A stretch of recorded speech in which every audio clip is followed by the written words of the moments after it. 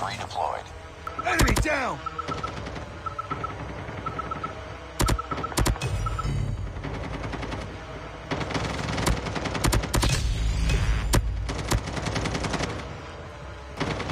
Be careful. Enemy Hawk X-3 deployed.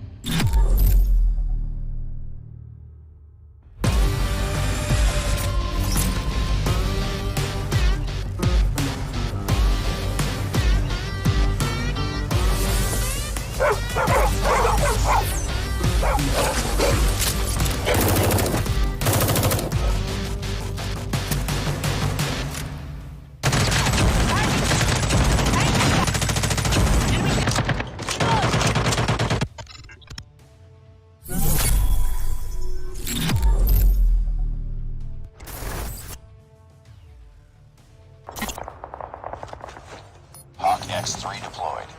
Enemy down!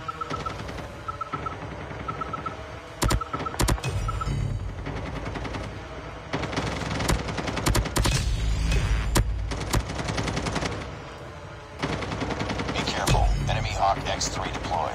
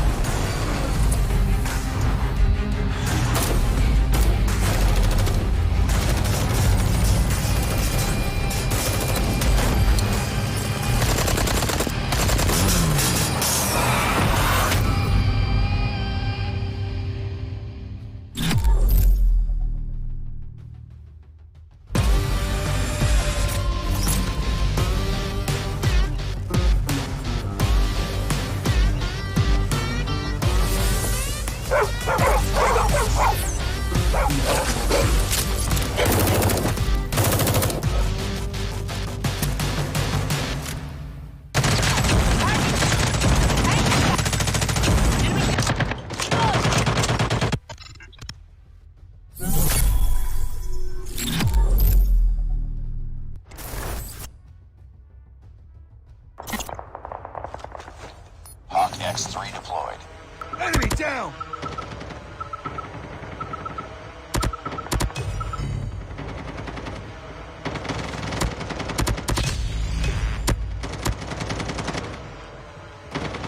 Be careful. Enemy Hawk X3 deployed.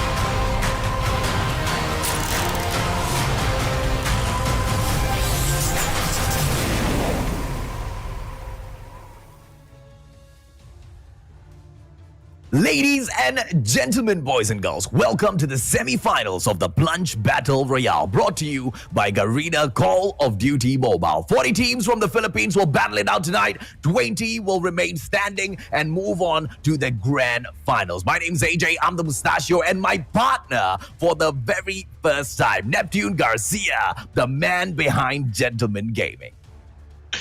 Yeah, thank you for that, AJ. It has been quite some time that we've been here in Call of Duty Mobile, and this is the first time that we will be shoutcasting side by side, and I'm pretty much excited. I'm pretty sure you would realize that I cannot hide my smile at this moment. That's a great thing, man. And I'll tell you what, right? I'm super excited as well, right, Neptune, because today is a historic day. And today is a historic day because for the first time, the Plunge will be opening up to a even bigger opportunity. There will be the Garena Invitationals Battle Royale for the first time. What's going to happen at the Garena Invitationals Battle Royale? I don't know. I don't want to know. We'll keep that to discuss at a later point of time. Today, with the 40 teams in here, let's take a quick look and see the first 20. And they are going to be the participants of the semifinals number 1, Neptune.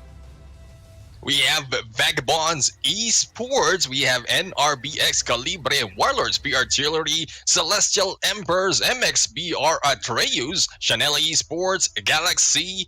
We also have Galaxy, Go Young, Shiva, Cool Kids Gaming Aris, and Most Wanted Valor for the first half. AJ. Yeah, boy.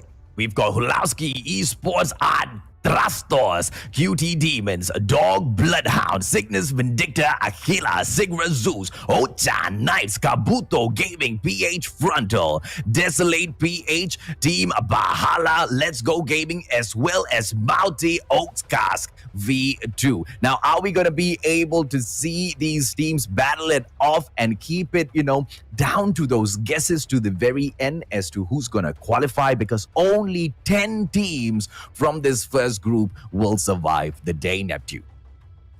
Yeah, I mean, out of the 200 teams who participated, only 10 teams will be coming in from the 40 teams who will be going into the semifinals. But this is why it is impeccable for them to go in for those fights, because the placement point is crucial at this game, as we have in there the placement for number 1. They will be getting 15 points. Now, second will be going in for 13 points. Now, third will be going in for 11. Fourth for 9. Fifth will be taking 7 points. 6 will be taking 5. 7 will be taking 4, the same as number 8.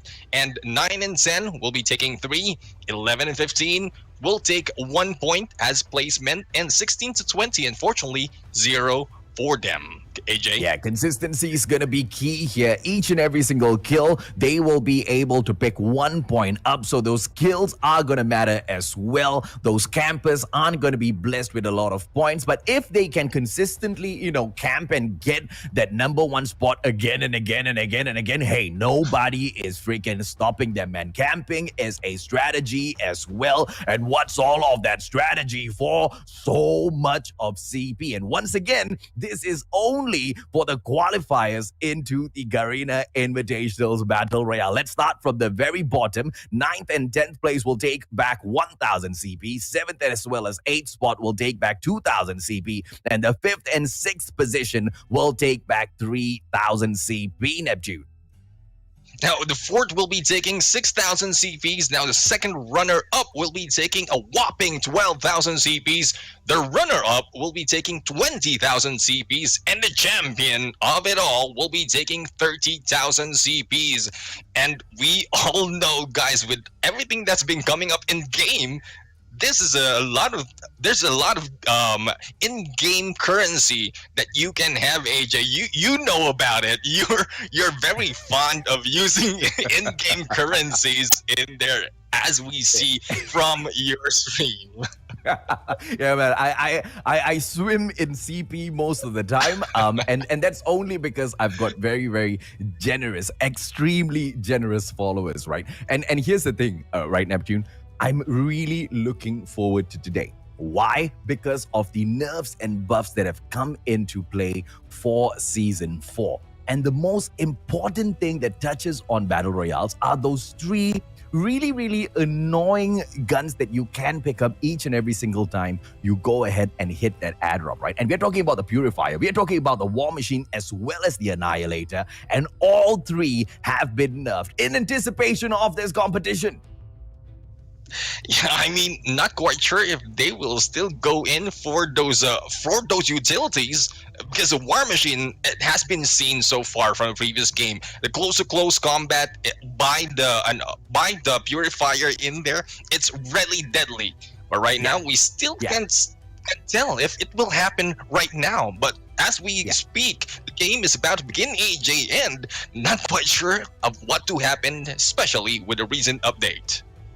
Well, let's see exactly what will break down in here, ladies and gentlemen, boys and girls. Whether or not those airdrops are going to be points of contention, whether or not nobody's going to be going near that, because, you know, every single time we drop into one of these big competitions, right, those high-tier loot zones are almost never ever touched. We can see that the flight path is going to be cutting in from the north down to the south section of the map, from Frigid Wetlands all the way down into Estate. And the interesting thing here is the sky platform is right there beside the flight path, Neptune.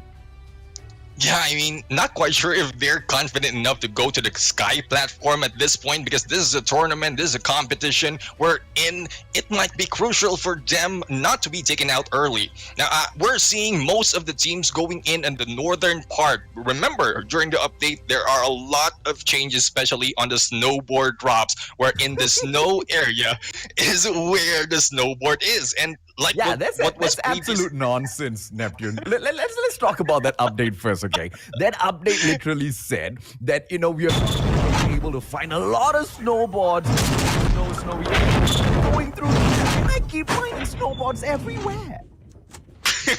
Well, I guess it's a possibility of getting more snowboards in there. But there you go. I think one team has already been eliminated from this match, and it is well, not. I think it's Vagabonds who has been taken down in there, and it is too early at this point, AJ.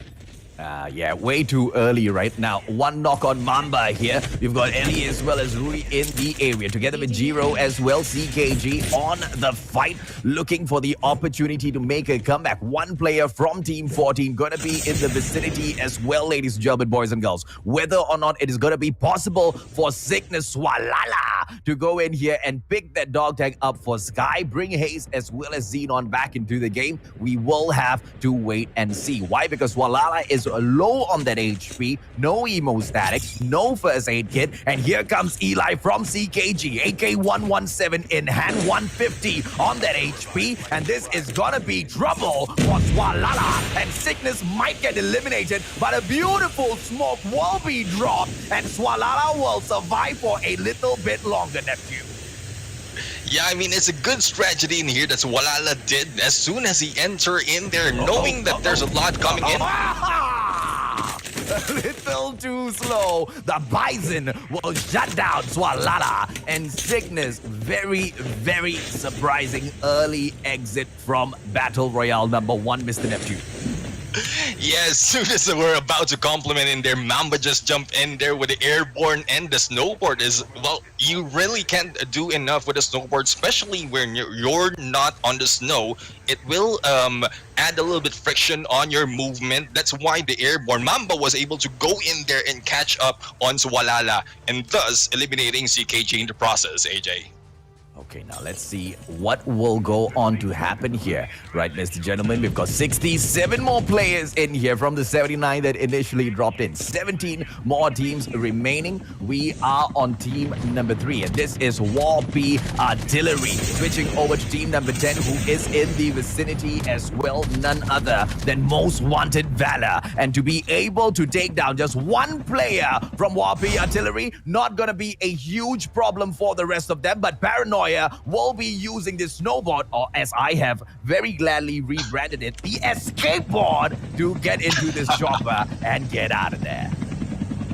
Well, we've seen Most Wanted go in there. I mean, they are really aggressive in the gameplay, but Warlords be artillery are a force to reckon with because they know all the positions that they can get, like the ins and out, the entrance and escape for this for the match, especially in Battle Royale. So I guess that's one point for Paranoia to be able to get away, like bait everyone in to chase him, get them away from the rest of the team, and take that chopper in the process.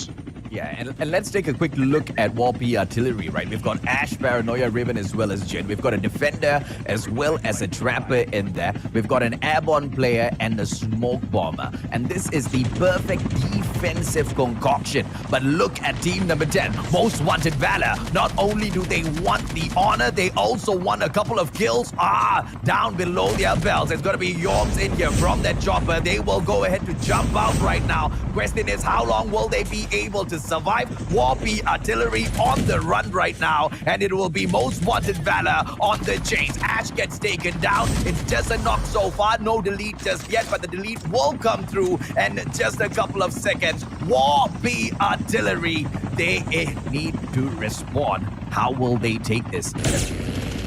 Well, Paranoia is still in the air. Like when I mentioned, Most Wanted's really aggressive on their gameplay. And Warlords be in there as though they only lost one of their members. Paranoia is still in the air. He will be able to get that dog tag and revive their teammates. And the rest of the teams just move along and wait for their next chance to battle it out against Most Wanted. Okay, Easy has just died outside of the safe zone. Unfortunate. Sigra needs to go in and pick that dog tag up real quick. V-tag on the job. They've got Yo in here as well, bringing the cargo truck in.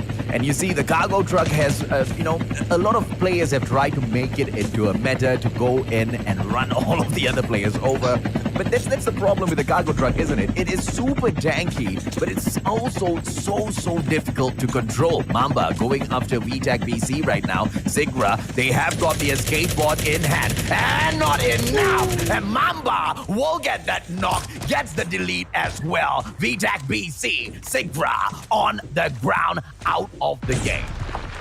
CKG is still on fire. That was the second engagement that they have on this match, and they're not backing off. And you mentioned about the cargo truck. I mean, yeah, it really tanky. It really works as if like it was a tank. But there you go. We have in here the teams who are trying to make it work, but not quite sure. The snowboard is still a what do you call this, vehicle of choice at this matter, AJ. Yep, team number 9 as well as 4 out here outside of the safe zone. Celestial Emperor going up against Cool Kid Gaming Avis. The problem is the safe zone isn't gonna hurt that much just yet. But if you get caught in a gunfight and your HP starts dropping, the safe zone then becomes a very problematic enemy on top of the pressure that comes in from your opponents. Eli trying to stay alive. Smoke Bomber will try to make the approach. Team number 4 right in front of them. Celestial Emperor making the move away first, which means Cool Kids Gaming can have a rest. They don't need to worry that too much. But of course, the safe zone is going to continuously damage them and make them run out of all of those medkits as well as hemostatics, which isn't going to be a smart idea for the later stages of the game, Neptune. Yeah, indeed. I mean, it has been from the previous season. It has been a good idea to stay behind in the safe zone. But right now, because up onto the third or second and the third, it will hurt your team pretty bad if you stay outside. And right now, they're just taking advantage because they lost one of their members. So they're just taking advantage of that moment outside of the safe zone to get that time to gather up. And I think as soon as they got the scan, they were able to jump back in. The teammate who was scanned was able to jump back into the revive flight. Yeah, Hulowski in here, keeping a very close eye on QT Demons as they move in towards the safe zone. And of course, team number 11 needs to make a move as well. Not many people in front of them, but towards their left, team number 4 as well as team number 9, Celestial Emperor and Cool Kids Gaming, both of those teams making their entrance into the safe zone at the same time. And here's the problem. Team number 12 is there as a welcoming committee. We are going to be jumping over to Goyang Shiva now, together with Samika Spats, Zenzi, as well as Snake. Team number 8 so far on the kill. They've gotten 2 already, but how much more can they get? 1 point per kill. And the survival gameplay in the Philippine side is not as easy, because we are going to see the number of teams don't really go down towards that final circle.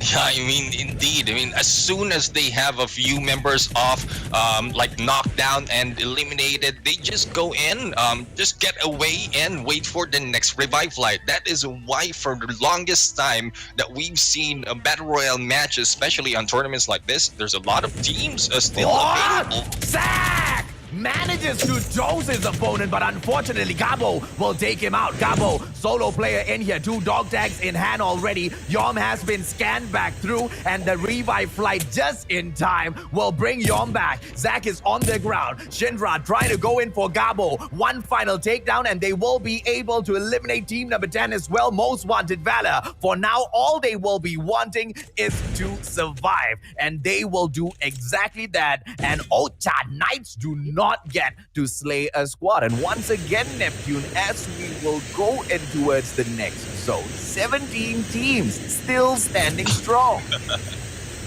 I mean, it has been known, as soon as you got eliminated, all you have to do is just wait, because it's sure enough your teammates will be able to bring you back into the game, because they don't want to lose that opportunity to get to the top. Now, we've seen Most Wanted right now. 2 has already been recovered and 2 are just waiting, and that is one of the tactics. That's what we usually call the dog tag tactics. Up until the final matches, final circle, all you have to do is just refresh those dog tags. It will only cost you the loadout that you have, or probably the utilities that you have on this game, but hopefully it won't happen that much, especially for those aiming to get in the top, AJ.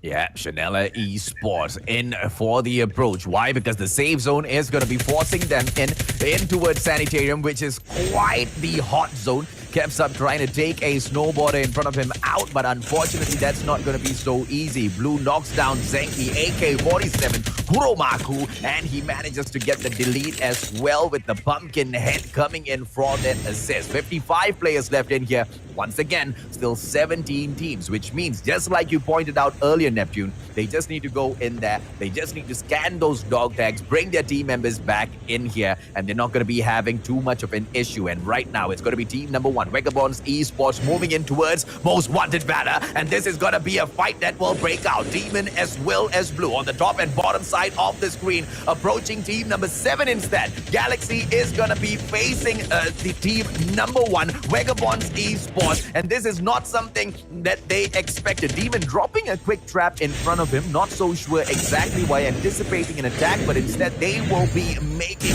the push, and the aggression coming in here from team 1. Hopefully it doesn't turn on them, as team 7 will try to back away from this ambush. Nash in front of Demon. ASC, team number 7, all safe for the time being. Neptune. Yeah, I mean, knowing that they are being chased by Vagabonds in there. Vagabonds is like a household name in Call of Duty Mobile. They are well known on the tournament scene, but I don't think what the break will be. Beautiful shots coming in from Blue. Kepsa takes down the opponent that he was going in for as well. And that's the kind of teamwork we are talking about. ASC, team number 7. You are talking about Galaxy and team number 1, Vagabonds Esports, right down there in front of them. He will be backing away. Why? Because he needs to pick up 2 dog tags. He is the final player in here. Dog tag number 1 picked up. Dog tag number 2 not taken up just yet. And Zara, I don't know what is the idea here, but he's so freaking lucky, because Vagabonds Esports, they back away from that situation. Yeah, the zone is not closing in for another 25 seconds at that moment, but I think they are just trying to go in for another kill, trying to move in on the start on that match, and there you go, a knockdown in there by MTE as we have Fumi from Most Wanted in here. So I was saying earlier, they want to go into the zone, they want to take advantage of that position, because if we look at the safe zone. Now they need to back away here. Those shots were coming through, but unfortunately, it's not going to be taking down those players from Team 20. And Okas V2, they will have 2 choppers in their hands. And you know exactly what that means. And that is the bird's eye view advantage times 2, Neptune. They managed to pop the flares as well to make sure the FHA does not take down one of their choppers. Mamba once again getting taken down, this time by VTech BC. Demon will go in for the knocker as well, and thanks to that trap tool, CKT Giro takes down easy off screen, and we are still left with 17 teams, Neptune! Well, I was anticipating at least 18 teams up to the fourth circle. I mean, it is seldom that we are losing teams in here just until the third circle because of the snowboard plus the revive flight that's coming in, and it's really anticipated in there that all they have to do is just wait and come back and then just get ready for the next battle, AJ. And this is one of the problems with the Philippines, right? Too much of talent in this country, man. And full of players with passion for Call of Duty Mobile. In here towards zone number 4 right now. And we still have 17 more teams. These guys do not want to go down, and they will all gather in here. Pure chaos about to ensue. Player 1 will jump in together with Team Dog. This is Squad 13. Dog Bloodhound. They will survive with the 4-man squad, try to take down MTE on their left-hand side, but towards their right as well, Go Young Shiva will be there to place the pressure onto them. Okas V2 gonna be receiving a lot of those bullets coming in for them. Rossi manages to get the knock with his trap, gets the delete as well. Master on the ground. Are they gonna be able to get this? This is MX with MXBRR Trias. Rossi in for those shots once again. 2 kills so far, and he will back away with his snowboard, but unfortunately that AK-47 will get him in the back, and that is by none other than Nurse SE, and Corolo will be the final player left in here, and there are no dog tags that he can pick up to bring his team members back in. 16 teams will remain in here as the Philippines will ravage in game number 1.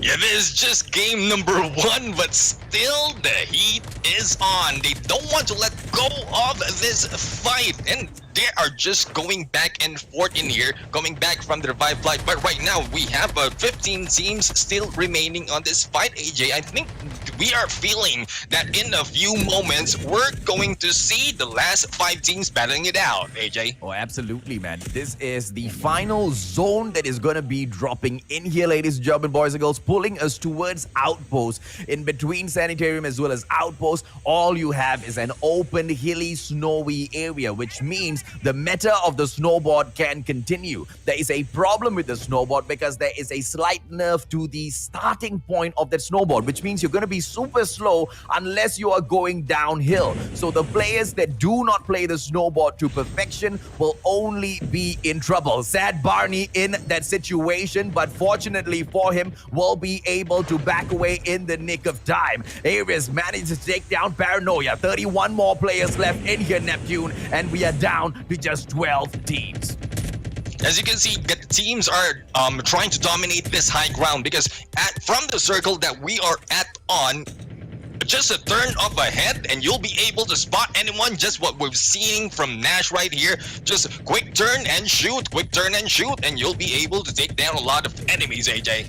Yeah, excellent positioning coming in here from Vagabonds Esports, controlling this little hill, and they will be able to dip back behind that rock for cover and continuously place the pressure onto all of the rest of their opponents. And it's going to be Kepsa taking down some Mikas, GY Snake dropping in as well. 8 more teams will remain, and Sad Barney almost taken down, but HS, oh sick, he will manage to get him down with that 0405. Beautiful play. Sad Barney on that level 3 West doesn't get toasted out. The Purifier on the nerf recently, and that's the effect, ladies and gentlemen, boys and girls. You don't get the takedown. Nash solo in there, and he will get knocked out as well. Keps up the final option for Vagabonds Esports right now, but 4 more teams in front of them, and NRB, Excalibur have got 3 team members on in the other side, Neptune. Yeah, Vagabonds has just felt the nerf from that Purifier, but we still have Caps Up in here going solo, and I'm surprisingly they have NRB in there, and Excalibur still a full squad earlier before being taken out by Caps Up, and here comes Caps Up trying to go in against Aris, and there you go, another man down. Caps Up is not giving up on this, AJ. Yeah, he's not. Oh, what a positioning, man! At the very corner of that little blue zone dropping in. And it's going to be 11 from team number 11 in here. Hulowski Esports. Are they going to be able to take the win? Kev's up in here. Solo man. Lemon going in for Ocha. Ocha up in the air. Zach will get... takes out Zach with the M4 LMG. Now Luna will be trying to hold it in here. Hulowski Esports, they are just staring at the number 1 spot dead in the eye. Kevsub does the same as well, but solo man push. What can he do, Neptune? Well, being solo, I'm quite surprised that Kepsup is still firing at them. What he can do is just let Team 11 and Team number 2 fight it against each other and just pick up from the scraps. But Kepsup still on fire here, and provided that he is an AB, not quite sure, probably it's that last final circle that he's trying to take advantage of, AJ. I don't know, man. I hope I'm wrong, because I think I saw like about 20 or 30 kills from Vagabonds Esports. Lemon, he will go in, and they get the win, ladies and gentlemen, boys and girls. None other than Hulowski Esports for game number 1. But does that mean they will remain on that number 1 position? Because, dude, I don't know whether that was a glitch, but Vagabonds Esports looked like they kind of cleared out a huge part of the lobby. Yeah, like when mentioned, they're a household name. They are aggressive enough and tactical enough to be able to go in and take some kills and then leave out as easily. Just so happens that 2 of their teammates was taken down early on this game, and then at the last part, Kepsup was left alone, thus not being able to get the win. But 3rd place is not bad for them, plus the kills, AJ. 32 kills and 3rd position. 32 kills in the plunge, bro. Neptune, these guys aren't going up against, rookies. These guys aren't going up against bots. These guys are going up against, some of the best in one of the best nations for Call of Duty Mobile so far. What they have managed to achieve in game number 1 is nothing short of impressive, Neptune. Consistency is the key. If they keep it consistent, then they have this on the bag. The first bracket, Vagabond Esports probably will be able to take their place in there for the top 10. Now, question is, will they be able to keep it up, or are they too confident? Like first 2 games, think about it. First 2 games, if they keep it up on the first 2 games and just let it go on the next 2 games, I think they're still end up on the top, AJ. Neptune, first spot gets you 15 points. Okay, yeah. Getting first place gets you 15 points. They got 32 kills in game number 1. In game number 1 alone, their kill points was equivalent to 2 games of that number 1 spot. Yeah, I think Vagabonds Esports is going to be tearing up this particular lobby, ladies and gentlemen, boys and girls. Let's take a quick look at the highlights of game number one and see exactly how, of course, things broke down. I mean, I want you guys to look at the top left-hand corner, 17 out of 20 teams, and this was from the start of the game, and that would last almost to, I think, what, circle number 4, 5, Neptune? Well, four, almost to the four, because once the fourth circle hit, then that's when we got down into 15, and it just went snowballing up afterwards. Yeah, and just crazy performance coming in here from all of the teams, right? And obviously, Ocha, one of the teams that did quite well in here. They were able to get that fourth position with a total of 7 kills. You know, they were great at surviving, but unfortunately, you know, they weren't able to grab a couple of more kills for themselves. And, you know, Tips got taken down first, but Zach as well as Gallo, they had that opportunity to go in for the push. Zach would go ahead to lose his life a little bit there as well, but they recovered. They recovered from those early phases to go into that final circle. I mean, I think from this first round, AJ, as you mentioned, Zach earlier going down, I think they're feeling the nerf from the Purifier. We haven't seen the War Machine just yet, so yeah, I'm not quite sure. It has made a great effect on the game, AJ. No doubt about that at all, right?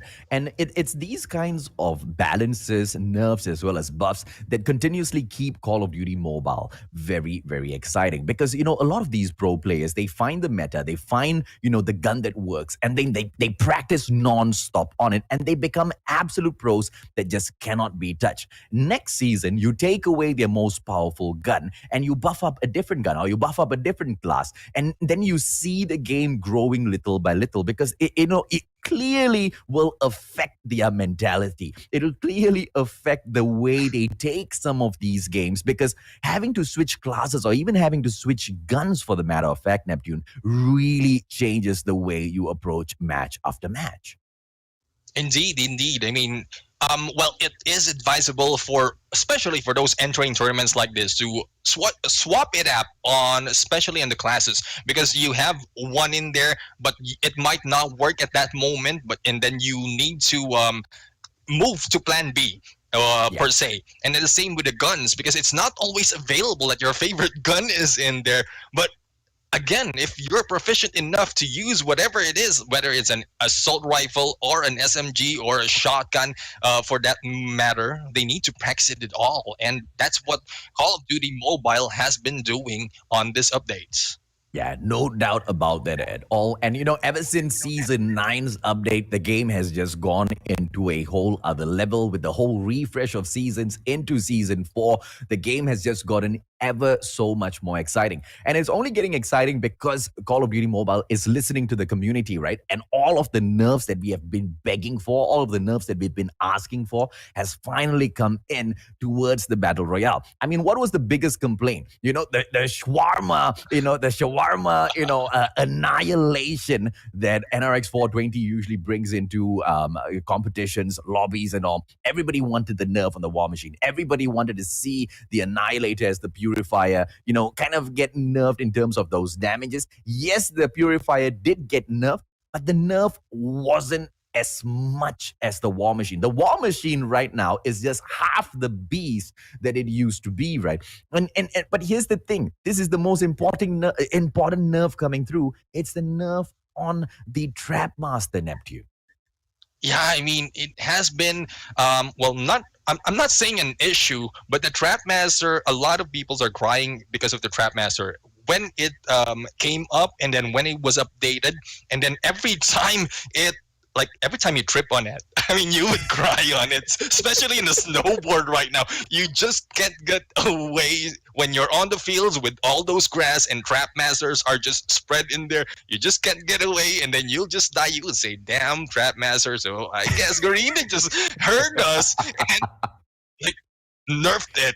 And for me, for instance, I can survive a Trap Master when I'm playing. So I guess dreams or prayers has been heard. Hopefully you are grateful enough, guys, the teams, the people who's watching, playing, hopefully you're grateful enough that we are being heard by the developers in here, and they're making these adjustments so that everyone would enjoy AJ. I am very sure the community is absolutely excited. Ladies and gentlemen, boys and girls, let's take a quick short break. In 3 minutes, Neptune and I will be back with match number 2.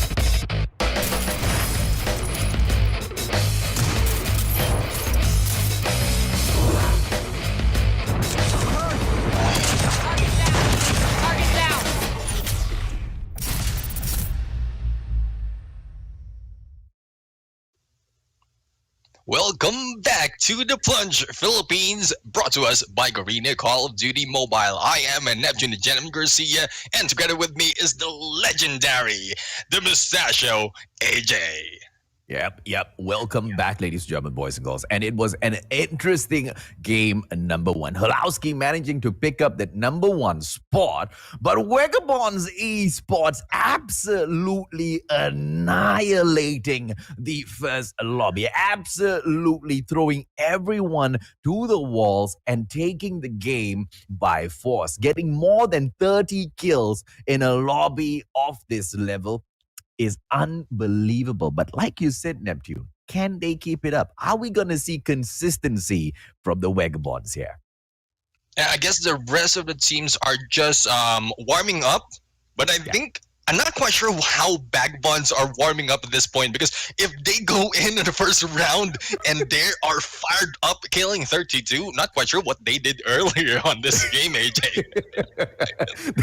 They probably were warming up the whole night without, just going to sleep last night. And then they came in here guns blazing, man. I don't know what's their secret sauce, but whatever it is, it seems to be working.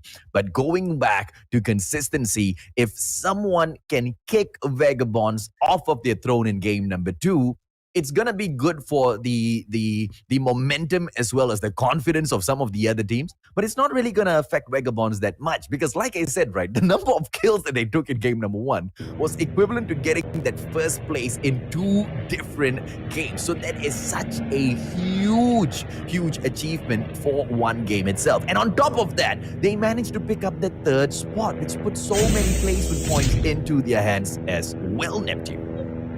Indeed, AJ. I mean, it's like they played 3 matches already, standing on top place with no kills. Almost.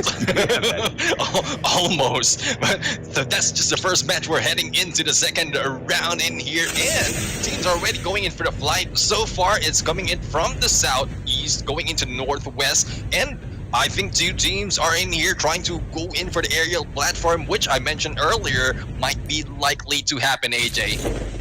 Yeah, one of the very, very rare things that you see in here is being shown by team number 18, Desolate PH Team Bahala, going in here to a high-tier loot zone. I don't know why we switched back to our faces, but it's okay. We are back here into the map.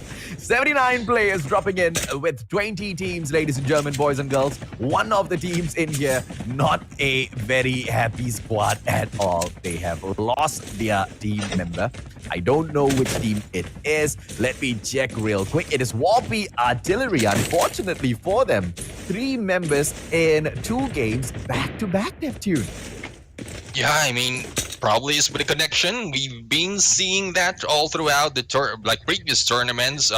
One of their teammates might have bad connections and was not able to make it to the lobby. So, not quite sure what happened, but hopefully Warlord's PRTLU will be able to get back on this match. So far, we have several teams already on top of each other as we start this match, and we're only in here for, if I'm not mistaken, this is 1 minute and a half, AJ.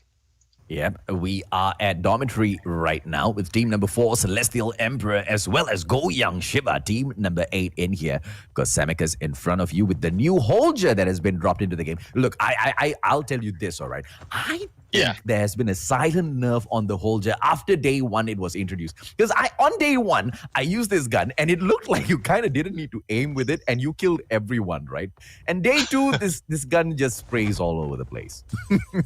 Yeah, it's just like meh afterwards. But anyways, together with the with that Holger, Samiko's also holding an M4 LMG, and I'm not quite sure if you've used this into the game, but so far this is one that I've used recently, and it's like a sniper with a higher fire rate, AJ. Yeah, okay. See, that's the problem. That is exactly what I thought about the gun on day 1. And after day 1, I just couldn't kill anyone with the gun. I'm telling you, man, there was a silent nerf on this gun. I'm damn sure of it.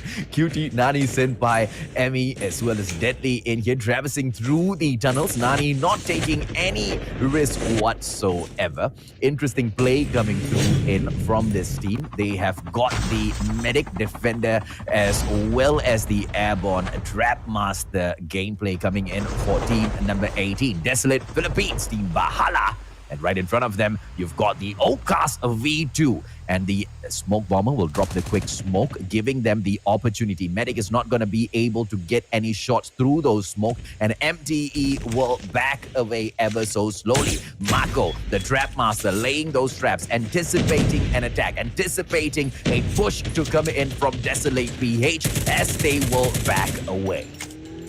And I think CJ Jong is giving out a signal that the team is going in for the airborne, and they need to get away fast, because as what we're seeing, we have a Mako in here on the motorcycle, doesn't have a snowboard just yet, and there you go, we have a Desolate PH going in for the jump at them, and I think they're doing some damage in here, AJ. Oh!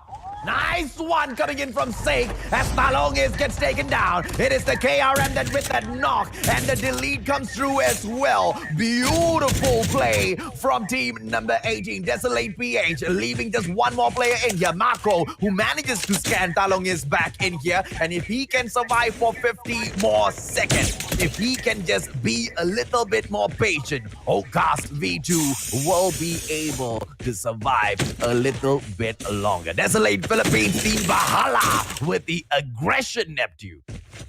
Yeah, I mean, Team Bahala, when we talk about Bahala, the term Bahala is, I don't care. I guess that's what they have in mind. There you go. I don't think the carelessness of She in there was... I thought that carelessness of She in there was shown because he just walked into the trap and Mako is just trying to go in and probably will try to go for the capture. Okay, is he gonna get the hit? No, Marco manages to move away. The FHJ on the motorcycle, one of the most rare things that I've ever seen. And Marco shows you exactly why it's rare, because I've never seen it work at all, man. Chopper maybe, tank maybe, motorcycle, yeah, fat chance. Yeah, I mean, Desolate in here. I think Mako might be in trouble. And there you go. Nurse was able to take down Mako in there as we saw on that fight. Salala! Deadly as well as Senpai taken down. Toasted out. Purifier. And this is what we talked about. The Purifier has been nerfed, but not that much. The damage goes down from 35 to 30, and Sickness will be able to show you in the hands of Swalala that that sort of a nerf on this little barbecue piece of perfection is not gonna be too much for them to say no whenever they come across the Purifier. Nani as well as Emmy still in here will be backing away. I don't know if or not those dog tags have expired. Sometimes the bug on your screen makes it look like those team members won't come back in, and before you know it, they've got a full squad, right? Swalala, Sickness, Team 14 in towards that safe zone right now, Neptune. But here's the most interesting thing about game number 2, my friend. 20 teams still alive. Yeah, I mean, I expected that it will be slow at this point because earlier there's a lot of aggression happening from the first round, and they don't want to make that same mistake, especially those at the bottom part of the standing on this game. And we are back on Vagabonds right now, and the way I'm looking at it, already 5 kills from their team, and they have the airdrop, so I guess they can do more damage in here, AJ. Yeah, I mean, yes, the team has got 5 kills, but Nash himself, with the Pumpkin 47 in hand, has ravaged 3 players in here so far, and I don't think Nash wants to stop anytime soon. Team number 5 on your screen right now, MXBR Atreus, as they will proceed in here towards the dormitory, the only team in there. Team number 1 as well as 8 might come across each other, but for the time being, everybody is gonna be playing this safe, Neptune. Nobody wants to go in here for a fight just yet. Everybody wants to make sure they can survive and pick all of those placement points up. Indeed. And I think they want to get away from Vagabonds because they don't want to give them the privilege of adding more to the kills that they had on the first round. And here we go. We have Cancer right now. The aggression, AJ. The He's not aggression. going to be able to get it, man. AK-47 brought out, and Samekas will be able to back away. And this is the problem when you come across Vagabonds esports. They don't know when to give up, and they continuously want to slice and dice and get all of those kills up. Nash might be able to get a team kill in here. Can he blow it up? Demon knocks down Yuno, and it looks like it is a 2-player knockdown. This chopper has been sliced and diced, and team number 10, Most Wanted Valor, what they'll be wanting right now is just to survive for a little bit longer. Team number 1, Vagabonds Esports, has been able to increase their kill count to 9, just like that, Neptune. Oh, indeed. That was surprising that they didn't felt that they are about to explode in there. 4 members are in there. 2 just jumped out and 2 was taken out from the explosion. And that gives Vagabond Esports a chance to go in for the push and for the rush and eliminate the team from Most Wanted, AJ. Okay, now let's see exactly what goes on here to continue happening, right? Vagabonds Esports so far. On top of that kill board, man, 43 kills in here so far. And this is a total, I'm very sure, from game number 1 as well as game number 2. Holowski Esports at Rastos in here with 22 points up there on the board. A very, very interesting update coming through, ladies and gentlemen, boys and girls. 54 players still left in here, Neptune, in 16 different teams. Yeah, I mean, Vagabonds Esports had shown their potential to do for the kill, and I think they are heading in here once again. Once they heard those gunshots, once they heard those footsteps or those snowboard, there are no stopping Vagabond Esports. Oh, did you just see that? Demon knew that his team member was going to go in for the front door. He immediately goes in towards that back door and anticipates that runaway player. Gets that takedown as well. Blue on the hunt. Paranoia right there in front of him. And we switch on to team number 19. Let's Go Gaming with Master up in the air. He goes in for the land as well. Team number 9 right there in front of them. Cool Kids Gaming. Ares as CKG Eli gets taken down. It is that M4 LMG on the prowl. Team 19 still try to go in for a full wipe. Rui the next one in line, and the snowboard is a little bit too slow, but the M4 LMG is not as accurate as Verdugo wants it, but a backstab by Giro will come through, and that echo will make sure CKG is still in this game, Neptune. What a good communication in there coming from ZKG. As soon as we know that someone is being baited out, like being aiming out, one just jumps in, swoop in, and take that takedown, AJ. Let's see exactly who we have in here as Z4 gets taken down. WTO and Creed still alive. ASC. This is team number 7, Galaxy. And they have to hold because 2 teams in around them. Go Young Shiva as well as Vagabonds Esports down in here. Nash will come through. Samicus right there in front of them will be able to get away once again. And Samicus is just the guy who nobody can touch in game number 2. Not even Vagabonds Esports. Second time they come across him and they don't get to take him down, and that's gonna be quite the highlight to see if or not Samicus actually goes down to Vagabonds at some point in time. Yeah, I mean, I'm pretty sure Vagabonds is frustrated not being able to clear it out with Samicus in there, the only one remaining from earlier. But right now, they have 2 members who was able to get away from Vagabonds Esports once again. As if you look at their formation, Vagabond Esports, I think this is the key to their success. They don't let go of their formation. They keep it together. They just move in. If everyone goes in a snowboard, they go in a snowboard and do all those tricks. And once one has been sighted, I think this is another hunt for Vagabonds Esports, AJ. Oh, I thought Kevsub was just going to trick that player right there behind him. They are in the safe zone right now. And this is a very interesting play coming in here from the Vagabonds. What they are doing is just going round and round inside of that safe zone looking for kills. A Haze will be able to take down S-Death in here with that war machine. Creed right in front of him will be Snake. Team Galaxy as well as Go Young Shiva still trying to take on each other. Senpai with that long shot coming in here from that Black Rod AK-47. Does not get that takedown, does not get that knock. Nani in here very close. Team number 12 as well as 13 side by side. Cutie Demons as well as Dog Bloodhound. And Nani will back away. It's a 2-on-1 situation, but Nani's not shooting. And her team member gets taken down.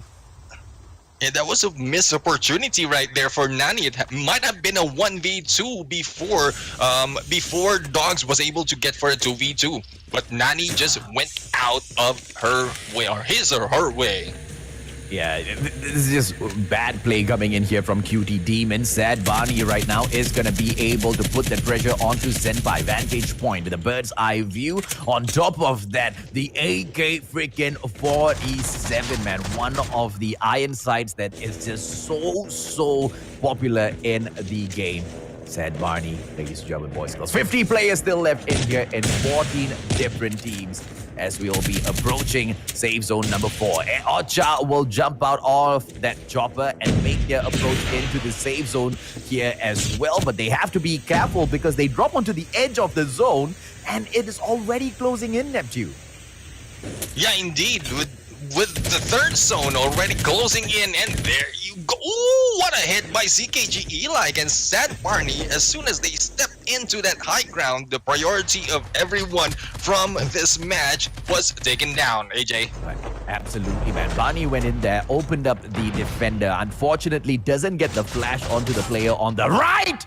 And a beautiful echo play coming in here. And Sky will be able to get a takedown and a delete right after as well. Hayes has been knocked by Kev Sub, the echo player coming in from Vagabonds Esports. And they want to continually pick up all of those kills. Kev Sub now has been deleted. And this is going to be a problem for Vagabonds. Nash, and he will manage to take down Swalala. And unfortunately, that Purifier will not be able to get it done against the Echo. Demonize. Now Demon going in. Sickness. Sky as well as Hayes. Hayes is on the ground. Sky will back away. We don't know what sort of a class skill Sky is using, but this is a two-player push coming in from Vagabonds Esports. And Sky will fly away, leaving Hayes all alone, which means Hayes does not have another opportunity in this game. It will be Vagabonds Esports keeping an eye on that dog tag, but not for long. They have 1 more minute to move in here towards the next safe zone, Neptune. Yeah, it's quite surprising for Vagabonds Esports staying away from the safe zone at this moment, because from the first round they just took over at that safe zone. Like what you mentioned earlier, they kept the same tactic of just moving around the circle. But right now they are outside, and I think they plan to move in and take the high ground. And that has been their tactic from first round, and that will be their key to success, AJ. Oh, absolutely. And I agree with you, Neptune. Why? Because they've done enough in game number 1. They don't need to go in so aggressively, but they're still looking for those skills. Just doing it a little bit more careful than they were in game number 1, because they know they have got the leeway to take a few of these calculated risks. It is going to be Nani, Senpai, Emmy, as well as Deadly in here. And Cutie Deadly finds a opponent right there in front of her. It's going to be Avius, but a little too slow with those aims. And she does not going for the shot, and that's gonna be a problem. And right now Ocha making their way towards team number 12. Cutie Demons needs to move because the safe zone has already started in its approach. I mean, Cutie Demon needs to up their game. So far, no kills just yet, though. They are part of top 11 teams. Not quite sure if they'll be able to keep this up, moving in this ranks if they want to get to the top place. And they are moving in against... Now, the communication in here from Cutie Demon, not quite sure if that is good enough to be able to go against NRB, Excalibur, and Vagabonds Esports, who are not far behind. Oh, beautiful shots. Pressure coming in from Blue. Unfortunately, the zone will go in for the knock, and the delete will come through from that player. And it's going to be Blue. Once again, AK-47 on the approach. Are we going to be able to see them continuously ravage through all of these players? Demon, 21 kills so far by the Vagabonds Esports. And we already know who's going to be picking up that number 1 spot for semifinals group number 1. Demon goes in once again. Choco gets taken down. The knock comes through, and the delete does not come right after. Why? Because he needs to reload real quick. Demon will go ahead to finish that job off. Team number 5, it is going to be MXBR Atreus in here with this mountaintop, and they will be able to hold on to this watchtower for a little longer. Why? 36 more seconds, and a beautiful takedown. Corolo AK-47. And you know, holding on to this watchtower is gonna do them a lot of good, Neptune. But for how much longer? 20 seconds, and when the zone closes in, MX is gonna be in trouble. Well, we've seen this tactic from previous matches of the Plunge, and I think MXBR is trying to carry over this tactic as soon as, or as long as they can, because with the high ground of the tower, they'd be able to glide into the zone. There are no barriers in there, and I think this is the plan B that they have as they go in for the airborne, heading towards the safe zone, AJ. Oh, master play, man. Master play. MXB are playing the safe zone to perfection, keeping an eye on the clock, managing to pull out that airborne, and they will manage to find the water tower as well. This is the positioning of gods, ladies and gentlemen, boys and girls. And it's going to be Snake in here, cluster bombs being thrown off of that water tank. Shenra with the Demon Ice Echo will be going in for the approach, whilst MXB are continuously going for the knock, and Rossi will be able to knock down Opagon. And are we going to be able to see MXBR now take the victory in game number 2? That's very, very likely, Neptune. Yeah, indeed. With only 5 teams remaining, this is where other class might be useful. But I'm not seeing anyone using the Spark class. If you point the Spark class at them, they might be just spreading out and running for their lives. But I don't think anyone will be bold enough to use that, especially that new class in this game, AJ. Oh, what's MXPR doing? They need to go in for the rush and they need to take down these players right now. Jello, Giro in there, 16 more seconds. If they don't do this, the safe zone is going to come in. Those players are just going to kill themselves. They are not going to get those kill points. It's going to be Theos in here with the rooftop gameplay. Corolo takes down Jello. It's going to be the AK-47 knock. And it's 6 more players left in here. CKG with 0, GY with Spats going up against 4 players from MX. MX definitely has to win with 10 kills in here. Question is, can they get just 1 more kill? 0 in here and surviving. Demon Eyes Echo! And it is the Trap Master gameplay. 0 safe zone! Not enough time. CKG gets taken down. MXBR, your victors of round number 2. Mortifero has shown us. Mortifero is another, I think that's part of the team name of MXBR. That's the M for their M. MXBR, yeah. Mortifero has shown us they took the high ground gameplay literally. I mean, whatever high ground they can take, they take it and dominate it. What a gameplay in there from MXBR. Yeah, you've got the bird's eye view, man, the vantage point in the game. You play it because, sometimes you've got the hills, and that's what makes, the ninja class so effective in Call of Duty Mobile, because it always gives you the opportunity to take the vantage point. It gives you the opportunity to take that bird's eye view. We saw them move from the watchtower, and I asked a very specific question for MXBR. How are they going to be able to get into the next safe zone? And it's all about the timing. They call in the airborne early and not too early. Just at that very moment, the smoke gets popped as well. The players jump down. They shoot up into the sky. And what's their next position? The freaking water tower. Amazing display in strategy and a well-deserved victory, Neptune. Yeah, I mean, one crucial part of their gameplay in there is the watchtower is on the side of the zone. So as soon as a counter times out, they will be able to time how much is required to pull up an airborne and pop up a smoke and then just dive into the next circle, AJ. Yeah, absolutely, man. And that's the kind of gameplays that we want to see in here.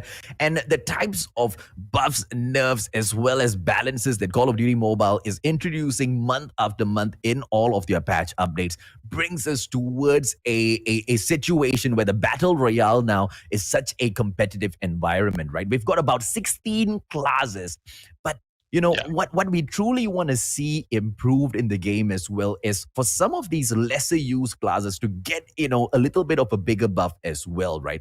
Because once it starts becoming a play of, just those classes going up against each other and strategies being able to wrap around all of those classes and what they can do, it will change the meta of the Battle Royale a little bit further than what those guns are doing here. 11 kills apiece for the teams that took that number 1 as well as number 2 spot, Neptune, MXBR, as well as CKG. But 25 freaking kills picked up by the team in the 7th position, Vagabonds Esports. I mean, 7th position, yeah, I don't think that's enough. All we have to do is just take those kills and we are still on top. It's just crazy, man. Swalala, surviving so long in the game with the purifier, and at the end of the day, it is just so surprising that the purifier was used on the players from Vagabonds Esports, and Vagabonds Esports are showing that now, man, you can't fry me out of this game. And this is the problem. Most Wanted Valor, they could have survived this attack by the Vagabonds Esports team. Don't you think, Neptune? Yeah, indeed. Like what was mentioned earlier, if they just jumped out, only one, the pilot might have been the only casualty. It's just probably they were just too confident that they will be able to get away that quickly. But having lost two, plus it is Vagabond Esports who are taking them down. Pretty sure as soon as they lost one member, Vagabond Esports will just jump in, swoop in, and clear them out. Yeah, this was the part where Demon was trying to go in after Sky. Sky with the beautiful escape plan. And Cygnus Vindicta would go on to survive a little bit longer. Not for very long. They were still eliminated in the 9th position. But, as long as they weren't taken out in 14, I think Cygnus would be slightly happier with their performance in here, right? But no matter how much the Vagabonds Esports team did in here, they weren't able to pull up that number 1 spot. Taken out in number 7, quite far away from where they want to be, don't you think, Neptune? Well, like what I mentioned earlier, they can let it loose right now for the placement point because the kill is just carrying over what they intend to go.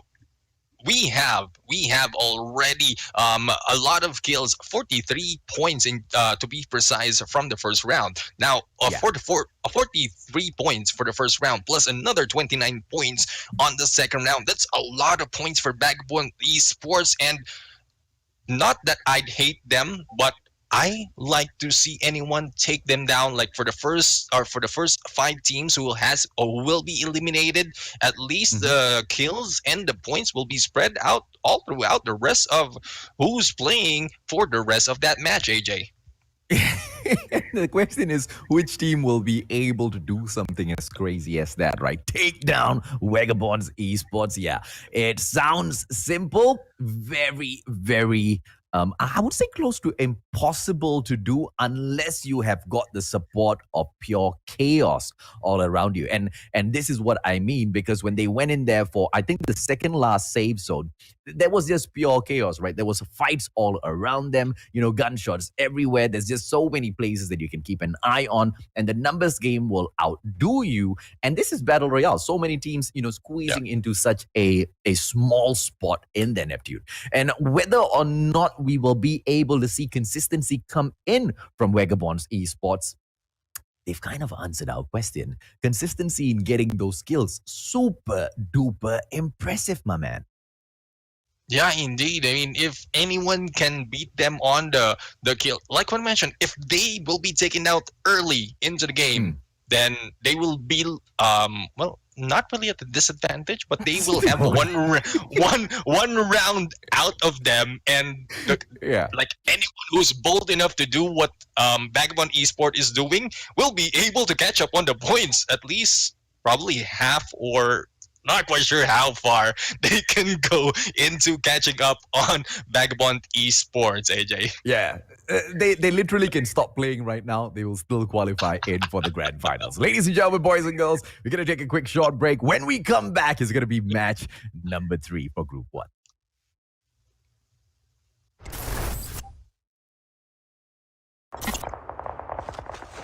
Hawk X3 deployed.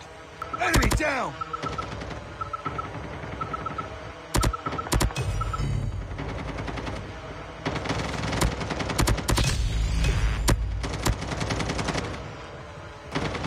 Be careful. Enemy Hawk X3 deployed.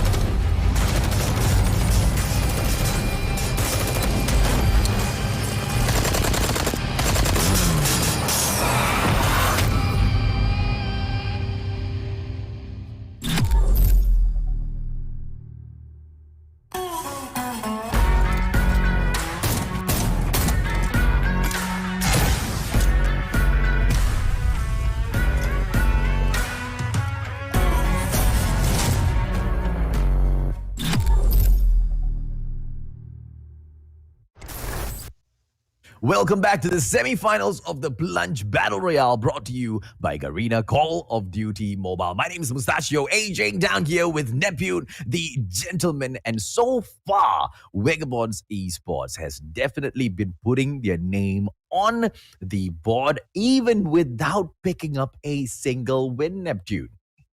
Yeah, I mean, indeed, they went in on the second round, but still managed to take a lot of kills from that match. And Yeah, man. going in a seventh place, like what has been said, it doesn't matter. We have all those kills. We can do more, and I think we'll see more of them on the third and fourth round. I'm not seeing them backing off, despite of what we said that they can just sit tight and relax. I don't see them backing off. They want to put in their image that they're a force to reckon with. And I think they've already succeeded in doing that. They've already succeeded in showing their dominance. They've already succeeded in proving that they are definitely not a team that's going to be easy to take down. And they have placed themselves on the radar of every other team in here. And here's the problem, right? Them being on the radar is not for those other teams to go and take them down first, so that they know if you get taken down, if one of your team members gets taken down by a Vagabond, the first thing you do is run, because staying and fighting just does not seem to be an option at the moment. Is there a team out there that's capable of standing up against them? Maybe we will see that in round number 3, Neptune. Yeah, hopefully we see that, because so far, despite of what's happened on round number 1 and 2, not that we're biased and all, we just call it as what we see it. Yeah, guys, yeah. you've seen it. You've seen Vagabond Esports went in for the battle, for the fight, and for those kills. So I don't think we're biased and all what 50 we say. kills, my friend. 50 kills from 2 games. Vagabonds Esports. Yeah, they are pretty much looking like the freaking champions of a group 1 here, right? Are we going to be able to see much of a difference? This time, the exact mirror of flight path from game number 1. We will be cutting through estate all the way down to frigid wetlands. We don't get to have an eye on the high tier loot zones, but we do have an idea of where the chip upgrade terminals are going to be. We've got one at Standoff, Bus Station, Diner. You've got one at Outpost on both sides of it. Nuclear Plant has one as well. And of course, down there at Heat. Are we going to be able to see these players drop in here and contest for some of these key parts at the map early on? Or will it be a slow approach in later on towards the middle of the game? That's exactly what we want to see. Let's take a look at see exactly what or how game number 3 opens up, Neptune. Well, we have team number 11 from Hulowski, who was able to prove themselves from round number 1. But there you go. We have Lemon, who was taken down by She, and She was mentioned earlier all throughout the game, who is also doing some damage against the teams. Now it's now a 3v4 situation from the side of Desolate PH, and Hulowski Luna will try to go in for that takedown. I think they're trying to prove you wrong on the Holger, AJ. No. Luna didn't get the takedown. So I was wondering, how in the world did Luna manage to shoot him, right? But it was a backstab support that came in from someone else. And Luna making that mistake, not anticipating a response, jumps right into the echo shots of ice. And just like that, Desolate Philippines, they are back on top. And Hulowski now have lost 2 players. Alana running right through, and this is gonna be the cargo truck gameplay. But whether or not she manages to pick up a dog tag, we have to wait and see. I mean, the cargo truck, or the Big Bertha, as some people call it, is a little bit too high to be able to capture that that dog tag, especially for the recent update. And well, its communication was the key from that gameplay earlier, because as soon as you get taken down, or as soon as one member was taken down, 2 members jump in for the backup, anticipating that they will be rushed in. And that's where they took the advantage at that point, AJ. Yeah, this is a fight between the Ocha Knights as well as Okas V2. Team 16 as well as 20 is going to be Ia with the Hoja. Spotting Jello. Backstab easy. Oh, defender in the face. Jello with the Echo takedown and delete as well. Now, Jello, one more opportunity. Manages the takedown yet again. And this time it's going to be Talongim. Mako with the backstab. Manages the knock. But unfortunately, QQ9 turns around by Chen. And the Otak clan will be able to stand strong. Jello on the ground. Are we going to be able to see a pickup come in here? Yes, that is going to be possible as Jong will be backing away. Oka's version 2 want nothing else to do with Team Ocha, and 20 teams will still remain standing, Neptune. Yeah, that is why the update, the recent update, having the Echo as a common weapon to be picked up in there really makes a difference, because usually you just have to wait for the airdrop to get an Echo, but right now it's just available laying around in there, and you can do some damage despite of having that low level Echo. And that's what a kill! Oh, don't you just love the new LMG? Snake going in for the shots, but unfortunately, the holder will be great to take down a chopper, not really to take down a opponent who's running far, far away. Team number 7 on your screen right now, Galaxy, as they will continue, twisting and turning around, looking for an opportunity, looking for a bigger opportunity in this game. They won't be able to find much. One player on the approach for that airdrop, but that's going to be quite risky unless they get back in here together. Shots, team number 6 going in here for that push. Manages to take down was Jin. And it's going to be a 2-player push in here for team number 6, Shalena Esports. Team number 3 in here as well, Warpy Artillery. They've started off 2 games with just 3 players. Is this game number 3 with 3 players as well? And it just might be Neptune. Well, Shanella Esports will not be backing off despite of this disadvantage. They have the low ground right now, and a trap has been hit blue. And there you go. Yabai was able to take down a Riven in there. And Warlord's P, I think this might be an impending doom for Warlord's P at this point, AJ, as Shanella will not be backing off. Okay, so this time Warpy Artillery, they managed to come in here with 4 team members. Paranoia and Ash still remaining. Ash will be backing away with the chopper. One more player in the vicinity as well, and that's going to be Paranoia. On for the pickup, but that will not happen just yet.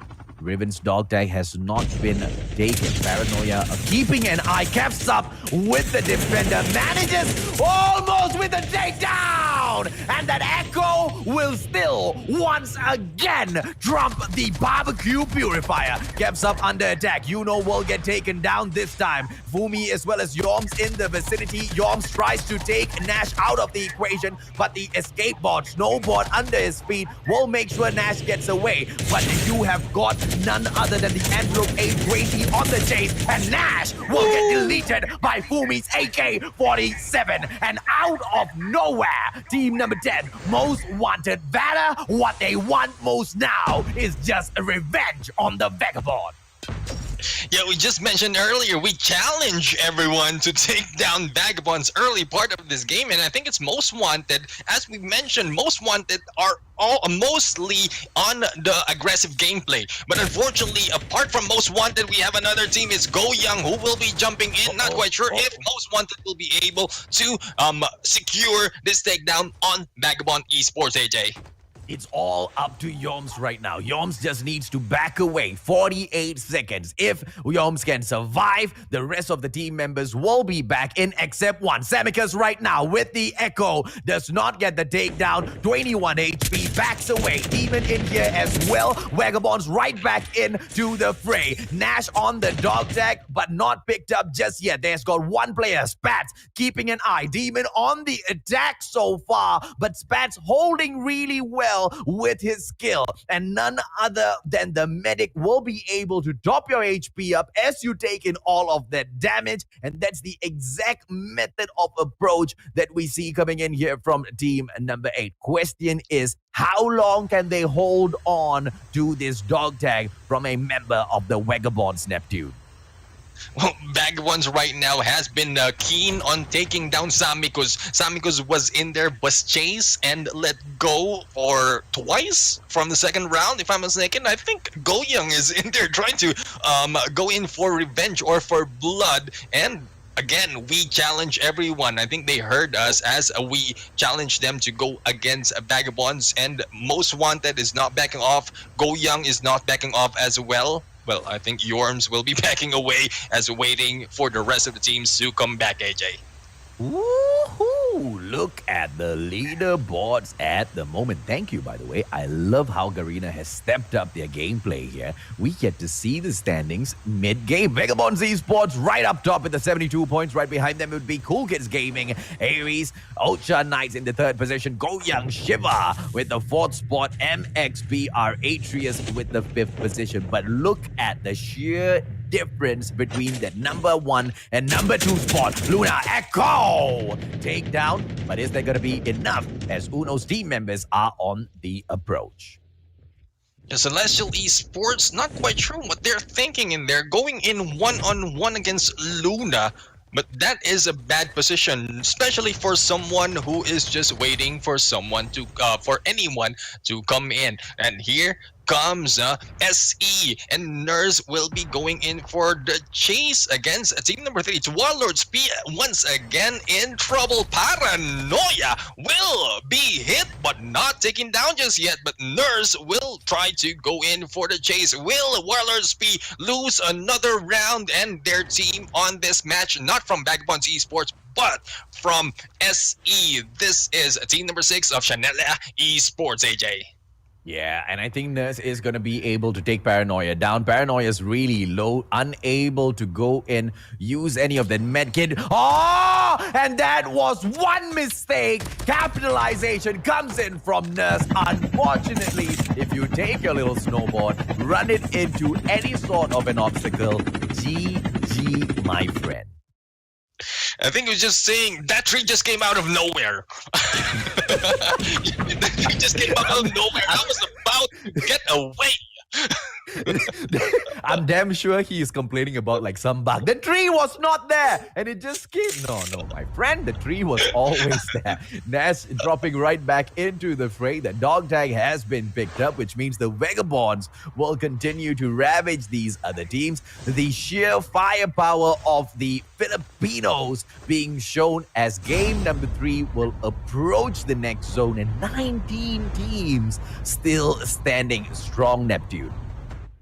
I mean, this will be a pattern that we will see all throughout the match. They don't want to die, and that is why we have the theme in here of Die Hard on Call of Duty Mobile, because they don't want to die, and they just want to move along and fight another fight, AJ. Despite of how many has been taken out from their teams, despite of having only 1 member remaining, as long as you have a snowboard or any vehicles, a level 3 armor, and you'll be able to take those dog tags and get away from the enemy and not hit any tree, AJ, you'll be able to get back into the game.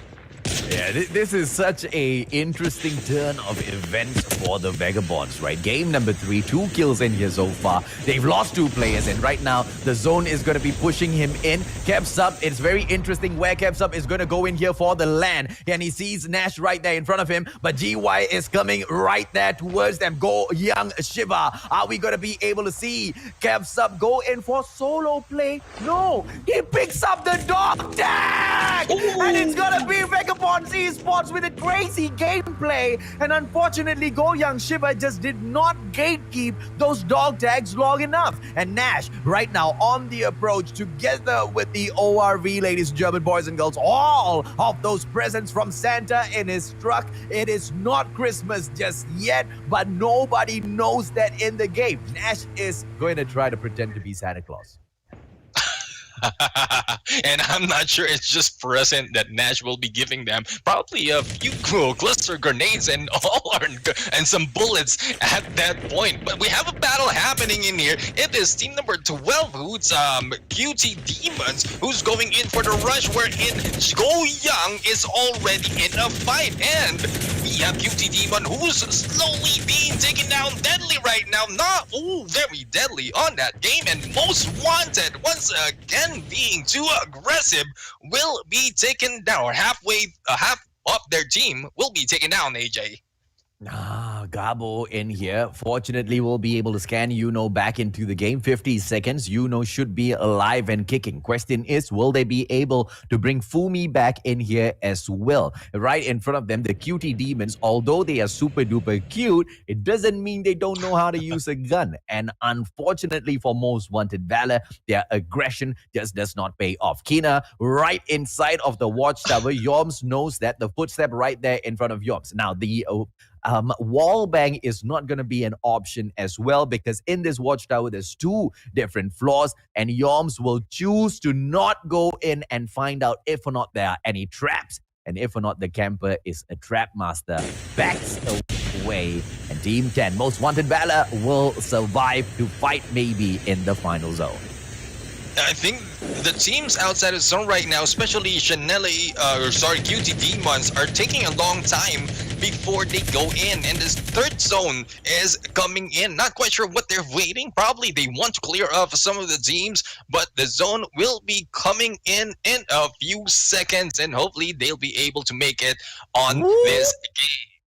Whoop! It is MXBR Theos in here, posing for the push, and a double takedown on Echo. And it's going to be Shans right there in front. A 4-on-1 situation, and Shans will lose his life as well, perhaps, ladies and gentlemen, boys and girls. We don't know. It's going to be MXBR, Jumbo, Rossi, as well as Corolo surviving in here. Corolo manages the dog tag pickup and will now back away from this very, very dangerous situation. They need to find a position to go in and hold their ground and find a opportunity to scan the dog tag as well, as Sigra from Team 15 now will attempt to enter the next zone with the airborne.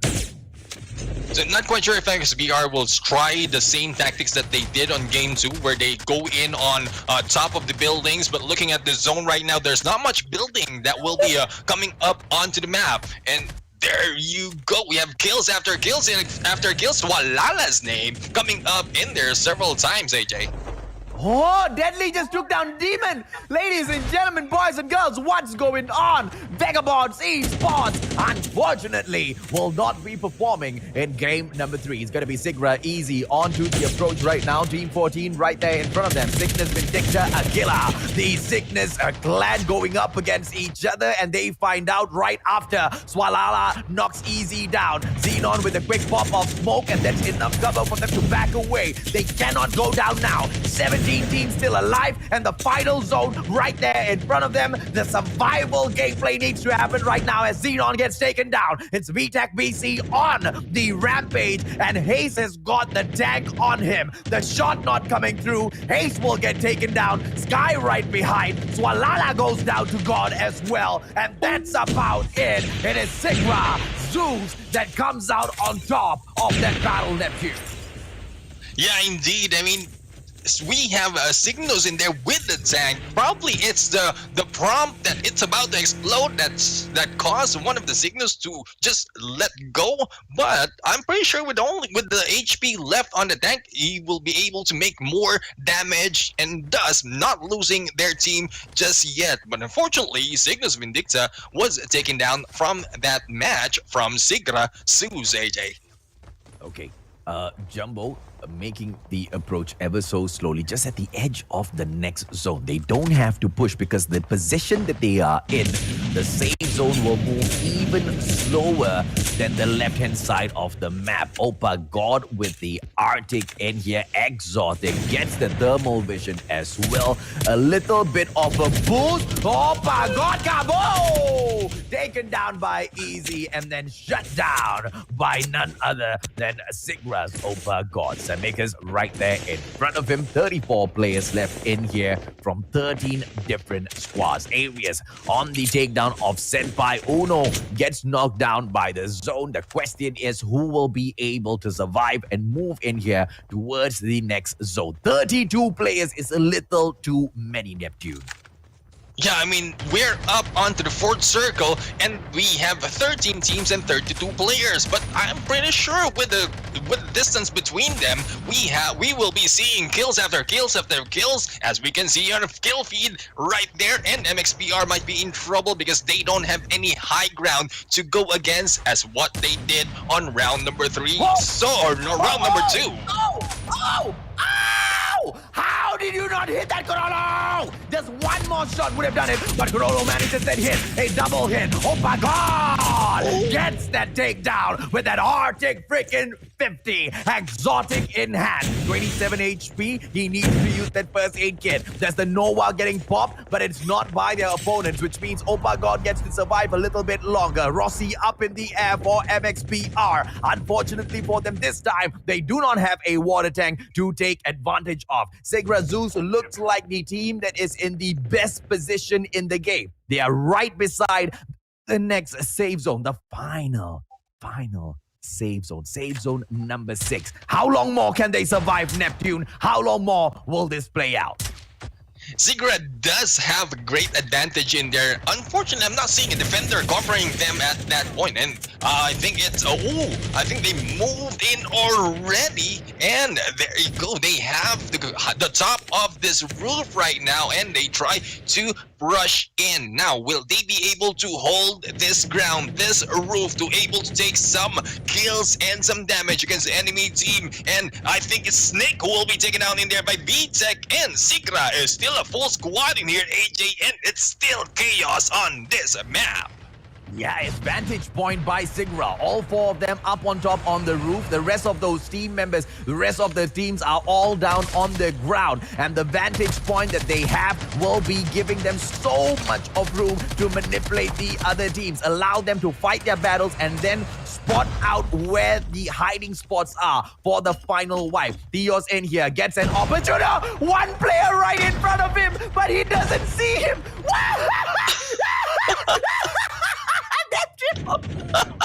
Oh, there you go. that's the dead man flank, I think.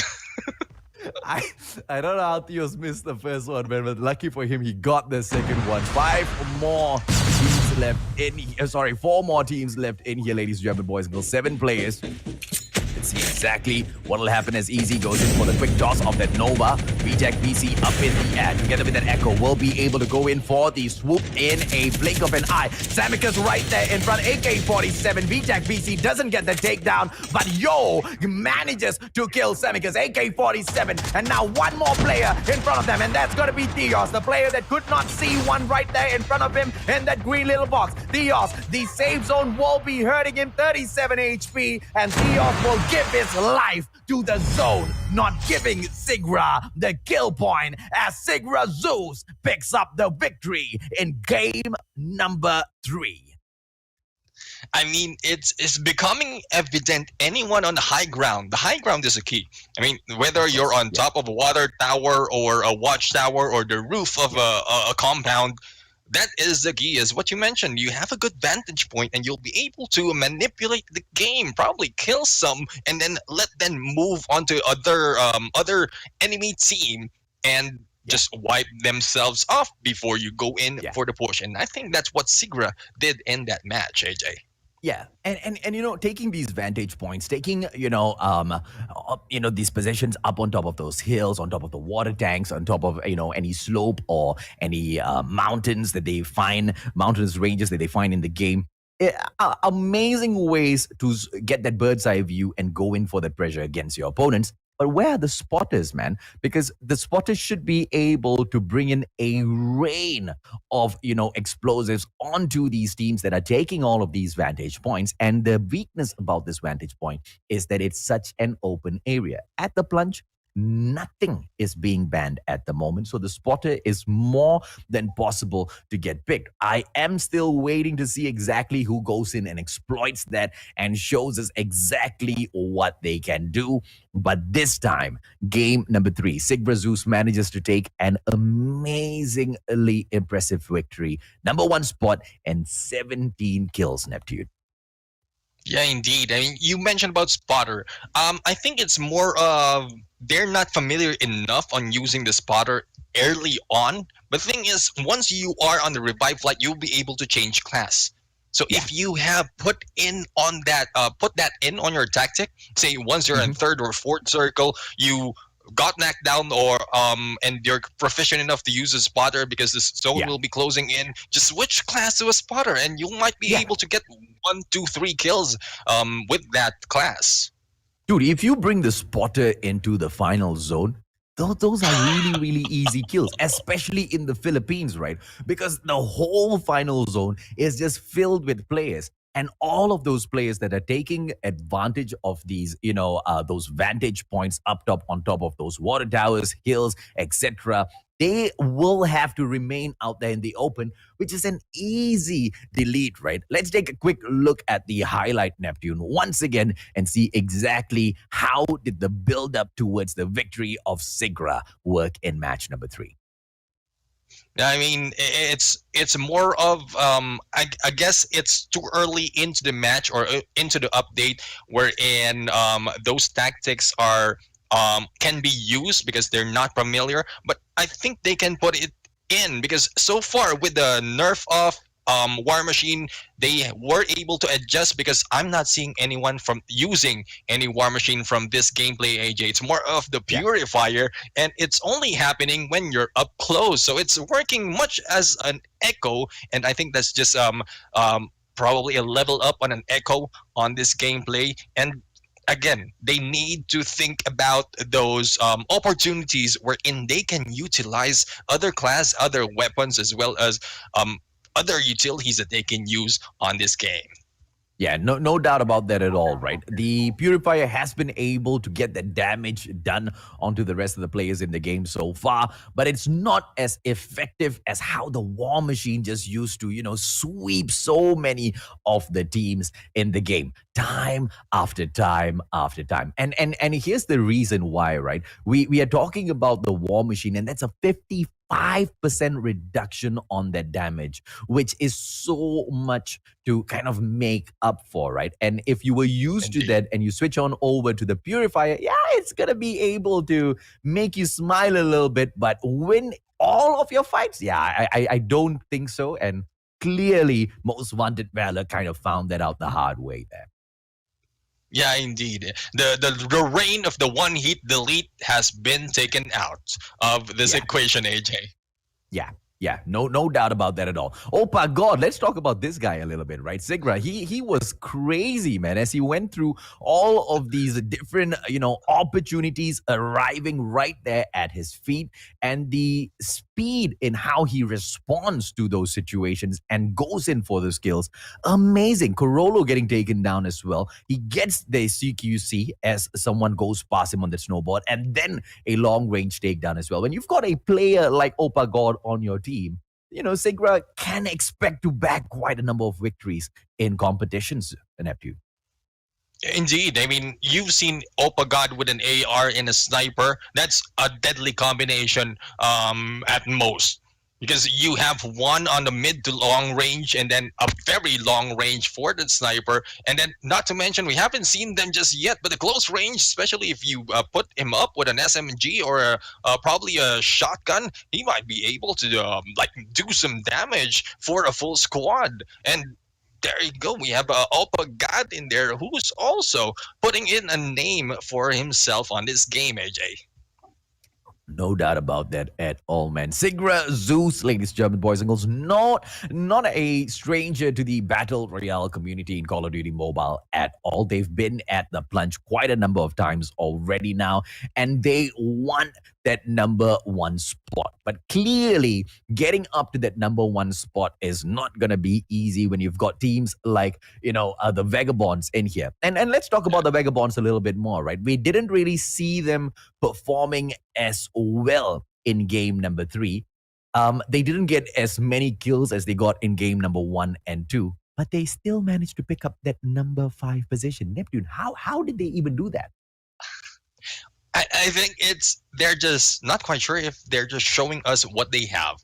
First round, they got all the kills. Second round, they got plenty of kills, and then the position. Yeah. less on the position. The third round, they got less skills and then more on the position. So it's just them taunting everyone else that wherever you put us, we will be there. And That's me. That's me. Yeah, there's no doubt about this at all. At the moment, the way we look at it, Vagabonds Esports, they still hold on to the number one spot in Group A. And I highly doubt anybody else is going to be able to replace them in that spot. Which other team has been able to kind of grab your attention so far, Neptune? Well, we have MXBR, especially with that high ground gameplay that they've shown us. Yes. Though Yes. we have pointed out most wanted because they are known for the aggressiveness, but I think the aggressiveness is really getting back to them. I mean, Yeah. it is paying a toll on them. They are too aggressive, losing half of their teammates most of the time, and then dying out earlier on to the game. And Yeah. I don't think that is one way to win this match. We also have Hulowski, who so far they're not being shown that much and on the kill feed, but they're doing a great job on positioning themselves onto every circle that has been brought. And Cool Kids Gaming, of course, as the competitor of whether it's Most Wanted or Vagabonds, they go toe to toe to them on every match, and it just so happened Vagabond just get the best of them at some point of the match. Exactly. AJ. Exactly, man. And those are definitely teams that we all want to keep our eyes on. So, ladies and gentlemen, boys and girls, keep your eyes peeled as we'll come back right after the break for game number 4 to wrap up the semifinals for Group 1.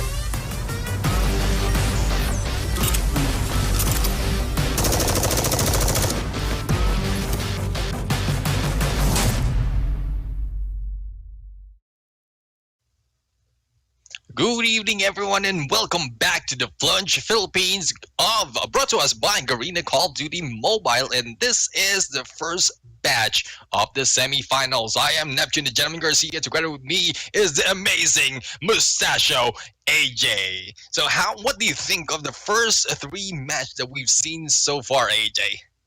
Crazy, man. I mean, Vagabonds Esports has been able to put such a huge gap between themselves as well as the other teams in the first two games, and they've kind of slipped up in game number 3. And MXB are Atreus, right? They are on 57 points right now, about 30 points away from Vagabonds Esports. Are we going to see a last-minute upset here? We might just see that. But MXBR Atreus, they need to perform like crazy, maybe get the number 1 spot as well as more than 15 kills. And on top of that, Vagabonds Esports needs to kind of get eliminated early on in the game, which is highly unlikely, don't you think, Neptune? Yeah, I mean, with the performance that they did so far for the first 3 games, yeah, they might have slipped up on the third round, being eliminated early on, but still was able to get in on not much kills, but go in on a good placement on this match. I think the focus would be more of who will be moving up onto the finals, because at this point, this is the 4th round, and they need to move up on their game, especially those midway onto the leaderboard. As we see the flight going in, this is west to east, and we have an aerial platform in the AJ. Are you expecting anything different from this match? Nah, man. I mean, if anything, the Philippines has been super consistent in the way the teams take this game, right? And to your point, Neptune, let's talk to the audience and tell them exactly who are these teams that are in the danger zone right now, right? In the 10th position, we've got the Celestial Emperor with 22 points. Cygnus Vindictor Aquila in the 11th position with the 20 points. We've got Dog Bloodhound in there as well. Most Wanted Valor, Let's Go Gaming, Desolate PH, Outcast, QT Demons, Warpy Artillery, Galaxy, as well as Kabuto Gaming PH Frontal. Now, all of these teams that I've just mentioned, they are all at the risk of a relegation. They will not be able to make it into the grand finals if they do not step it up. The great thing here is the ones that hold on to the 10th position with just 22 points are not far away, even for the team that is in the 20th position, who unfortunately just have 5 points on them, Neptune.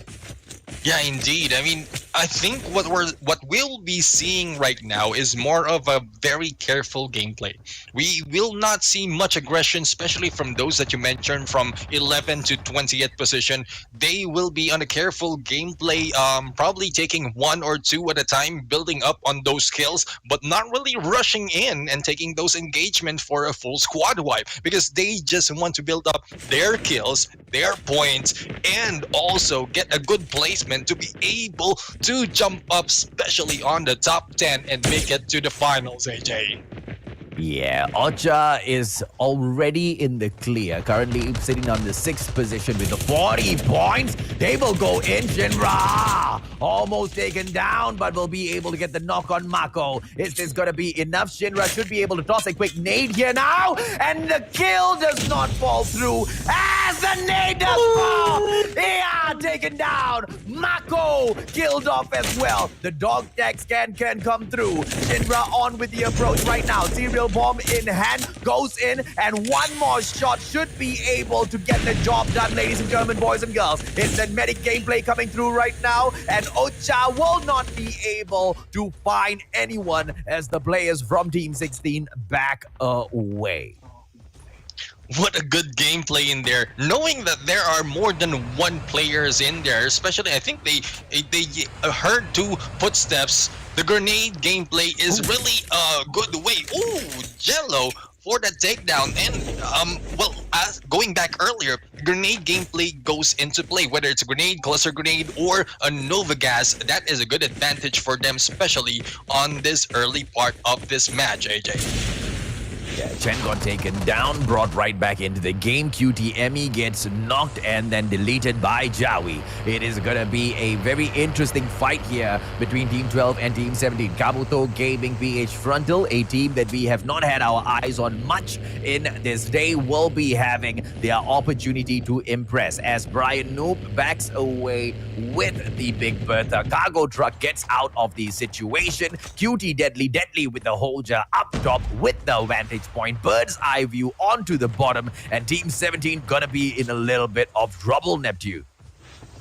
Yeah, I mean, Team 17, Kabuto Gaming has been heard so much from the previous The Plunge, but right now they're not really performing. Not quite sure if probably it's a change of their teams or probably their adjustment on their on this update on the changes of this game. But Kabuto Gaming is right now at the bottom of the lineup of the leaderboard, and them being taken out early just adds up to the points that will be taken by the other teams, AJ.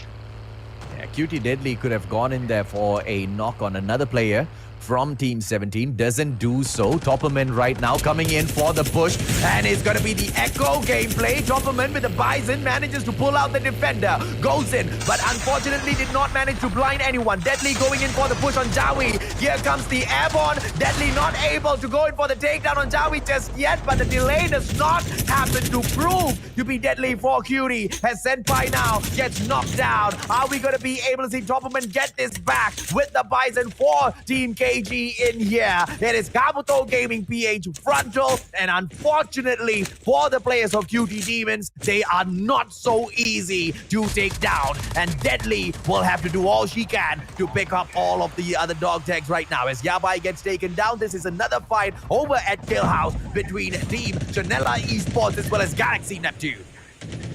Yeah, I mean, Chanela Esports are doing some damage as well. So far, they're not making it too high on the leaderboard, but I think that is one way that they can put it. They can make it to the top 10 and not show whatever tactics they have in mind, or probably they are not really performing that well. So far, Nurse is in there, was killed, and Shans is the only one in here who might be able to survive this fight as team number 11, Hulowski Esports, go in for the rush as they heard the gunshots, AJ. Yeah, Shans needs to back away real quick here. ASM 10 will be able to get away, but there's another escape board right there behind him. Creed is going in for the chase. Another player joins in as well, and it looks like team number 6, Chanela Esports, unfortunately, not only will they not be able to pick up those dog tags, they will be chased after as well. It's going to be Luna as well as Lemon for Hulowski Esports. Are we going to be able to see them get anything done in here, as the safe zone will now be forcing all of these teams to now get a move on into the zone as soon as possible. The zone dropping in towards the sanitarium area, Neptune. Yeah, I mean, one thing that I'm curious is they didn't go in for the chase against that solo member from that team. The first zone is not that deadly just yet, so they still have an advantage to be able to take that kill or probably finish them off at that moment. They're just too scared on the first safe zone. Probably it's because one more team is waiting for them on the kill house, and they might be able to add the zone to their advantage as they go move in. And once again, this is the feud of Vagabonds and Most Wanted. Once again, will Most Wanted be able to survive this, AJ? Oh, the answer is no, as you know, gets knocked out by the AK-47 Kuromaku by none other than Vagabond Blue. This is the attack. The 3 kills coming in so far is just an opener, a setup for the future of this game, as Cabo will try to get away, but being pursued. Blue in the chopper right there behind him. The escape board going up against the chopper. Another player coming in as well. It's going to be Kev Sup on a snowboard of his own, and all of them, they just want to delete the players of Team 10 out of this. For me, gets knocked down by Nash, and Nash just driving over him. And the players from Most Wanted Valor, they want nothing but for the Vagabonds esports to just get off of their backs. But it's not going to be that easy. Gabo, possibly the final player of Most Wanted Valor left in here, and Blue still on his tail. Vagabonds Esports is not backing out of this match despite of their security on the first part, or well, not really first part, but first half of this semifinals. They really want to show that they are the top no matter what part of the game it is. They will not be tired, they will not be faltered, they will be going in for this fight and bringing on those blood. Yeah, you know why they're just so damn pissed, right? Because it was earlier Most Wanted Valor that kind of, put the dent in their armor and made them suffer through game number 3. And this is just all-out revenge, man. The moment they found out, we have gotten a player from Most Wanted Valor, from then on, it was all-out hunt till the very end. Vagabonds Esports sit down at the very top of the summit. 82 points. MXPR right there behind them with the 57 points. Cool Kids Gaming Aries in here with the 47 points. Third position. Go Young Shiba with the 4th spot with the 45 points. And Segra Zeus will sit in the 5th position. 42 points. Completing your top 10 at the moment. Ochard Knights, Hulowski Esports, NRBX, Chanela, as well as Celestial Emperor. Blue going in for the shutdown on Spats. Unfortunately, GY will be a little too fast, and Go Young Shiva will survive the onslaught of the Vagabonds Esports. 20 teams will still remain in here as we approach safe zone number 3. Yeah, like what I mentioned earlier, they will try to keep and survive up until which time they're nowhere to turn, because most of the teams are in here have their positions on the line. So far, they are very close onto the top half of this leaderboard, and they don't want to give that up so easily. Thus, they want to survive, they want to fight on, and probably make it to the top 10, AJ. Yep, Galaxy right now pushing in as fast as possible in towards the next safe zone. This zone's not going to hurt too much, but it's going to be a problem if they get caught in a fight. Celestial Emperor right now on the push, on the tail of Segra Zeus. I don't know how big of a smart idea this is. Uno with the quick toss of the grenade should be able to tease the players of Segra Zeus in here towards them. But the vantage point is with Segra Zeus. Those 2 nades will fall through, plus the grenade coming through as well as a response from Segra. Question is, how long more can they keep this up? If Uno gets caught out of position, this will make sure Celestial Emperor will not have a good fight against Segra Zeus, who now brings in the airborne to the fight for WeTech BC to shoot up into the air and have that clear-cut bird's eye view on top of the Celestial Emperor team. Question is, are they going to go in for the finish, or are they going to play this a little safe, Neptune? Yeah, looking at that position, Celestial Esports went in 2-on-2. So 2 went in forward and 2 was just backing out on the other high ground. I think they're planning a bait tactic in there. Unfortunately, it took a while before Segura reacted, and they use the airborne. If it happens that they use an escape board or a snowboard in there and went in and chased team number 4 of the Celestial Esports, then they might be able to at least take down 1 or 2 of Segra Zeus in there. Yeah, exactly, man. So hopefully they will be able to take the fight up against Segra Zeus. Although I don't think that's going to be a very, very smart move at this point. Why? Because still 20 teams remain in here. And now it is going to be the Vagabonds once again on the attack, and 1 player from the Vagabonds making the approach in towards the tank, but also another player from Cool Kids Gaming Aries doing the exact same thing. Question is, are we going to be able to see the Vagabonds pick up the tank, or is this going to be a quick shutdown? Deadly getting shut out by Nash. Aries manages to use the tree as backup, but unfortunately the defender bombs will be able to get that shutdown. This is Most Wanted Valor full squad back in here. Uno in trouble, will back away. And right now, this is a pit that the Most Wanted Valor is in, all out open. And Celestial Emperor might be able to take advantage of this situation, Neptune.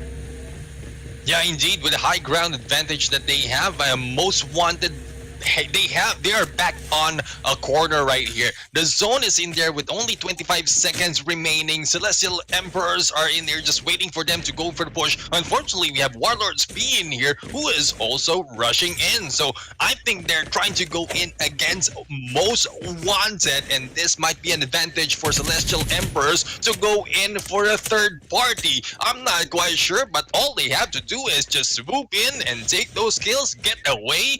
Just enough time for them to go into the safe zone, AJ. Yeah, I'm looking at the next safe zone in here. 2 tanks have been commanded, ladies and gentlemen, boys and girls. And both the tanks belong to Vagabond Esports. And this is going to be trouble for all of the other teams as Vagabonds will continue to pick up all of those kills. You want to know how many kills Vagabonds Esports has so far on the board? 10. Then they will continue raking it up with the 2 tanks that they will have towards the next safe zone. Frigid Wetland, and it is so out in the open. Having a tank in such an open zone next, yeah man, Vagabonds, they've got this in the bag. Unless all of the other teams pull those FHJ gameplay up a little bit. I mean, Vagabonds Esports really want to increase their lead. I mean, they are here to make a name for themselves. Picking up 2 tanks, it's a different gameplay compared from what we've seen so far on the first 3 matches. So their adaptability, their willingness to adjust and just go in and do whatever tactics they had to do to get those kills. This is why Vagabonds Esports is at the top. So hopefully the rest of the teams will be able to do the same. Despite of being in the third circle right now, we still have 18 teams and there's plenty of ways for other teams to move up to the ladder. AJ. Yeah, boy. Samika's getting taken down by Easy in here. Sigra Zeus onto the approach. With 3 kills in here so far, they want to be one of the top 10. And it looks like that will be quite easy for them to get done. Now, as they bring in the airborne, the quick pop off the smoke will label them the room to get up into the air.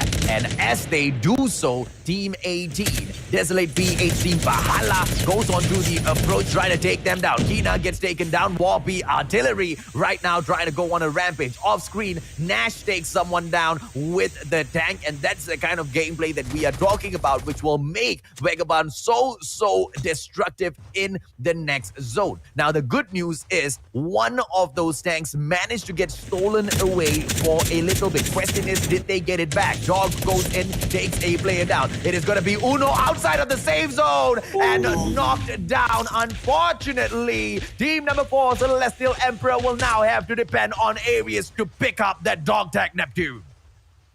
I mean, being in the fourth circle right now, it is a very bad idea to step outside. Having half health, stepping outside, and another team shooting you out, that is a very bad idea. It will only take 1 hit for you, plus the damage of the zone. And you'll be taken out, AJ. Yeah, can you see the kills dropping in one after the other? The 2-tank meta being dropped in by the Vagabonds Esports, and they will non-stop be picking up all of these wins so far in, and it is kill after kill. Nash drops that little cluster onto his opponents, and they will go on and continue looking for more kills. Nash as well as Demon ravaging all of these players just with the tank. My question is, where the hell are the FHJs from the other teams? Well, from game 1 to game 3, we haven't seen anyone use the tank, so I guess they thought it is free enough for them not to carry it, FHJ, and I think that is one thing that Vagabonds Esports took advantage of. And so far, out of the 20 seconds earlier that we've seen, I think they've already gathered 10 teams already, so that is 2 kills per second, or yeah, 2 kills, 1 kill per 2 kills per second.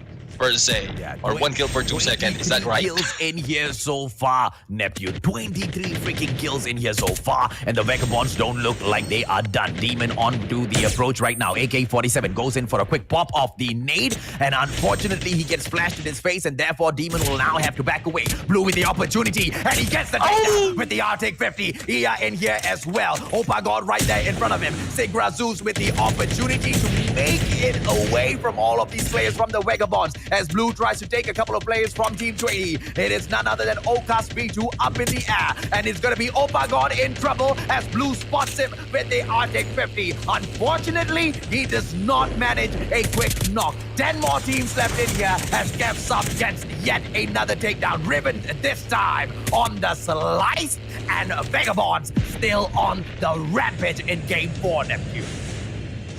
I think the moment they took that tank up into that on that high ground, they just secured that area. And here comes MXPR. Remember, they are in here for the high ground advantage as well from the second match. And I think this is what they are contesting Vagabonds Esports for, AJ. 29 freaking kills, and they're not stopping. Blue in here. Kuromaku. Corolo taken down by Nash. Blue still looking for the kill. It's the AK-47 on with the push. 30 kills in here so far. The Vagabonds Esports, they don't want to give up. They don't want to stop. Kev Sub goes in for a quick knock. Blue still trying to put all of the damage on, and none of the other players are able to stop the players from Vagabonds. Demon has been eliminated, but Sans gets taken down by the Echo. Demon Eye staring down at all of the other opponents as the Vagabonds Esports continue to rampage. The semi-freaking finals of the Plunge has been dominated by the Vagabonds Esports team. They finally take the win of the day, and they do it in style with more than 30 kills in the final game. Indeed. I mean, despite of not being able to take first place, they're already on top of the leaderboards, and I think they're just aiming for a 100 plus points. To be honest, they're aiming for a 100 plus points, whether it's a kill or the placement. That is just what they're aiming for. They go in here, prove themselves that they deserve to be here, and I think they just want to move on to the finals also to show us they want to be on top place, AJ. Oh yeah, hell man. There's no doubt about that number one spot for them at all. They take 15 points away in terms of placement. They take 36 points for kills.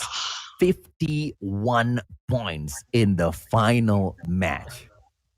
Woohoo! The grand finals of the Philippines Plunge is gonna be crazy in here from Vagabonds Esports. You were telling me a little bit about the history of this team, Neptune, and I think it'll be very helpful to the community as well if you run them through as to why the Vagabonds Esports, a pretty new name in the Battle Royale scene, is able to dominate this game so well. Yeah, well, this is a combination of some of the top teams in the Philippines. Don't take it against me if I pointed it out, but we have a combination of NRX69 and Triple V in here, grouping together, making a name for themselves, and it is evident their combination is for perfection, AJ. No doubt about that at all, right? And to say perfection with that combo that they have managed to pull in for themselves, I will say that there are no words that can describe that combo any better. They have been extraordinary in their abilities to go in with the aggression, take down those players. So much of chaos in there at that final circle. But whenever we spectated any players from the Vagabonds, it didn't look like chaos. It looked like they were causing all of that chaos, Neptune. Yeah, I mean, it's when you look at them on their perspective, they're like the calm before the storm. Right? Yeah, they are the Arm as So well. calm. And they are the eye of the storm. Actually, when we Yeah. look at them, there's not much happening. But when you look Yeah. at the kill feed and what damage around them, oh my god, that is Vagabond Esports. Yeah, and the time where they picked up the tank, I don't know if or not we'll be able to see when they went in and picked up the double tank, but when that happened, if I'm not mistaken, they were somewhere around 10 kills, 11 Yep, kills, yep. and 10 to 12. 30 freaking one kills is 36 kills is just crazy unbelievable from that point on, because the zone just forced all of the other teams in, and these guys just sat in their tanks popping off one after the other. We even saw a part where a couple of players ran into the house. Okay, you know what, we'll come to that highlight later on, right? This is like the early on start of the game where Ocha managed to take down Mako, and this was that beautiful nade follow-up by Shinra, man. Yeah, it's the anticipation of Ocha in here, Shinra, anticipation having members in there coming from Maute, wherein they are picking them up. So with that mindset, you can let off some grenades in there and just take down one or two of their members. Yeah, Kev's up in for VB, the Vagabonds esports team, 72 players. This was the start of the rampage as they were looking for all of their kills. And the freaking moment they landed their eyes on the players of Most Wanted Valor, yeah, they were not letting them go. I think they know the reputation of Most Wanted Valor. Does when they saw that they killed one, they will not let it go. Just clear them out, making sure that they have no competition on that end of the game. AJ. Yeah, and of course, and throughout the game, this was the double tank moment already, with 42 players still left in there. And you guys just look at the kills. Look at the kills. It was just 16 when we started this scene, and just like that, 4 kills back to back. The kills from Vagabonds Esports in game number 4. Crazy, man. Absolute perfection as they took 3 extraordinary games out of 4.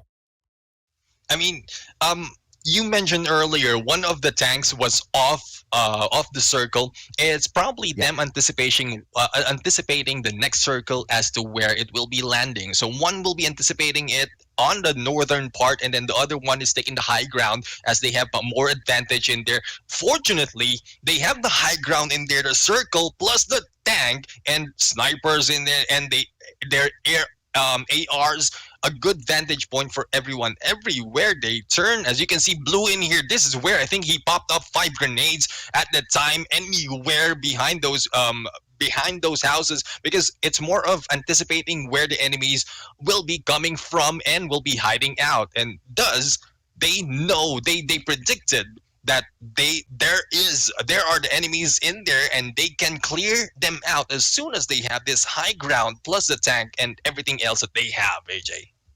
Yeah, Blue just showing he's the kind of guy that truly believes that when you're dead and gone, you don't get to take money along with you. And the same goes with grenades, right?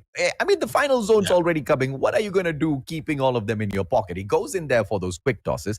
And it's those kind of anticipatory gameplays that the Vagabonds esports team brings in to the Plunge that shows us exactly why they have managed to dominate all of the other teams in such astounding fashion in here today. And finally, to wrap the day up, to put the icing on the freaking cake, the cherry on top of that icing as well, they take the number 1 spot for the 4th game, Neptune. Yeah, I mean, they've been showing us that they can do the kills. They can get the placement. Not really the first place, but right now they did the same on the last round. And this is all I can say is this is a taunt for everyone who might want to go against them. If you like what you mentioned earlier, if you saw one of their teammates being taken down, all you have to do is run, because there will be desolation in there from their teammates as soon as they catch up to you, and they will clear you out, AJ. Yeah, and that's exactly what Most Wanted Valor found out, right? They took our challenge and they went after the Vagabonds esports team in game number 3. They didn't kill them off, but they damaged them to a point where the Vagabonds were not able to perform in game number 3. And that was something the Vagabonds took to heart and found their revenge in game 4-4. And when you've got a team that literally carries their vengeance in from game after game, yeah, you have to look out for them, man. They are definitely a force to be reckoned with. The Vagabonds esports, and I know they are not the only team that has made it into the next stage, but they are definitely the team that has managed to impress us to no end here today, Neptune. Indeed, indeed. I mean, the theme of this season is, I think it goes to Vagabond Esports. The Rambo and the Die Hard, they both die, and they're up for revenge every time. So yeah, I mean, Vagabond Esports, man,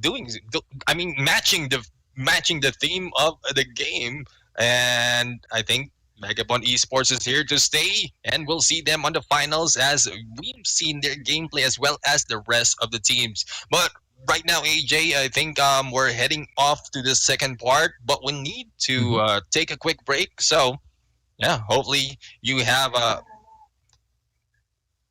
Yeah. So we will be taking a break in a bit, right, gentlemen? Yes. We Sorry will about be that. pushing the break back a little bit longer. Let's have a little bit of a conversation here as to what else went really well in the game, right? MXBR Atreus, unfortunately, no matter how much they tried, and no matter how well they did in that game, they managed to pick up that number 2 spot. Just with their performance, their consistency in those games. Whether or not they held on to that in game number 4 is yet to be seen. We will take a peek in there. I think they ended up in the 6th position with just 3 kills. So that's not a lot, right? Whether or not they'll be able to hold on to their second position is a huge question. But they have been quite impressive themselves as well. I mean, their tactics is, I would say, not too aggressive. It's just that it's more of an orthodox for the other teams to be anticipated. So they are not really anticipated that much. Thus, they will be able to get those high grounds, especially on game number 2, wherein they were able to take the high ground and get that that defender gameplay on their match in front of them, and they will be able to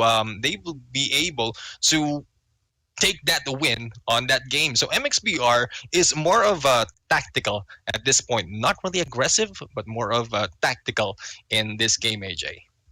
And I think their tactics have worked out really well for themselves. Because at the end of the day, whether or not you get 36 kills, as long as you get to the grand freaking finals, right? And that's exactly what MXBR was playing. And this is, ladies and gentlemen, boys and girls, the standings. Unfortunately for the teams, Galaxy, Sickness Predictor, Aquila, Morte, Outcast V2, Most Wanted Valor, Warpy Artillery, Let's Go Gaming, Dog Bloodhound, QT Demons, Kabuto Gaming PH Frontal, as well as NRBX Calibre.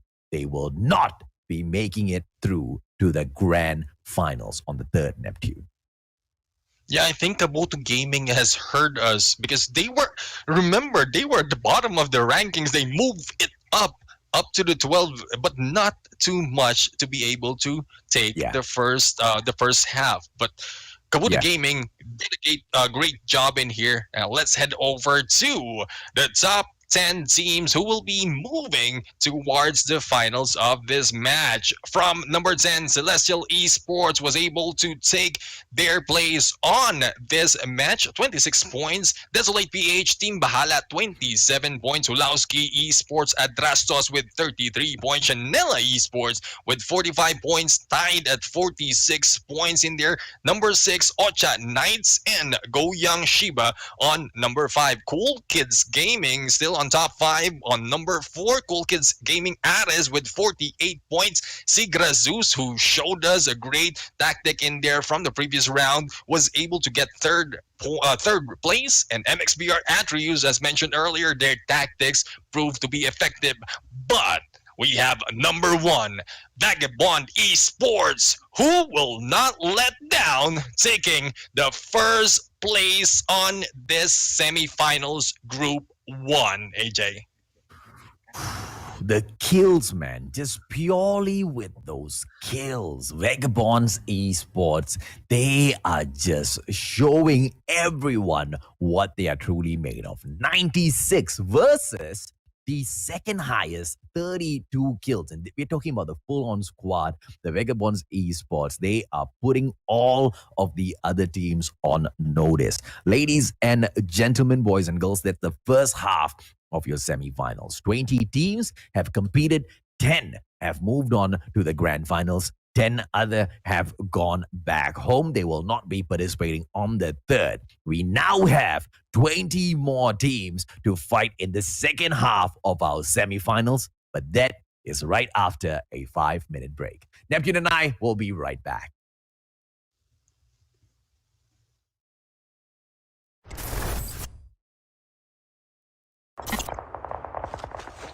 Hawk X3 deployed. Enemy down!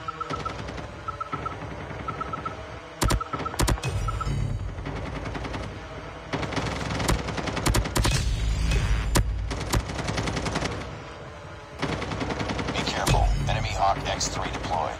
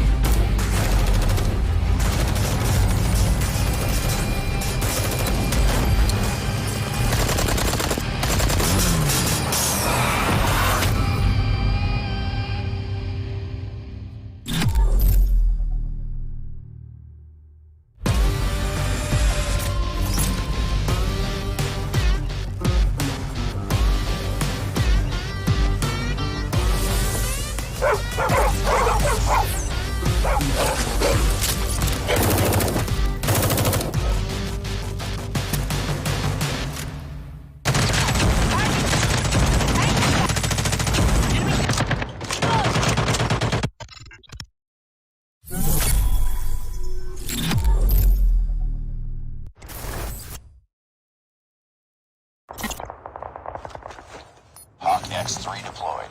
Enemy down!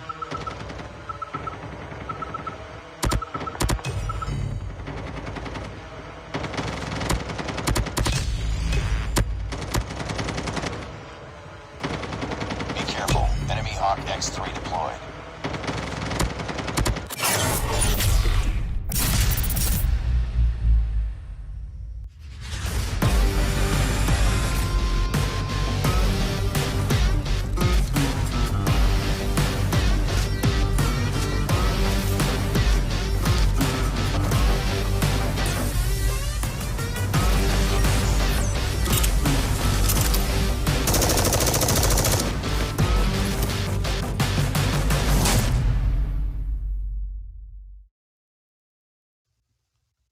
Welcome back, ladies and gentlemen, boys and girls. This is the semi-finals of the Plunge Battle Royale, brought to you by Call of Duty Mobile. My name is AJ, the Mustachio, down here with Neptune, the gentleman, bringing you all of the action in here so far. 40 teams in the semi-finals.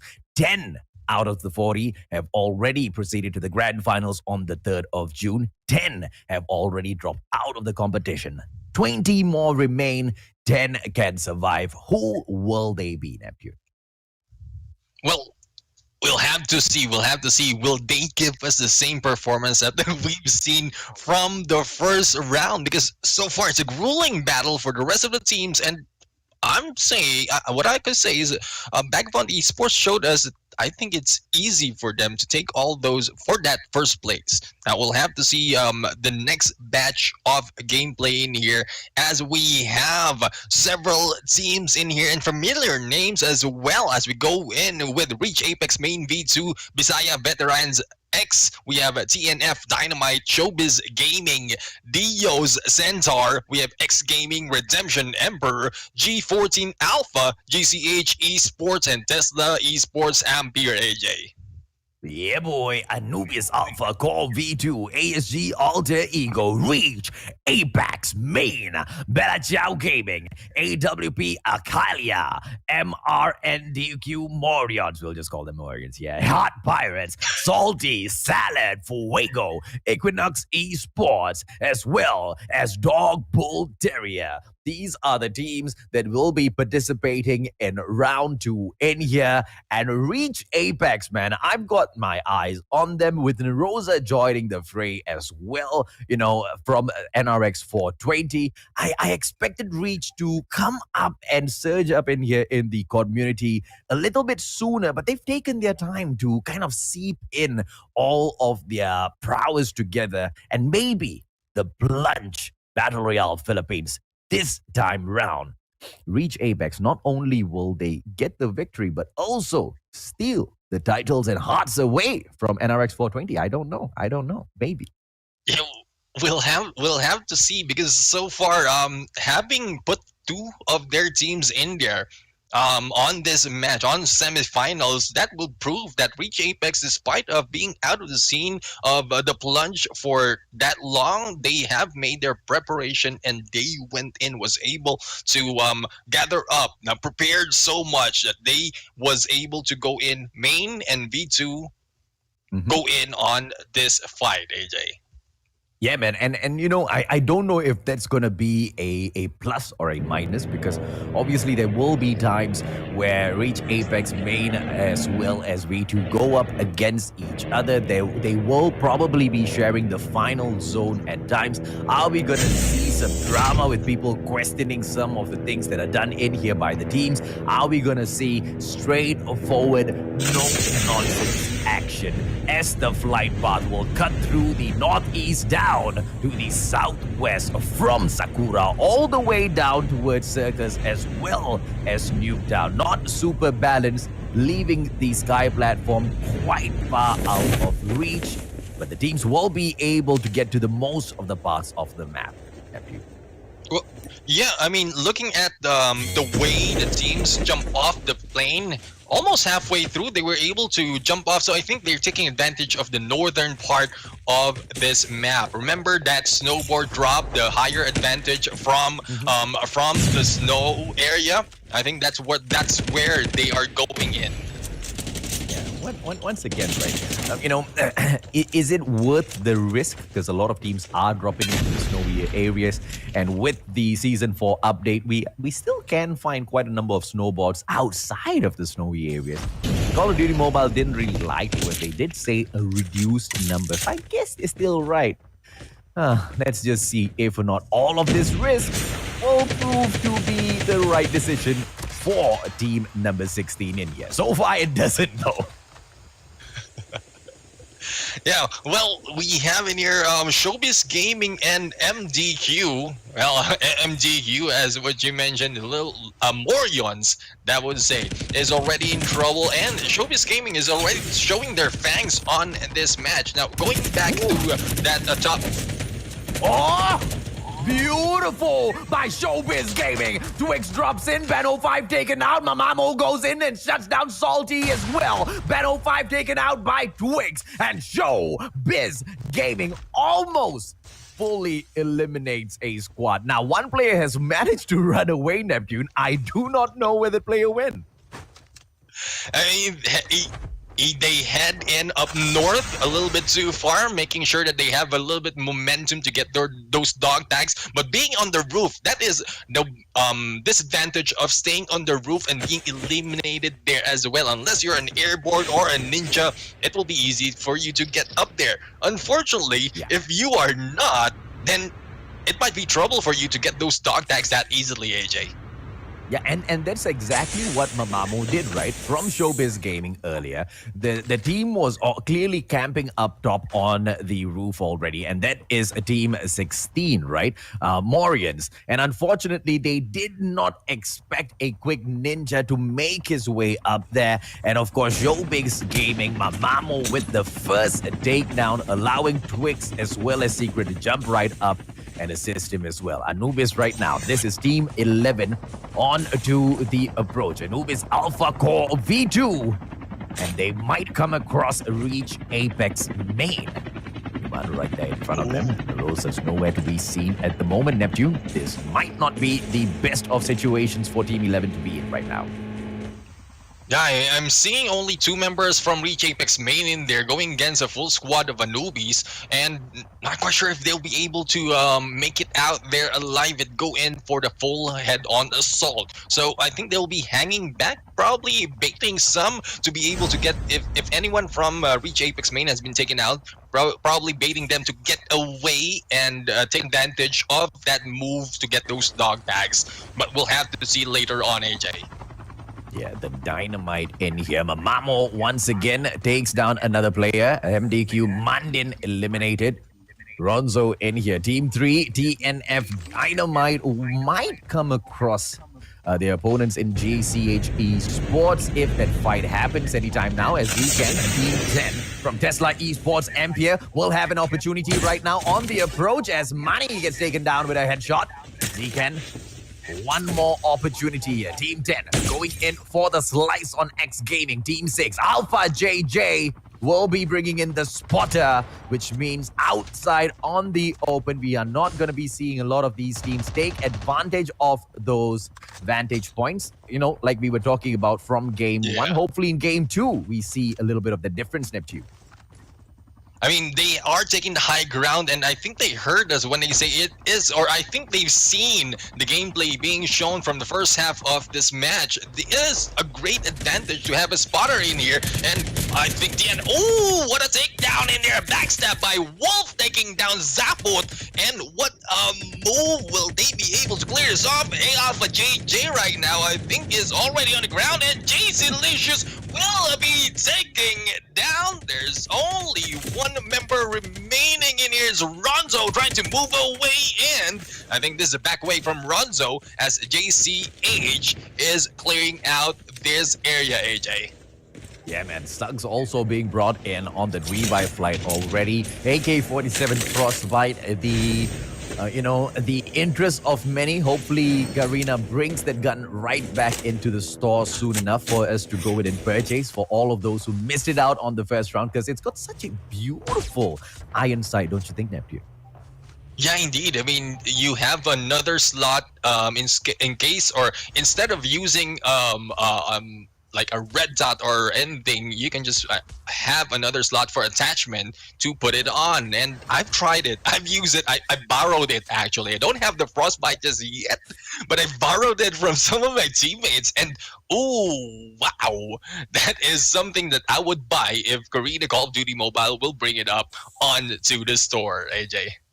Absolutely. For that exact reason that you just mentioned, you do not need to waste a slot in the gunsmith. And you bring it into a battle royale of this stature. That makes a huge difference, man. You are able to pick up that particular AK-47 Frostbite from the airdrop, and that's it, right? You are one extra attachment up on your enemies, and your AK-47 is going to be able to slice and dice a little bit better. 61/80 compared to the players who dropped in earlier. Still surviving in here, barely a quarter down, and only one team eliminated so far, Mr. Neptune. Yeah, I mean, it will be the same pattern right now. We will not see anyone going down that easily, and as we've seen, most of them might be going in for the rush. It's more of a calculated assault as they have the advantage at some point, but no one will be going in for the rush and being eliminated early on this match. They don't want to have their name in there being taken out, cleared out early, and then being put down at the bottom of this game, AJ. Yeah, man. Look at this. Reach Apex main V2 with 0 kills. Magnus, beautiful. Kills in here. Apex, Maestro, as well as Kian taken down. Apex, man. Hydra, final player left in here. What can he do inside of the cargo truck right now? Will jump right out. DK-57 in hand. Manages to delete Sherry in here. Wonder exactly what is he going to be able to pull off, as Team 12 is right there behind them as well. AGS Alter Ego. Apex Hydra right back into the cargo truck, which is going to be able to give him quite a bit of backup, quite a bit of cover in here. Like we say, it's quite a tanky option, as Hydra will make his way away from the danger zone. 2 dog tags in hand. Maestro has not been picked up just yet, and the players from Team 7, Redemption Emperor, will be backing away as well, Neptune. This might be that opportunity he is looking for. Yeah, 2 dog tags has already been scanned. Maestro will be picked up in a bit, and it's a good thing the Redemption backed away. Otherwise, we might be seeing the end of Reach Apex main V2 right there, and we might not see what you mentioned earlier. If Reach Apex main and V2 battle it out in the final circle, how will that end? Unfortunately, we won't be able to see a Cinderella story like that anytime soon. I don't even know if we can call it a Cinderella story. We can't. That's a totally wrong use of Disney movie, ladies and gentlemen, boys and girls. It's okay. Ignore the mustachio, the mystic, as Tesla makes that approach in this game. They won't be able to do much. Team 18 right there in front of them. Salty Salad Fuego. No strangers to the Plunge. Will be quite the tough squad to take down here. Yeah, Mystic a little too bold on that push. It's a 1v3 push, and as you can see, Salty Salad is backing away from that 1v3, knowing that an airborne has been released, and team number 10 of Tesla Esports is moving in against them, and they are a full squad, so not quite sure if they are just playing it safe. They want to be eliminated early, or they're seeing a different threat on this fight. Rodolfo! Unfortunately, Salty Salad, they will find out the very, very hard way that Tesla has got a couple of snipers onto the hill right opposite of them as well. Fate off screen will go in for a quick takedown. Anna just looking around. This is Salty Salad with their play. Their player gets picked right back up, and they are back into this 4-man strong. Sadpie onto the approach for Team 12 right now. It is going to be AGS Alter Ego. Salty Salad still with those sprays over Team number 10. Tesla Esports Ampere. And they don't get those takedowns. Z-Ken will once again manage to take the player out from their opponents, and Team AGS Alter Ego, they are 1 player down, Neptune. Yeah, I mean, I was just about to mention what was the threat in there that Salty Salad was backing out from, and there you go. Was able to hit by a Locust, if I'm not mistaken, in there, and we also saw the kill feed. I think it is happening. The Reach Apex is battling it out against himself. So I think we're having a Angel's tongue in here, AJ. A lot of things that we're seeing is really coming true, and I think it comes down to that fairy tale comment that you had earlier.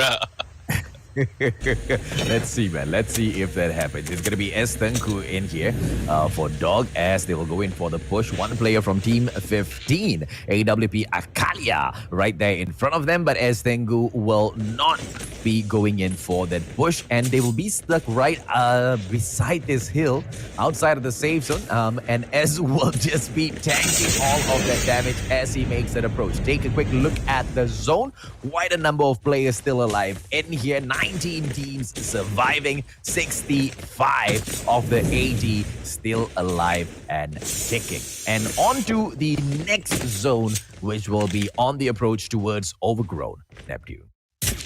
Yeah, I mean, it's such an open area in there. It might be difficult to be able to get away. So I'm expecting to see more of snowboard gameplay on that area, as it's open ground, it's covered in snow, and well, there's not much to hide out from apart from small compounds and structures in there. As we see VBX, AJ trying to go in against Runzo. Remember Runzo, who was able to take down on that sniper, and DOS taking down Zapot in there with the AK-47. The battle is beginning already on this area, AJ, and more will be happening in a bit. 51 seconds to be precise. I'm really loving the observers on production. I mean, compared to the previous battle royales, whoever who's handling these cameras really are bringing us to all of the action. Thank you so much, production. You guys are awesome, man. We have got team number 2 in here, Messiah Veterans X, ladies and gentlemen, boys and girls. 4 team members, 5 kills in the team so far, with 19 of these teams still alive and kicking. I wonder which one is going to be taken out next, as Apex goes in for yet another takedown. SBG in action as well off a screen, as Jacharia gets taken down with an echo. Timothy from Apex will go in for a knock. Locust onto Gofi. No delete just yet, but even if the delete does come through, the dog tag can still be picked up. It's still quite comfortable in this game, and as the Philippines always is, alive in towards circle number 4. Indeed. I mean, we need to wait until the 4th circle, because knowing the tactics that we've seen so far, I'm pretty sure it's all across the board that is what they're aiming for. Either 1 or 2 of them gets alive, and then the rest just goes in, probably take advantage of a high ground or an airdrop early in the middle of the map, and then the rest of the team jump in. That will be happening up until 4th and 5th circles. So that is, we're expecting 18 probably by the 4th circle. No, not lower than 15 to be exact, AJ.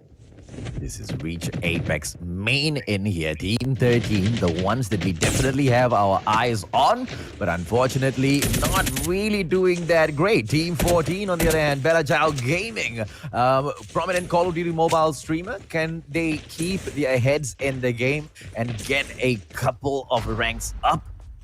What's in here with the Arctic 50 exotic in hand, spotting all of these players making their way into the safe zone. Watts himself doesn't need to move, doesn't need to watch his back as well. His team members have that. That rock not going to be providing much cover for the AGS alter ego players. They need to back away. Watts is on the lookout already, and that Arctic 50 exotic should be able to put the damage on, and Team 12 will be able to make their way into the safe zone and avoid all of those further shots from Apex. U1 in for the aim. 2 players up top with the airborne, but still they will not be able to take much kills. The aggression I was expecting from Reach Apex, I am not getting that, dude.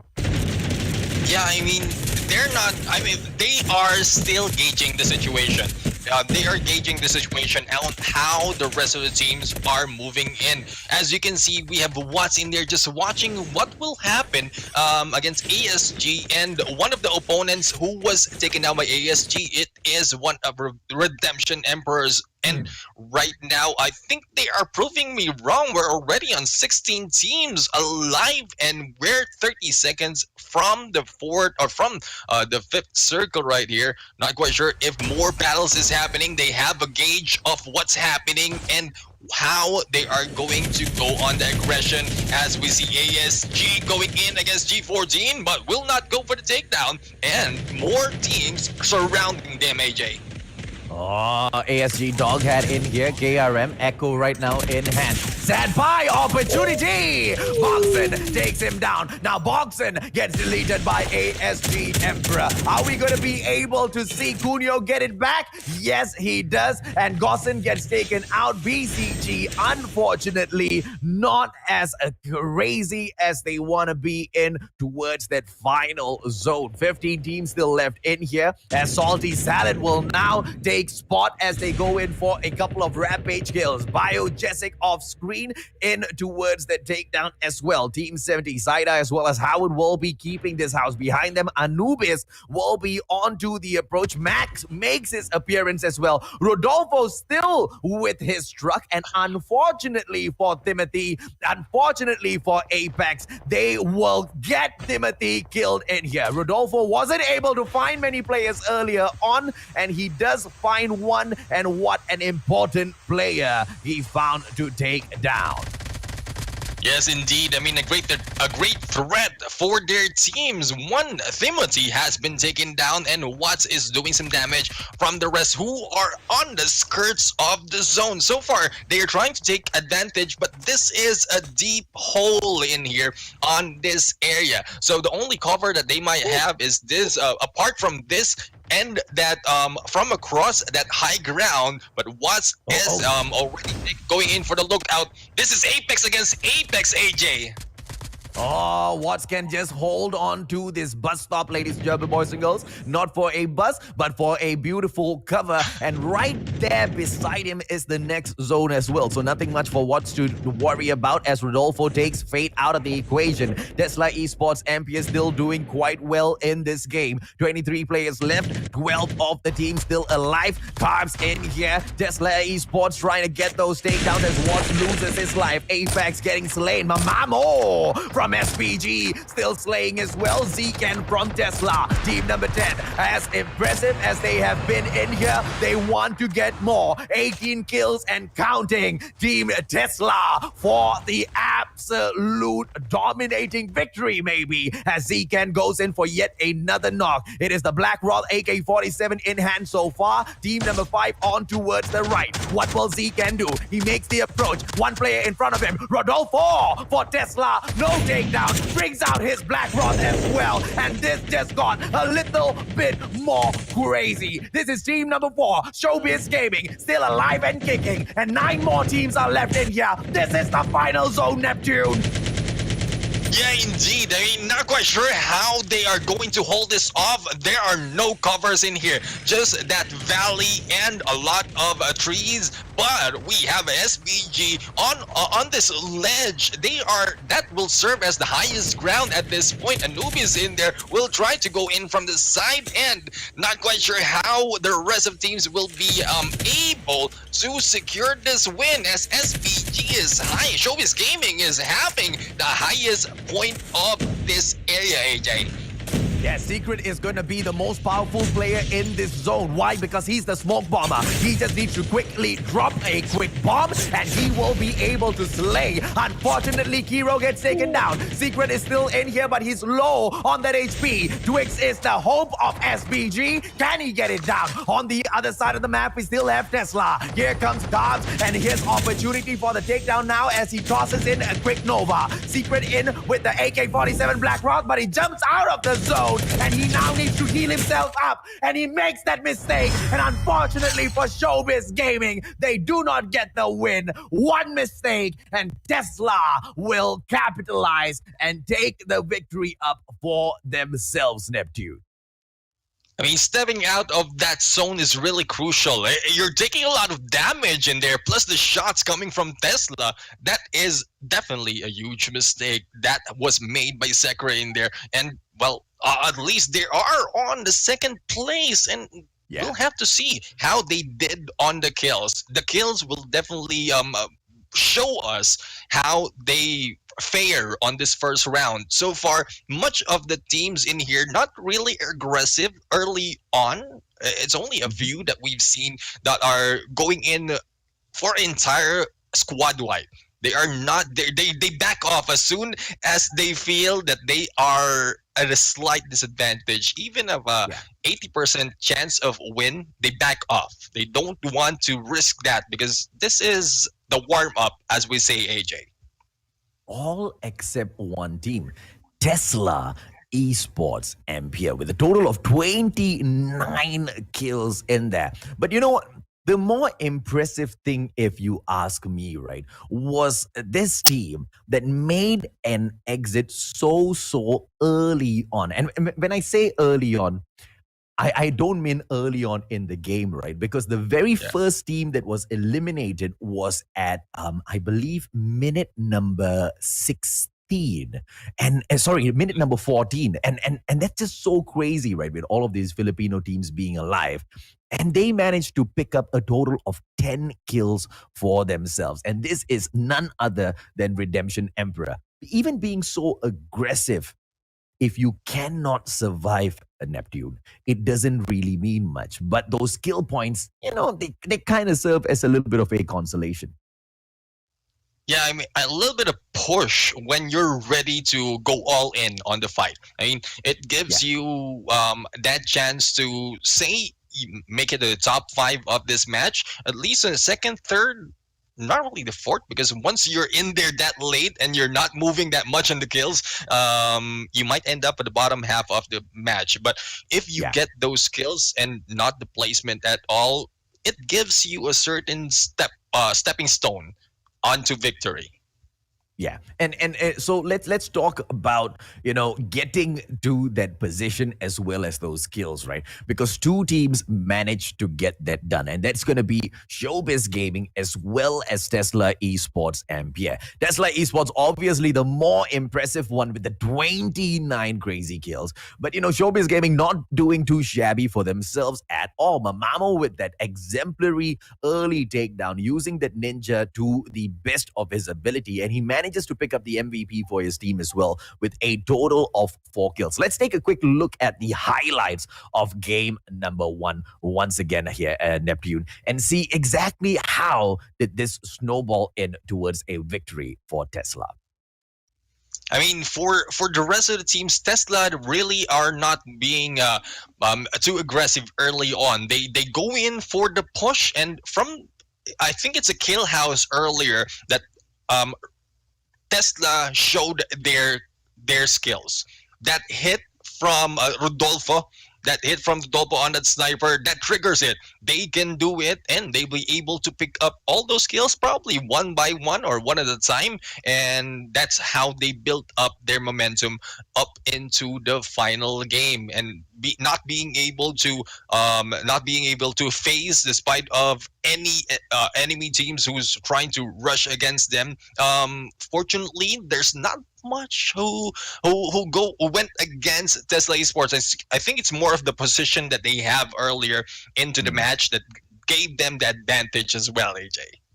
Yeah, and the advantage of being able to pull off great positioning, as shown in example by Watts in here from Apex, right? He managed to hold on to the edge of this zone, and on top of that, managed to survive slightly long as well. And if only he had been a little bit more patient, he could have made it into the next zone and not get taken down so early. Because at the end of all of that, Watts got kind of lost his life, and they took position number 12. So he could have played that a little better, I feel. But let's talk about Showbiz Gaming a little as to how they held on to this vantage point. Although not much, they made the best out of it by opening up a defender and holding on to this point for quite a while, Neptune.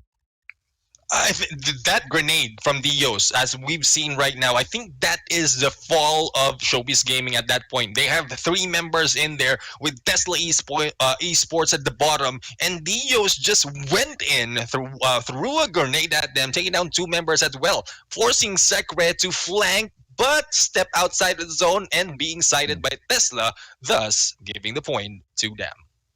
Yeah, and I touted Sekre as being the most powerful player in that final zone, and powerful because of the class that he has, right, as the smoke bomber. But if that smoke bomb does not get popped at the right moment, then it really doesn't matter, does it? Because you are then a sitting duck. The question is, of course, if whether or not your opposition has got a smoke bomber and whether or not you'll be able to take down your opposition smoke bomber first. Because if Sekre had managed to get that done, Showbiz Gaming would have been able to pull off a tremendous victory, although not enough to overtake Tesla, who has just been so crazy with the kills in game number one. Once again, with a total of 29 kills in the number one spot, they are going to shoot up to the number one place. And will they remain there in game number two, Neptune? Let's take a quick short break and find out in 3 minutes.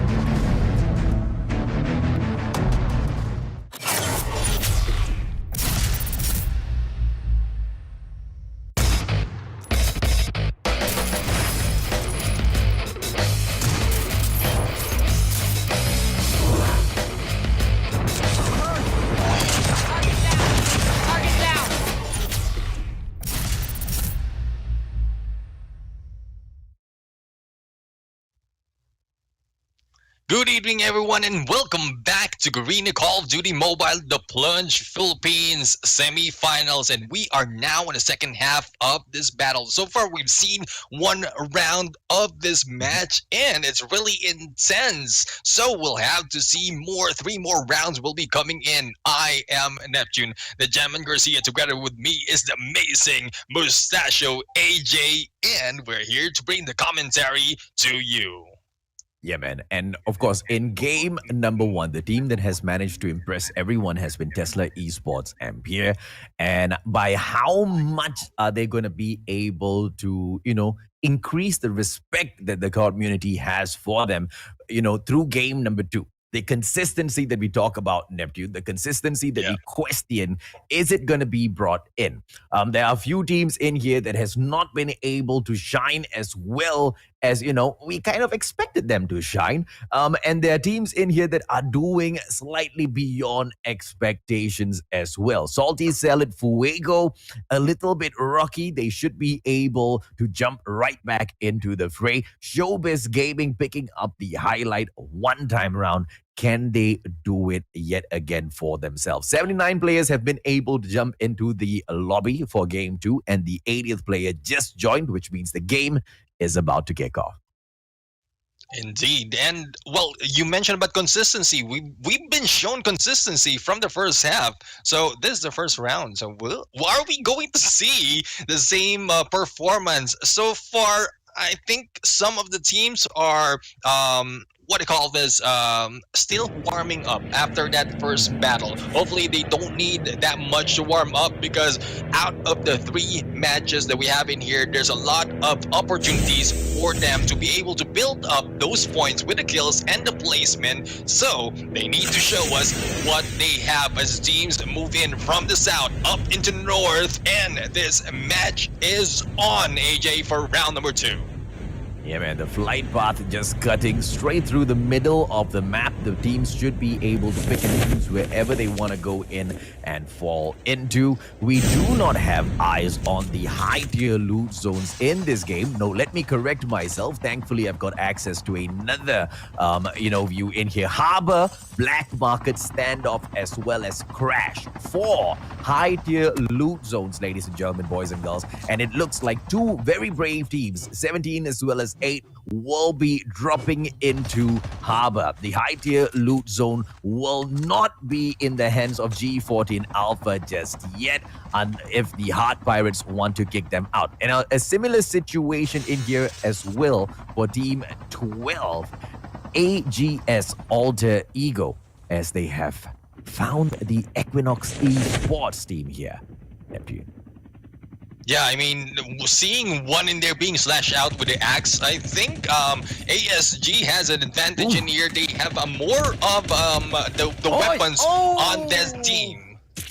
Yeah, man, Kyrie, so sad from Sad Kyrie. He goes in, opportunity, he plays the worm, pulls out the defender, opportunity to kill a player, but no, he in turn gets taken down instead. And just like that, ASG with Sumpa, Doghat, Sadpai, as well as Emperor will be able to shut down the rest of these players. Now, Doghat with an opportunity, Echo goes in for the takedown, but unfortunately, Yang will be able to do a little better with the AK-47. Right now, Sumpa right on his tail, goes in for the delete, and your first team has gotten taken out of the equation. And we will jump right over onto team number 2, Visaya Veterans X, because they are now coming across Showbiz Gaming. Will Showbiz Gaming be able to answer this question placed to them as well, as Sekre is going in, jumping up together with Mamamo in here. Kiro, Twix dropping that chopper right onto the roof of the 2 players in from team number 2 in here. Very brave approach as Twix makes the aggressive approach. DOS, 16 HP, will be able to back away. Unfortunately, does not. And Twix with a double kill. Twix with a freaking triple kill. And Twix in there, who went in for... Ooh, Toyap wins in there, was able to get back, and I think it's a 1v1 situation. And Toyap will try to get away. Kiro is in there. No, it's a 1v3. It is only Twix who has been taken down. I thought 2 members from Showbiz Gaming has been taken down in there, and Twix is the only one, the brave enough to go in for that push, AJ. Yeah, Andy in here together with Chance, two players going up against the others from the Hard Pirates. And this was the, opportunity for Bella Ciao Gaming to be aggressive early on. Chance now just wondering, what if they had not been this aggressive earlier on? Because right now, they are surrounded by the Hard Pirates, Neptune. Yeah, I mean, at some point you question yourself. If you go aggressive and it fail, should you go aggressive the next time? That will be a question of your integrity and skills, actually, and that is how they should be. They need to be confident enough on their skills as well as their tactics, and communication is the best way to go about it as well, AJ.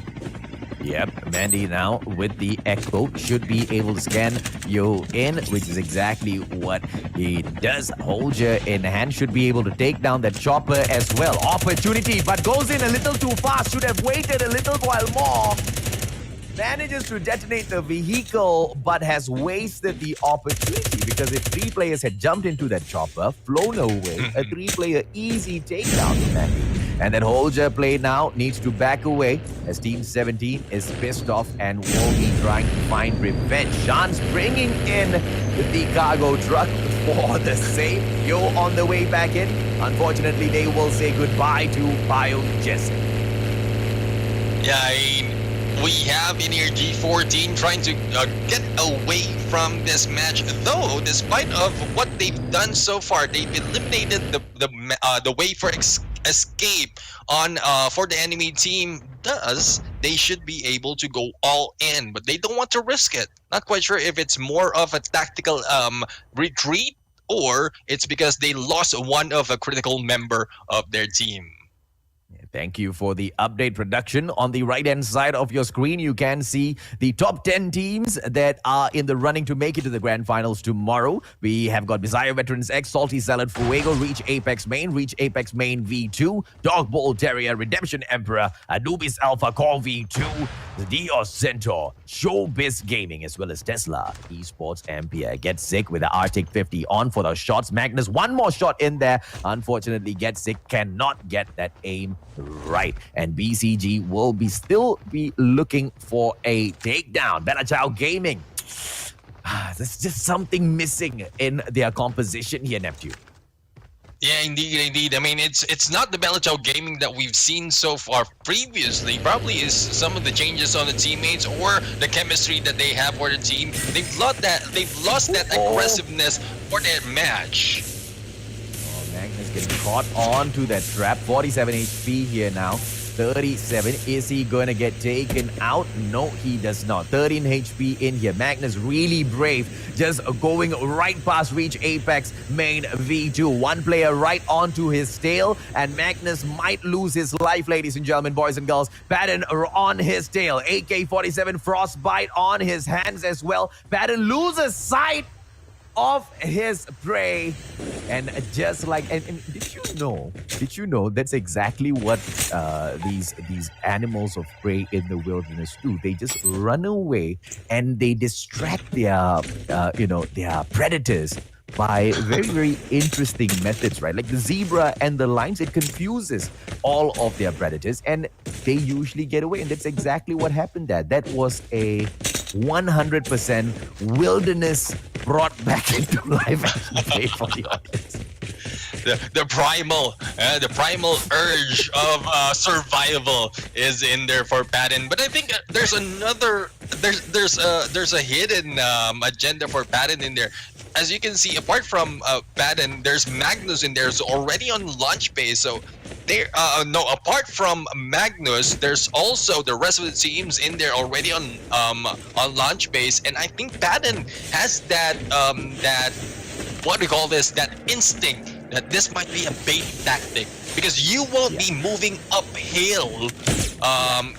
They went in uphill. You won't be moving uphill if there is no plan for the one you're chasing. Yeah, fair point, man. Fair point. Alpha JJ in here on chopper up top. ASG sat by right below. Not going in for the shots just yet. Ronzo, AK-47, going in for the push. Aggression will not pay off, and he decides to take that snowboard and move away. Anubis RTC, team number 11. Anubis Alpha Core V2. We haven't been spectating them much in here, and let's just change that as Ronzo will be able to make his way uphill on that snowball. Not the best of ideas, but that will be just enough to get away from the sights of Anubis.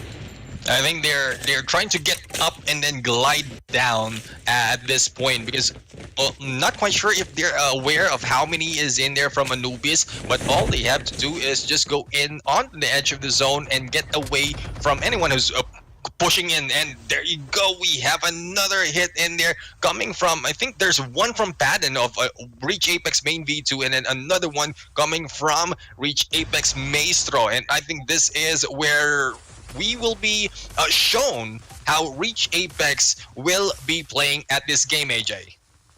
Absolutely, man. I'm still waiting for them to perform in here. 4 kills so far. Tesla once again with the rampage. Timothy right in front of Mystic. Echo unable to go in for the takedown, and Mystic will back away. Caps right on top. Watts not getting taken down. Timothy has managed to assume position over on top of the right-hand side, and this is going to be a little bit dangerous for Caps if he is not careful in here. Rolls as well as Ewan will be on to that snowboard and backing away. And Apex will not fall prey to Tesla, who is still finding it a little difficult to get a couple of kills in game number 2.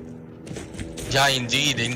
Well, we have Rodolfo in there on the sniper. I think he's the eyes and ears of this team. As you can see, he didn't let go of that position despite of what's happening at the bottom. He didn't let go of that position. He has a sniper. He's ready to jump in just in case the rest of the team needs their help. And they just went and pushed Reach Apex away from that fight, which is a good idea for Reach Apex as well, because they have a lower ground advantage or disadvantage on that fight. ASG Alter Ego might be able to take down MDQ's Haru here. It's a 4-on-1 situation. Haru just needs to be a little patient. Although I don't know how far that patience will go for him. Haru needs to get onto that roof and then fly away. Maybe pull out a snowboard as well, because the danger is approaching. Haru is just lying. What is he doing? He just waited too much in there, AJ. Obviously, they were coming after him. There's no way he's going to be able to hide. And he just waited.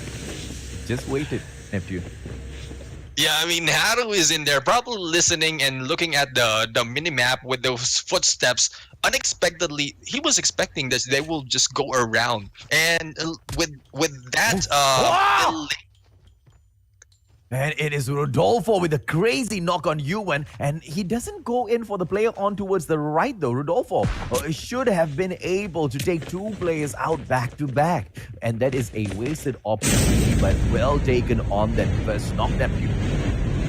Yeah, I mean, with the eyes of Tesla Esports, Rodolfo is doing a great job. Remember that first hit earlier? I think that is where they are starting to heat up. As soon as they get that first kill, no delete just yet, no elimination just yet on that fight. But they will have a chance to go in. And Rodolfo right now going in for the rush, but right here trying to get away, probably baiting everyone else of Reach Apex to go and rush them. But I don't think anyone took that bait, AJ. None at all. Now Tesla will be moving in here. It is going to be a game where they find it a little bit more difficult to get those kills. Maybe also because they don't want to get too, I guess, careless, right? Because some of the teams we've seen in here in the past, they bring in the aggression, and they bring in the aggression in the wrong way. And I think a simple team to give in for an example for that would be Most Wanted Valor. They wanted that aggression as well, which they brought on, but they kind of died multiple times in that effort, didn't they? Yeah, they only have the entry strategy, and I think they lost touch of their exit strategy because they have what do you call this? They have that confidence to go in, and they will be able to clear the enemy out. That, I would say, Most Wanted had that potential. Unfortunately, they need to have an exit strategy just in case it doesn't happen, and I think that's what Most Wanted missed earlier, and I think that is what the rest of the teams are taking in here too seriously. Would you say, AJ? Yeah. Reach Apex Main version 2 needs to think about changing the name, because Reach Apex Main is Reach Apex Main. You can't have Reach Apex Main version 2. I mean, you're the main or version 2. Yeah. Ah, that's the Oh! with the Swar machine in here, and it is gonna be an absolute funny moment if this just continues, right? Apex, Hydra, Kian, Maestro, as well as Patton in here. Are we gonna be able to see the rest of Dios drop in and try to save their team members? Because, you know, Dios was quite smart in avoiding the players from Apex earlier on. And I think, Yeah. I don't remember the player's name, but he was, you know, at the edge of the cliff as we were talking about the previous topic, which I don't even remember what it is right now. You know, Apex at the end, they still find a prey, my friend. I think it is, was it? If we're talking about Reach Apex, it's Watts in there who's standing by onto the edge. If we're talking about Dios, I really can't remember the name of that member. However, that move from Maestro, I think that is the first time that War Machine has been featured. And given that Maestro is not even a ninja, he is a Strap Master who is able to sneak up behind Dios. Yeah, that is absolutely a highlight for this match. And it's absolutely embarrassing as well. Weekend with a couple of tosses of those nades. Mr. Neko in here pulls out the HS-0405 as well as the sniper right after. Anub is still seeing if or not they want to make the approach into the safe zone. And Zken with the vantage point, bird's eye view over team number 16 as well as team number 1 in here, but they are not the ones who are at the very top. There are a couple of teams right there behind them as well. Kian with the eyes on Zken right now, and before those response shots could be taken, Zken backs away, and it is going to be Patton from Apex with the kill. 11 takedowns so far by this team, and Apex this time around wants to show that they are in it to win it, nephew. Yeah, I think the warm-up is over and they're here for blood. They want to take that first place. Probably not the first place, or probably just the first half in there. And we're talking about Reach Apex in here, who is another household name. Not too much performance compared to what we've seen from the first half. But yeah, I feel like they're like Diesel or something. They need a little more time before they're warmed up. But I'm hoping they are warmed up enough and showing us most of their gameplays and tactics at this point. 11 kills earlier, you mentioned, but JCH is already on 12 kills. So I think it's all balanced from most of the teams, AJ. No, absolutely. And so much more performance coming through for so many of them in here. Rodolfo! And one player backs away. Yuan steps forth for that backup, but gets taken down instead. Tesla with Rodolfo with the absolute perfection of gameplay. Timothy almost taken down as well. And the pressure will keep coming back through from Rodolfo back to back. And he will finally back away from this situation after putting on so much of pressure onto Reach Apex main, ladies and German boys and girls, the main one, huh? Not the version 2 main one, huh?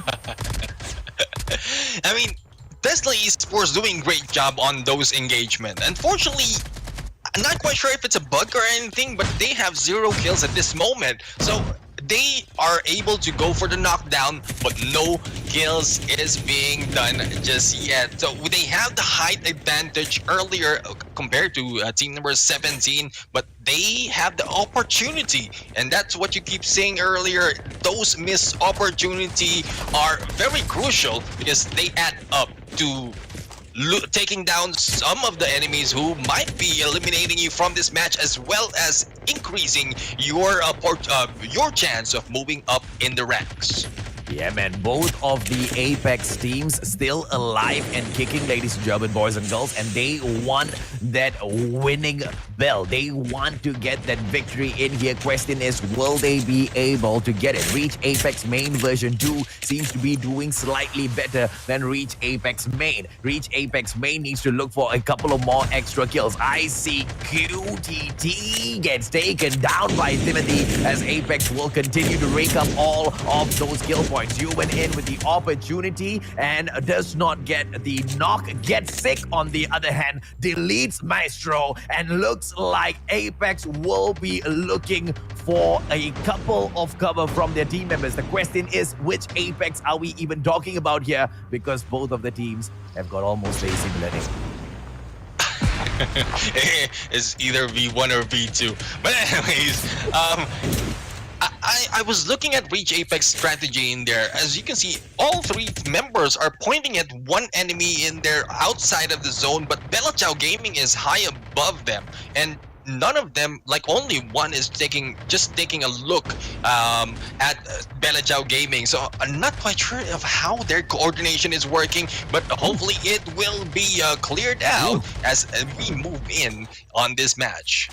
Dude, this was the situation we were talking about. Two Apex teams beside each other, back to back, man. And this fight is gonna happen in a bit. And the ones that are gonna be watching from up top, ladies and gentlemen, boys and girls, is gonna be Team 14, Bella Ciao Gaming. They weren't doing too well earlier on, but this time around it's a little bit of a different story. Get Sick, unfortunately, gets knocked down as well. What's on the ground? Ewan is so low on that HP. Needs to be really careful.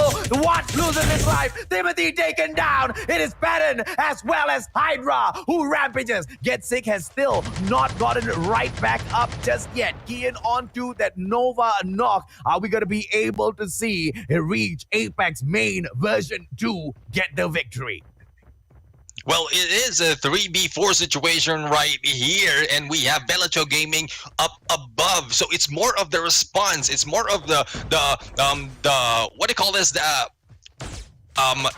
How they quickly adapt to that push of Bella Ciao Gaming. And there you go, we have Hydra who will be dying out of the zone, unfortunately.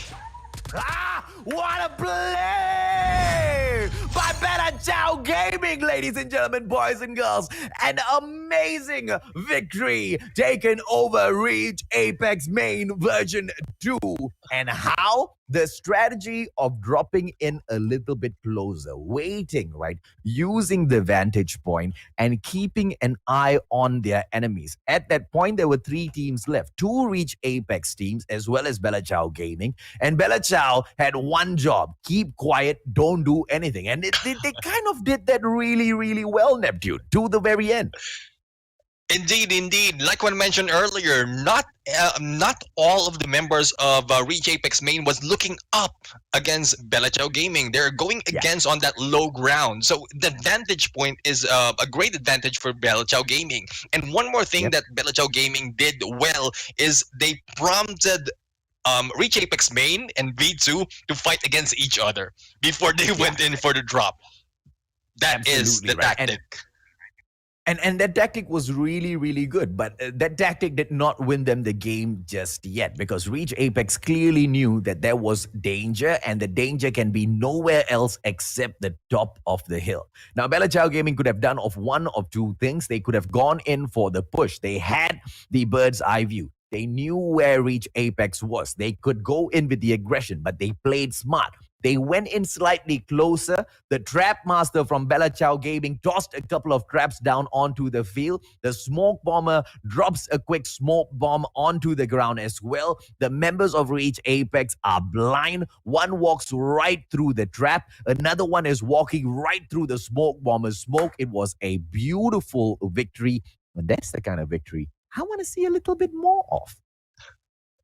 Yeah, I mean, and that's a clean execution of the way you broke it down. It's a clean execution of Bella Ciao Gaming's tactic. And we also have one dying out of the zone. So the smoke also prompted them not giving a clear view of when the zone or where they have to go as the zone closes in. So beautiful, beautiful, AJ.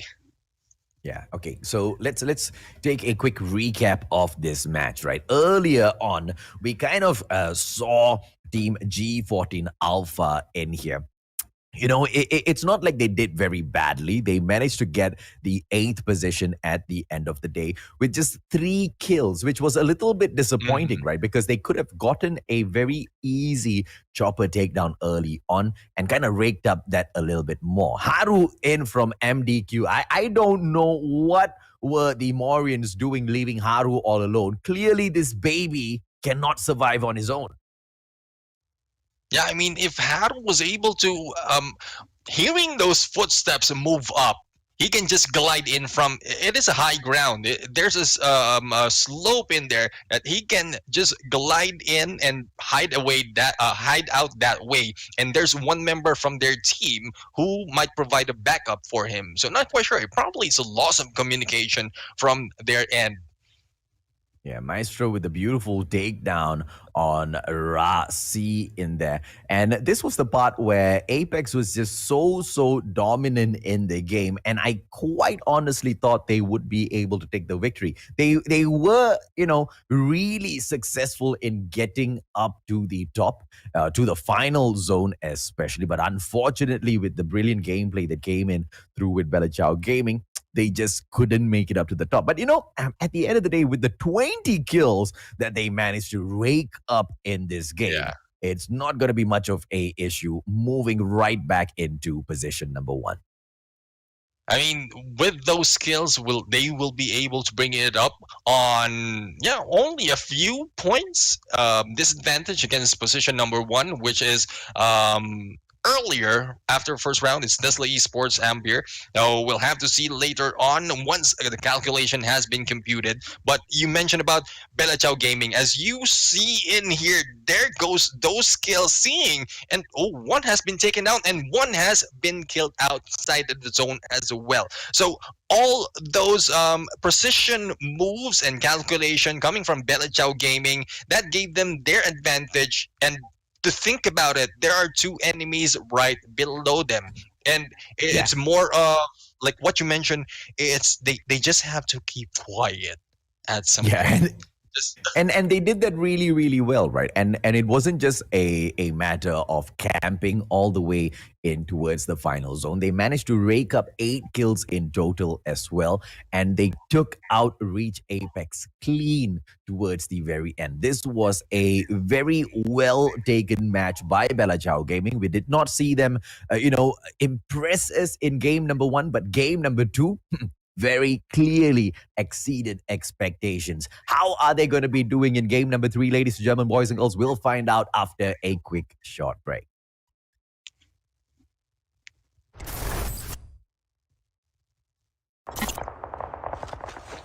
Hawk X3 deployed. Enemy down!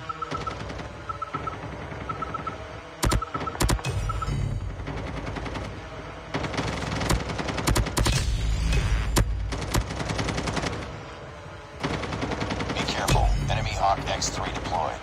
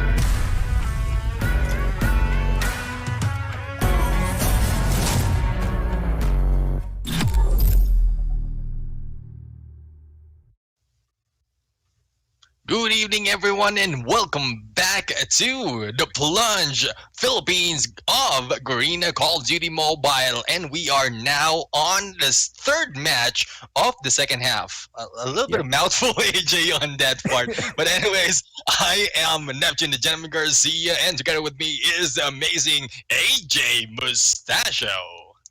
Okay, so we've been expecting quite a number of teams to come in here and perform. Some of them have been delivering, some of them not really hitting the mark. There were questions, kind of put up for one brand, I would say, and that's Reach Apex. They immediately responded in game number 2, sending both of their teams into that final circle. Very good. But is it good enough, Neptune, to make it into the top 10? Indeed. And I'm not quite sure if it's still viable to hide off any of your tactics from the enemy team. We're up the semifinals, and all it do is still. Now, I'm not quite sure if it's still workable if they go in for, say, secret tactics, AJ.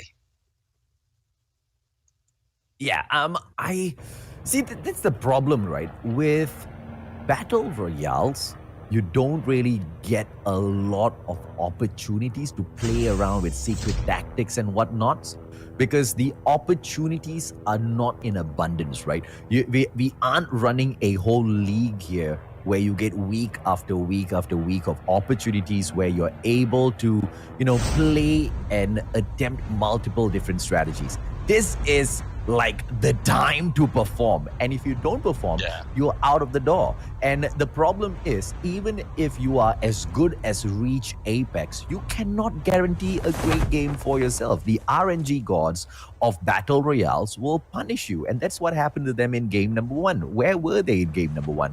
Barely there, right? And where was, Bella Chow Gaming in game number 1 as well? I mean, not super impressive, but they make it back.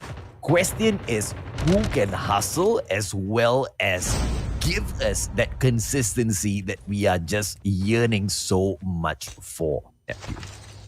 Indeed. I mean, you only need a few moments to really warm up on these matches, gauge your enemies, and then just bring on the rain of death on this match. Because first off, if your round 1, if your aggressive tactic will not work, all you have to do is just adjust it a little bit, and then you'll be able to go in for probably placement points and more kills as possible. Yeah, I'm still surprised that we're not really seeing the spotter do a lot of damage in the game, man. And if anything, I really do not like the spotter, because getting it rain those bombs over you is just so annoying, because that's an easy takedown. But with Mandy going in for a 2 knock back to back, as well as the deletes coming right through, Moth with the opportunity right now to make a difference, but only has the katana in hand. Mandy should be able to take Moth out as well. What was Moth even thinking coming all the way here? Mampupu Wet is right in front. Mandy doesn't have to worry, and she doesn't, as she gets a 3 back-to-back kill. 4 kills, my apologies. A full squad wipe by this champion. And this is Mandy all alone, and not quite sure where her teammates. I haven't seen them respond to any. I guess Mandy is not crying for help at that moment. There was no respond required, but Mandy doing great job on that full squad wipe. AJ. Yeah, man. If this was like the MYSG finals or something, I would have said Mandy's using his Monday, and all the Indians would have understood exactly what I was saying. Then again, the Philippines is quite popular with the gameplay. Maybe we've got some Indians in the comment section, man. Tell me if you all understood that joke. This is so pathetic. Mustachio asking the 1 or 2 people in the comments, did you all understand my joke? That's fine, because at least they got your curiosity if they find it out. Probably next. Ooh. Oh, what's just getting the damage done with the meta that you kind of called out, right? The echo. And, whenever the echo lands in your hands, just like you've rightfully pointed out, in the past season, we needed to go all the way towards the airdrop, go and get it from our gunsmith. Now it's just lying around on that battlefield. And if you manage to get into a high tier loot zone, you might not be too far away from a solid pick yourself. Magnus in here with the AK-47 Frostbite. Team 7 still alive, but for how long? As Team 13 stalks right around them, reach Apex main in the vicinity, Neptune. Yeah, I mean, I'm quite confused at what the Reach Apex main was doing in there. They spread out a little bit. They were cut off with Redemption in there in the middle. Oh, Supremo in for the attack, but just a little too slow. And he manages to catch Kyrie just at the back. And Supremo just putting himself into so much of trouble right now will back away. And this is the problem. Belichao Gaming needs to be a little bit more careful, because if Supremo had gotten caught out there in the open, having to go after his dog tag wouldn't be the easiest of tasks. Indeed. I think that's the problem with being an airborne as well, AJ, because it takes a while before you swoop in, unlike when you're a different class, because you're lighter than the different class, so you're lighter and it takes a while. That's why the delay in there on taking that takedown. But here comes Belichao Gaming, who's going in on that push against Visaya veterans right here, and gets sick right there, going in for that hit. Will they be able to go for the kill, AJ? What do you think? Well, AJ doesn't think that they will get the kill. AJ is going far away. Visaya Gaming managing to get away from this sticky situation. And the veterans will survive the onslaught attempted by Belichao Gaming. Are we going to be able to see Belichao Gaming kind of hunt a little bit more for themselves? In the meantime, Neptune, we have got the top 10 after those two past rounds. Yeah, I mean, it's not too far of a lead in here. Coming from Tesla Esports, does a good performance yet, but we have Reach Apex main V2, who was able to do a great job moving up the ranks up into the second place. And Belichao Gaming in there, tied with Showbiz Gaming. And well, I guess we'll still have to find out how they work it out on the remaining rounds that we have in here, AJ. Yeah.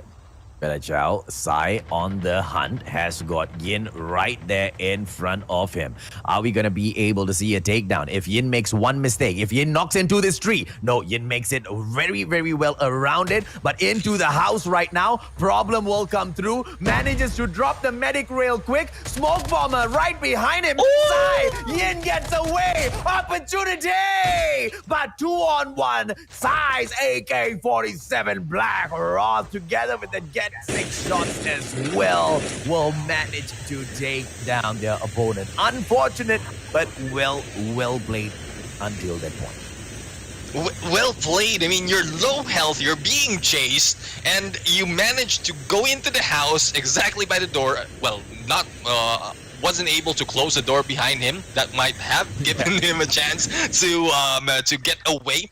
Lay down the medic class, heal up a little bit, and was able to stroll away, but with two members of Belichao Gaming. That's done and said. There are no chance of getting away from BCG at that point.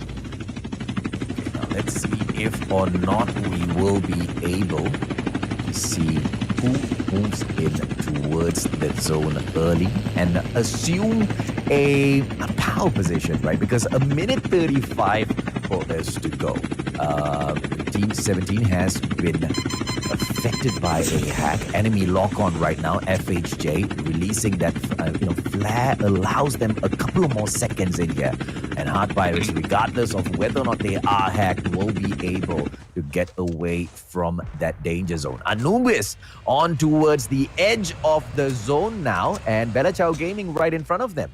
Shooting up into the air. Bella Chow might come in for the aggression, Neptune. Yeah, I think Belchao is just aiming for the high ground in here. Unfortunately, they have Anubis on this area, and they won't be able to take that point. And there you go. They're going closer to getting closer to this area. And Gosen, what a move, AJ! Oh, Gosen! What a backstab! Just changing the phase of that fight. And Dice just needs to run. Run for your life, Dice. Anubis thought they had the vantage point. Bella Chow Gaming, out of nowhere, drops right in front of them. And I thought that was an absolutely stupid move until Gosen arrived. And he made it so clear. That wasn't a stupid move. That was IQ 3999 gameplay coming in from Bella Chow Gaming, man. What a distraction pulled off by three members. Goslin for that backstab, two-man takedown. Bella Chow on top of the mountain right now. And yeah, it's something that you can expect from Gosen because he is a defender. Despite of being able to land in front of the enemy, all you have to do is just lay that defender and blind the enemy team. He also have this sledge wherein he can glide away in case he senses a little bit of trouble. And with three backups in there on the lower ground with full sight of Anubis, then there is a great gameplay. Unfortunately, no squad wipe, but a great gameplay indeed, AJ.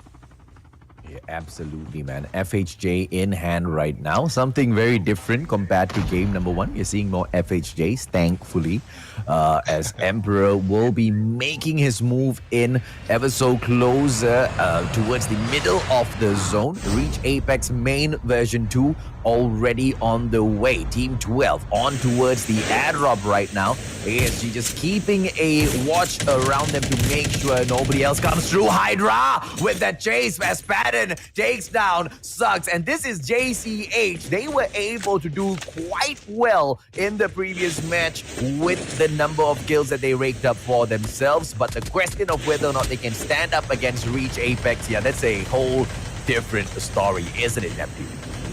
Indeed. And JCH right now, I think with Apex being pumped, especially with what happened on the second round, they are in here to get the top place.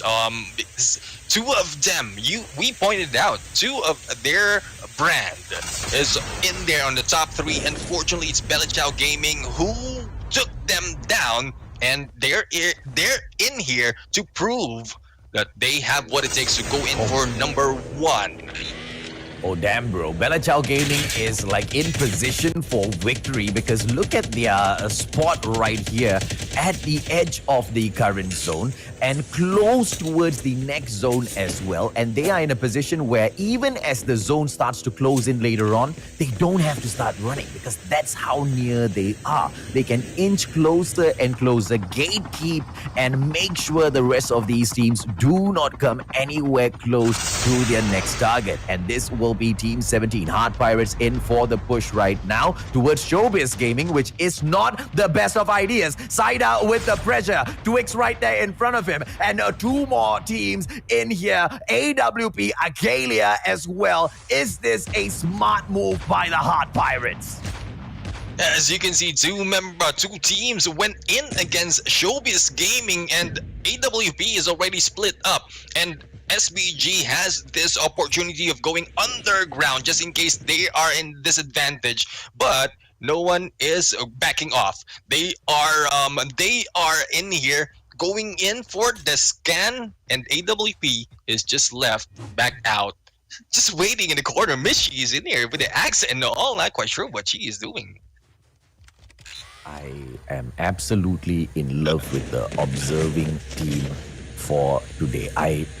Where were you guys in the past, man? Howard, Arctic 50, beautiful on that shot. Unfortunately, has to eat a couple of bullets for himself, and the Hard Pirates will back away. Showbiz Gaming are not a small squad you should be messing around with. Gofi as well as Wawed. Saida in here. Limsey on the way back. Mamamo on the way to getting taken down. Howard, beautiful shots coming through, but it will be the cargo truck that tanks most of it as we switch our sides over to ASG. Doghat on to the pressure, onto the players from Team 16. The Morians, Arctic 50, so dropping in, but obviously the trap not welcoming him too well. Let's go, Neptune, with 61 more players in here. The next zone is gonna get crazier, my friend.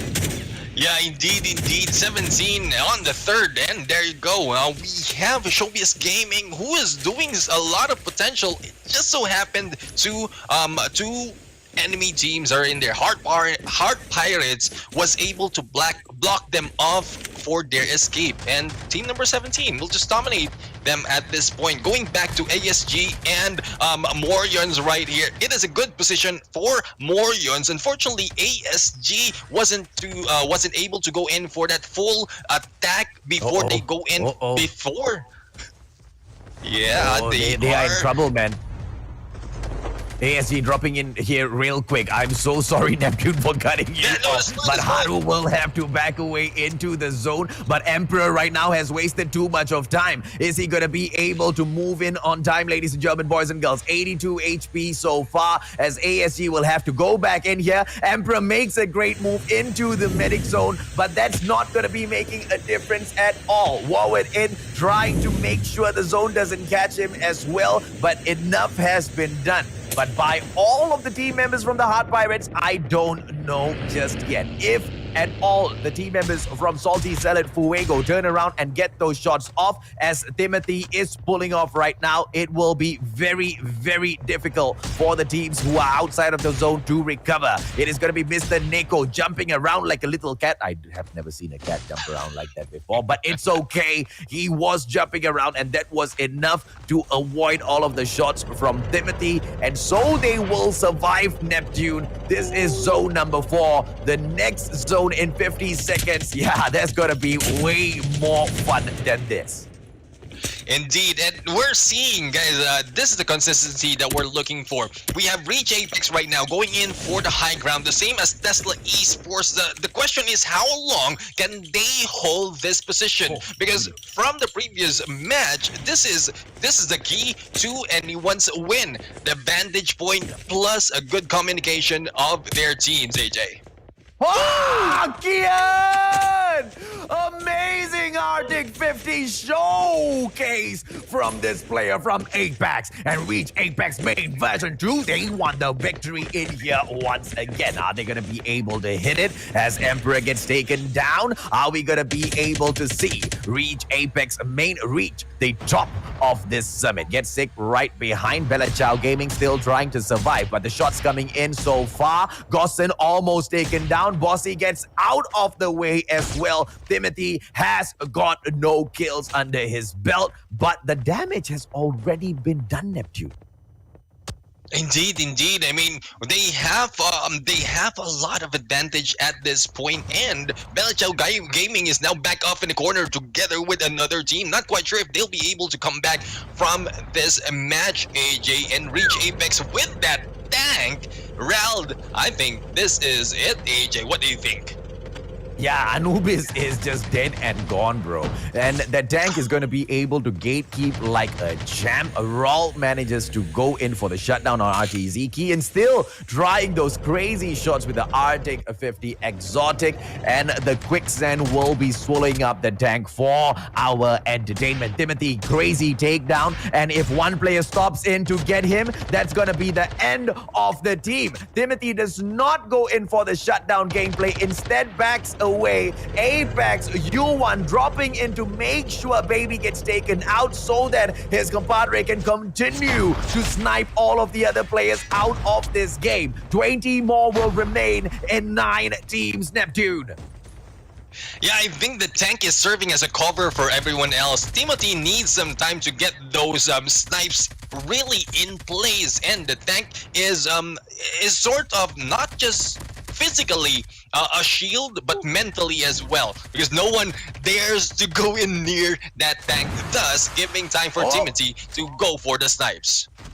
Oh, Sumpa, beautiful Nova in there, but then he got hit by a Nova just moments ago, and he managed to get away from the dangerous situation in time. Gets taken down by Sumpa off screen now, AK-47, perfection.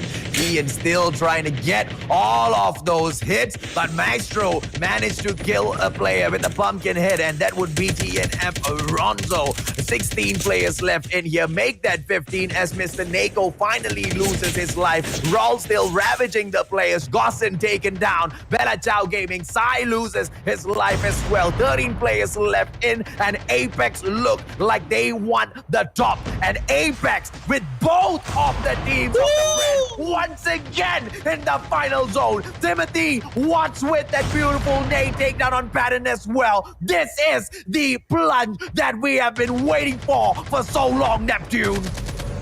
Indeed, Rald in their bold move, despite of the smokes in there on the tank, went in for those push, and it is now ASG trying to stop them to get that lead. Will they be able to get this time, AJ? Ooh, and yes, they will. This time around, it is Reach Apex Main with the victory. That's what I am talking about. As the casters ask the questions, the players respond. We asked Bella Chow, what's up? She told us what's up. We asked Reach Apex, what's up? They are showing us what's up. Look at this, Neptune. Absolute craziness being shown in that game. Indeed. I mean, not quite sure. I know there's a delay. There's a delay on the stream, but they are responding that quickly on everything that we're asking from them. Or probably is that, I mean, they just want to prove us wrong. I mean, everything that they're thinking about, if you're not performing, we're here to prove you wrong. Oh, that's crazy, man. Because this time around, right, Reach Apex Main, the main. Wait, the main Reach Apex, and that's Team 13. Because the Reach Apex Main version 2 is team number 1. So don't get confused. Let the mustachio guide you.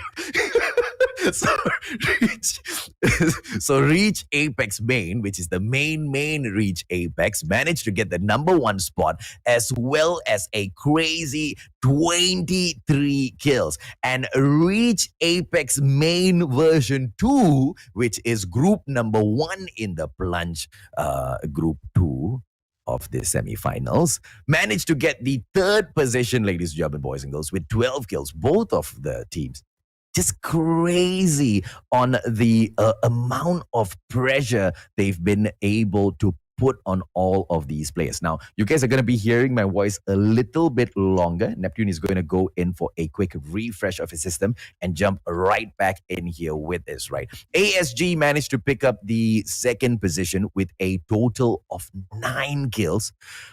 Just every single time they come in here and they ask of a question, all of the other teams manage to come in here with a response, not just the questions that we ask, but those that are being asked of the teams out here on the battlefield as well, Neptune. Yeah, I mean, hopefully we have more of this, not just from those we mentioned, but hopefully those who are expected to give a gameplay, a great play. So we have top teams, familiar names on this match, but we have a new names that we want to move up on this game as well. And so far, they are moving up, but slowly compared to what we're expecting from them, AJ. Oh, and of course, I foresee them stepping it up even further as we go through, right? Earlier on, we had 2 more games. This was game number 3, which means we are just left with 1 more opportunity, one more chance for the teams in Group 2 to do their best, ladies and gentlemen, boys and girls, to make sure they scratch and claw their way up. And a few teams are in trouble here, and they are the names that we didn't Yeah. really come across that much in these in these matches. In game number 3 as well. Where were the Bisaya veterans X, right? Redemption Emperor, they kind of did so well. Where were they in performing this time around? Salty Salad Fuego, they were doing so well, and all of a sudden they are off the map. They're not really performing that well now, Neptune. Yeah, I mean, they are giving a few highlights, but they're not giving us the kills, to be honest. Yeah. They are giving their chance on the camera, but no performance just yet, and well, not even out of camera. They need to put their hearts out. They didn't need to go in on the 4th round to be able to catch up. They should be giving it us all up until the 3rd round, and by the 4th round, like what we've seen in there, they can just sit easy and just wait for the finals. At the start of Group 2 for the semifinals, I asked a question, right? Is Reach Apex gonna be the next dominant brand at the Battle Royale? Is Reach Apex gonna be replacing the likes of NRX 420 anytime soon? In game number 1, it didn't seem like that at all, right? It just made me look like an absolute joke because Reach Apex just weren't really performing. But game 2 and 3, they really took the cake, Neptune, and I cannot wait to come back from the break later on in game to see the standings of top 10. Ladies and gentlemen, boys and girls, let's take that quick break, and when we come back, the final match of the semifinals.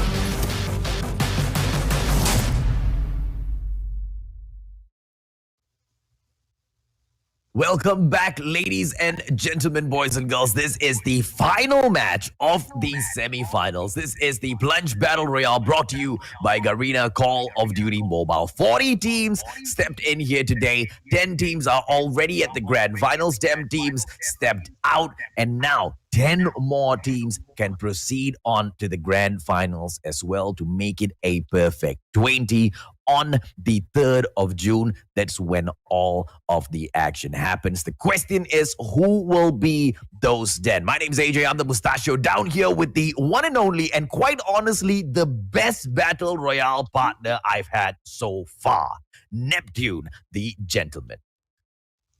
Thank you very much, AJ. Well, that's such a compliment. Having this a dream come true, really shoutcasting with you. But so far, hopefully this will be a dream that will be coming true for those who are aiming to go for the finals as well. We mentioned earlier, 20 teams will be going in on the finals. 10 has already moved forward, but right now we'll have to find out who are the rest of the 10 teams who will be jumping in. So far, AJ, we have 5, if I'm not mistaken, who might have a chance to step up if they step up their game.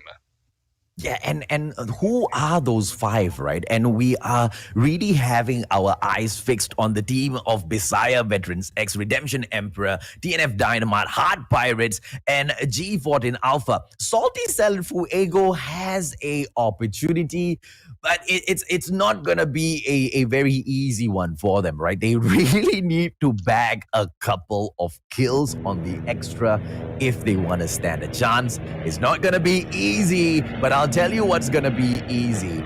Getting to the sky platform, as this time the flight path cuts through the northwest all the way down to the southeast. Let's see who's got the guts to drop into the sky platform.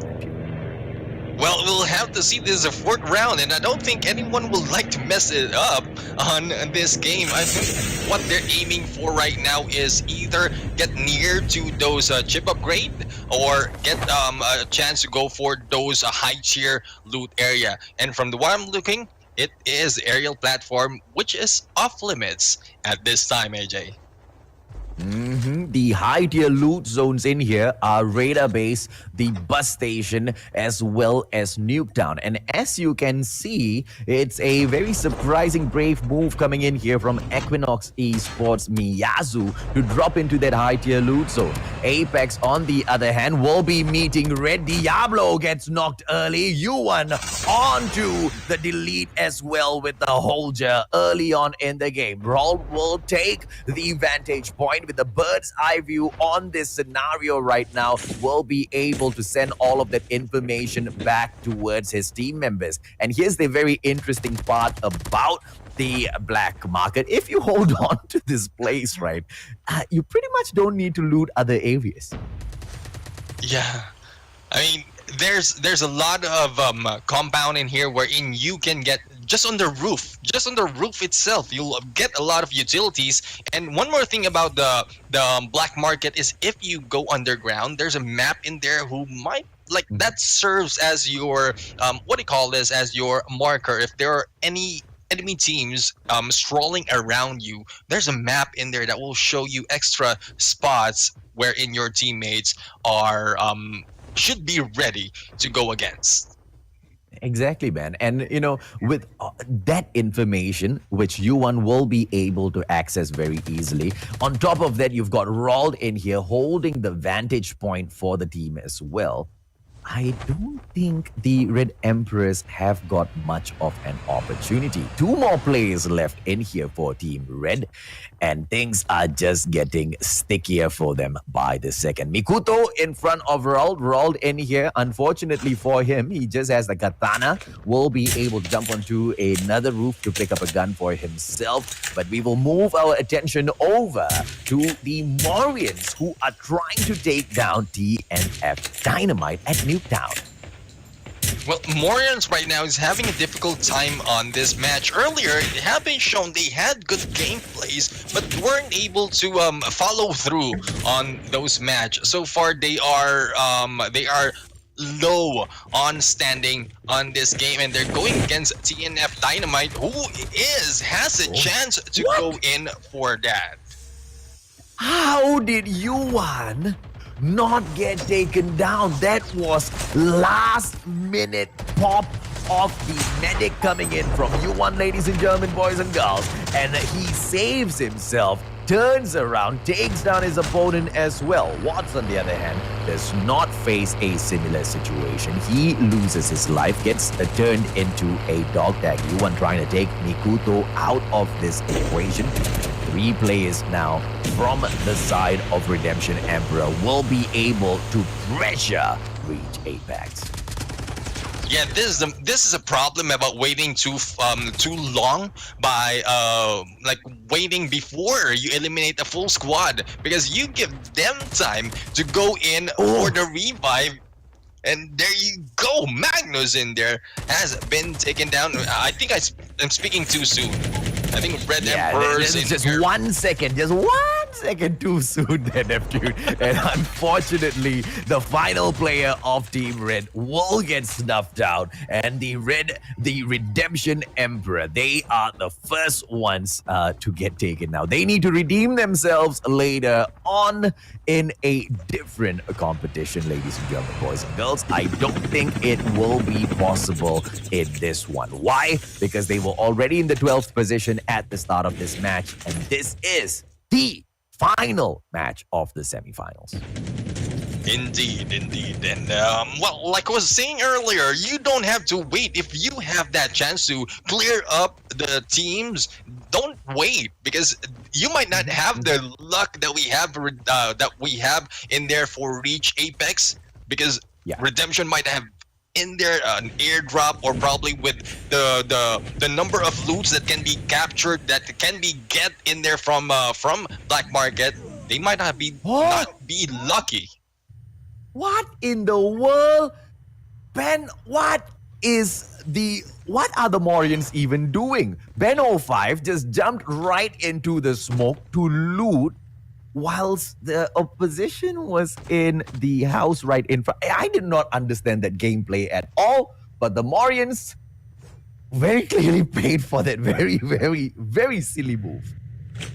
Yeah, indeed. And the second team who will be eliminated, and I think that is the last chance for both teams who has been eliminated from this round.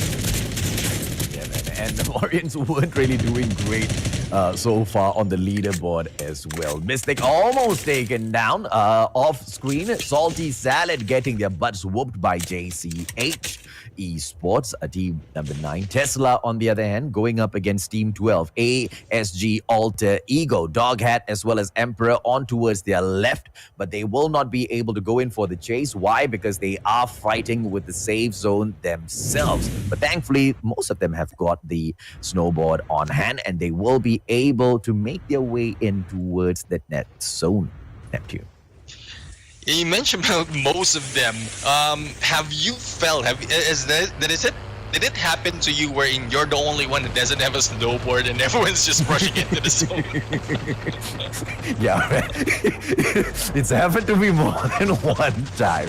Here's the updates, ladies and gentlemen, boys and girls. We asked questions, and the question was, can Reach Apex reach the apex of the Plunge in Group 2? The answer is a resounding yes, as both the teams have managed to reach the number 1 and number 2 spot. The only mind flux in here is the fact that Reach Apex Main version 2 is in the number 1 spot, and Reach Apex Main version 1 is in the number 2 spot. And the more interesting thing is just 1 point stands between the two. I mean, version 1 and version 2 usually refers to a copy. Not quite sure if this is a copy of a Reach Apex main, because so far they're doing better than, well, with 1 point, but with the performance earlier that has been shown, they're doing better than Reach Apex main. I think they have to do a little bit of thinking, brainstorming on how to name Reach Apex main V2. I think they definitely need to start brainstorming already, because both the teams are doing damn well. And why would you try to confuse your casters by having an almost similar name? Reach Apex Main version 2 is such a mouthful. And it's not is it a cool name? I don't know, man. I don't know. Well, at least it's not like it's not like any of the names that we have been placed in there so far. It's Reach Apex Main. It's only a few syllables in there. I know you've read so much before from previous badges, which is more difficult. Fair enough, man. Fair enough, man. Reach Apex, man. I'm just playing with these guys because they what a way to stand up, in the midst of such amazing teams in here and to respond to our questions on how good they truly are, right? But of course, the bigger challenge will be coming in tomorrow as they try to take on the freaking Vagabonds esports, who have been crazy in here today. I mean, just the only team I believe to have exceeded the 100-point mark. Is that right, Neptune? Yeah, indeed. They went in for 100. I was thinking that the points that I was looking at is already not or will not be able to reach 100, but I'm just looking at the kill points, and when we total it up, when we sum it up, imagine 96 kills on the kill point plus the placement and all. Oh my god, that is something that you need to chase really if you want to go in. Yeah. Vagabonds Esports, they took the most number of placement kills and the most number of kill points in the whole of the Plunge so far. Are they going to be able to hold on to the title? Are they going to be able to hold on to that achievement? Or is Reach Apex going to be able to pull, one of the two away from them? They have an opportunity here, Reach Apex Main version 2, as well as Reach Apex Main. As long as they can get more than 10 points in this game for placements, they would have beaten the Vagabonds Esports in terms of collection of points, which kind of tells the story of, how the grand finals might be, Neptune. Yeah, I mean, we might be jumping into conclusion if you're saying it, looking at it the way we're saying, but the performance itself, if in here on the semifinals you're not holding back on any of the kills, any of your tactics, and well, like what AJ mentioned, there's no chance that, or there's minimum chance that you'll be able to hold back any of your tactics, because this is Battle Royale. It's different from different mode of Call of Duty Mobile.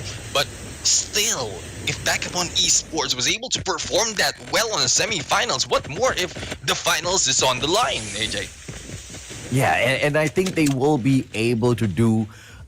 I don't know if they can do better. I doubt they can do better than they have done today, because they were able to feed on a lot of, I'm so sorry to the 10 that did not make it, the smaller prey, right? Not tomorrow, on the 3rd of June, that would be a class of its own. The top 10 of the first half and the top 10 of the second half of the semifinals will be meeting in one lobby. All of these monsters will be in that one map.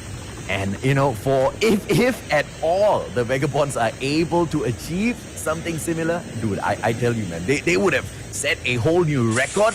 Yeah, NRX. Yeah, they better start counting their days already, because this is that competition that, we are going to see another team with that much of firepower to be able to bring it into the Battle Royale and steal away these wins in such extraordinary fashion. Indeed. I mean, so far, NRX is a familiar name. Unfortunately, they weren't able to join us on this, and this is not for Vagabonds Esports. This is not just a moment because NRX 420 is not here, or any from NRX are not here. It's they're showing us that despite of whether the top teams will be joining, those that we are expecting to be joining will be in here, they are ready to bring on the fight. And it probably is a disappointment for Vagabonds Esports as well, as they are missing some of the names that they're looking for on this game, AJ. Yeah, It's a long shot to say that, any one of the other teams are sad that NRX 420 is not here. If anything, they are all very, very happy to not face a team like NRX 420. Those guys are a beast of their own in a league of their own. Yes, I am extremely curious to see where they fare after a long time in an official battle royale. I'm just, a little bit sad that I don't get to see those monsters or those fathers of the battle royale scene, right? For Call of Duty Mobile, they've been sticking with the game ever since it got released. To see them miss the very first, battle royale invitational, yeah, I'm a little sad, man. I'm a little sad. Yeah, indeed. And the thing is, like what you mentioned previously, guys, for those of you who missed the first part, this tournament goes in for the Battle Royale Invitational. So this is not just the end of the Plunge. There's another level of this match. And yeah, it is true. It's sad because their name has been in there for Battle Royale, and it would have been great to have them on this match and then show their skills and move up to go over onto the invitation. Couldn't have said it better myself. Investing in here, keeping a very, very interesting position together with the tank right in the middle of the map. Very, very open area, but the great thing is he holds the vantage point, which means not many of those FHJs will be able to hit him. And the whole of the Tesla team going after Malas in here, and that is not gonna be a very smart move if they do not back up this tank. It's gonna be Rodolfo moving in, rolled on towards the left-hand side. Apex might be able to take this tank out before Tesla uses any bit of it. Reach Apex know that game too well. That's why we have a Royale in there contesting that tank. And I was just laughing inside because as Royale went in for the throw on the cluster grenade, the tank just... I think they're just trying to avoid the grenade going under that hill. What is this, man? Timothy right now going in solo.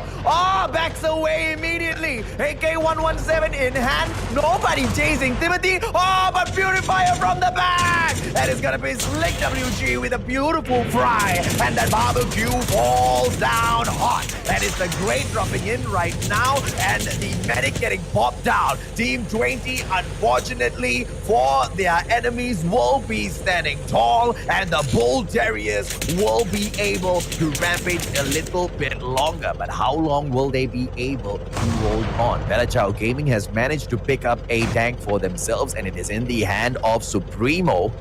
Going in, shooting the tank of Tesla. Is Belachao Gaming gonna be able to show us how they take the tank meta and win this game? And Belchao Gaming is still taking the high ground advantage, which Tesla Esports has already lost. And there you go. We have a great position in here, just on the edge of the zone, AJ, and this might be a great advantage for them as well. Yeah, get sick with a sick snipe shot coming through. We'll drop a couple of traps to make sure nobody approaches their zone here. They've got the vantage point, one of the best in the game, and Malas getting taken down by Gossan. Belachao Gaming has found an absolute monster in Gossan, ladies and gentlemen, boys and girls, and there is nothing that will stop them from getting this next victory. Team Dog will drop right back in, but they are going to be in a little bit of trouble. Why? Right outside of that safe zone, they need to make a move in, but they will be out in the open. They cannot go in for that flashy gameplay that they went in earlier for, because why? Out here in the open, it is free for all. Neptune, as U1 goes in for the takedown, 32 more players will survive as we approach the final safe zone that will be revealed in a bit. And there you go. We have 12 teams remaining in here with 28. Ooh, the fate! The fight in there. Maestro taking down Dog. And Dog earlier, as what you mentioned, they will not be able to make that work once again, because so far they are just aiming for placement. You won! Crazy double take, man. Two-piece back-to-back. Supremo off-screen as well with a two-piece for himself. It's gonna be Belachao Sai in here picking up Get Sick. 21 players, ladies and gentlemen, boys and girls. What's out of the equation already? Tesla this time puts the delete into him, and there will be no revive flights coming through. And the upgrade terminal will activate in 20 seconds, but there's nobody in the game right now in this particular moment who wants to go and upgrade the chip terminal. I think there's not enough time for a chip terminal upgrade unless you're someone like not quite sure if there's any chance in here that you need an upgrade. Because a trap will not work that quickly, because as soon as you hit that trap, you will be killed on sight. And with that marker, that is AJ. Yeah, man. Look at Belachao Gaming still holding on to their spot here. Up top, Rolf goes in and gets knocked down. Gets sick. Beautiful knock coming through once again. But they will finally have to move. Look at this, man. So many of those players running around with that little marker on their head. Why? Because Get Sick has been throwing the damn trap from her vantage point, from that bird's eye view that she had, from up top that hill, again and again and again and again on each and every single one of those recharges. And because of that, Belachao Gaming is ever so much closer to yet another victory. And as Tang Zhu goes in and gets another takedown, Get Sick almost taking another for himself, but Patton will be able to delete him. Gosselin will return fire. Patton takes Sai out. Belachao Gaming still in here with Supremo as well as Gosselin. 5 more players left in 3 different teams, and it will be Belachao Gaming, 1 player with the roof flame. It is Supremo shooting up into the air. Suggs as well as Wolf for JCH right down there below them, Neptune. Yeah, Belachao Gaming has a good advantage. We have Gosen already on the roof, but Limsey is in here on the flight, just being a spectator at this moment, but jumping in against a Gosen. What a takedown with that echo, but I think that's a little bit too late. Supremo going for the kill, and Supremo will try to glide in. Is this enough, AJ, for the win for Belachao Gaming? Oh, what a clutch by Wolf! As Supremo gets taken down, JCH Esports takes the final victory of the unfortunate Belachao. Unfortunate, but well played. Well played indeed. This proves that it's not the high ground gameplay that always works. JCH was just under Belachao Gaming in there, waiting for their chance, waiting for their push, and I'm not quite sure if Belachao Gaming is aware that they're in there, or they're just trying to get away, making sure that they have a better position on JCH as well as the other teams. But that is where they fell on that fight, and JCH took that win, AJ. Yeah. I think they survived for long enough. Belachao Gaming has done more than enough, I believe, to qualify in here for the grand finals. And, you know, the story on the 3rd of June is going to be so much more different than the story that has played out today. Today, in each of these groups, they had 4 matches to fight in. When we come to the grand finals of the Plunge Philippines, where 4 teams, the 4 top teams, will get an invitation. Okay, we'll get an invitation into the Garena Invitationals. I want to see. I am super duper curious on whether or not these top teams will be able to maintain their performance that we've seen in here today, Neptune. Yeah, indeed. I mean, this is first time on the Plunge, on Battle Royale, wherein you'll be able to level up after the Plunge. Usually after the Plunge, it's just, that's it. I have the title, and we just have to wait for the next season. But right now, there is a different level, and they have to move it up. And I think that says a lot on how the top teams are playing. I won't say the name anymore. I know you're tired of hearing us saying it, but I think that is why the top teams are showing all their best, because this is not the end. Once you hit the finals, this is not the end. There's another level in there, and as AJ mentioned, they are preparing. They will be preparing for that fight. Oh, absolutely, man. I mean, at the Garena Invitationals, ladies and gentlemen, boys and girls, it's not just MYSGPH, right? We also have got Indonesia and Taiwan in there as well. And, things are not going to be easy, man. You got to fight for it. And, Thailand will be in there as well, the TH region. This is the first time ever a scale of a tournament for battle royale at this scale in Garena, and I'm absolutely excited. But more than me, I'm very sure these players who are fighting in here for that opportunity are excited for Neptune.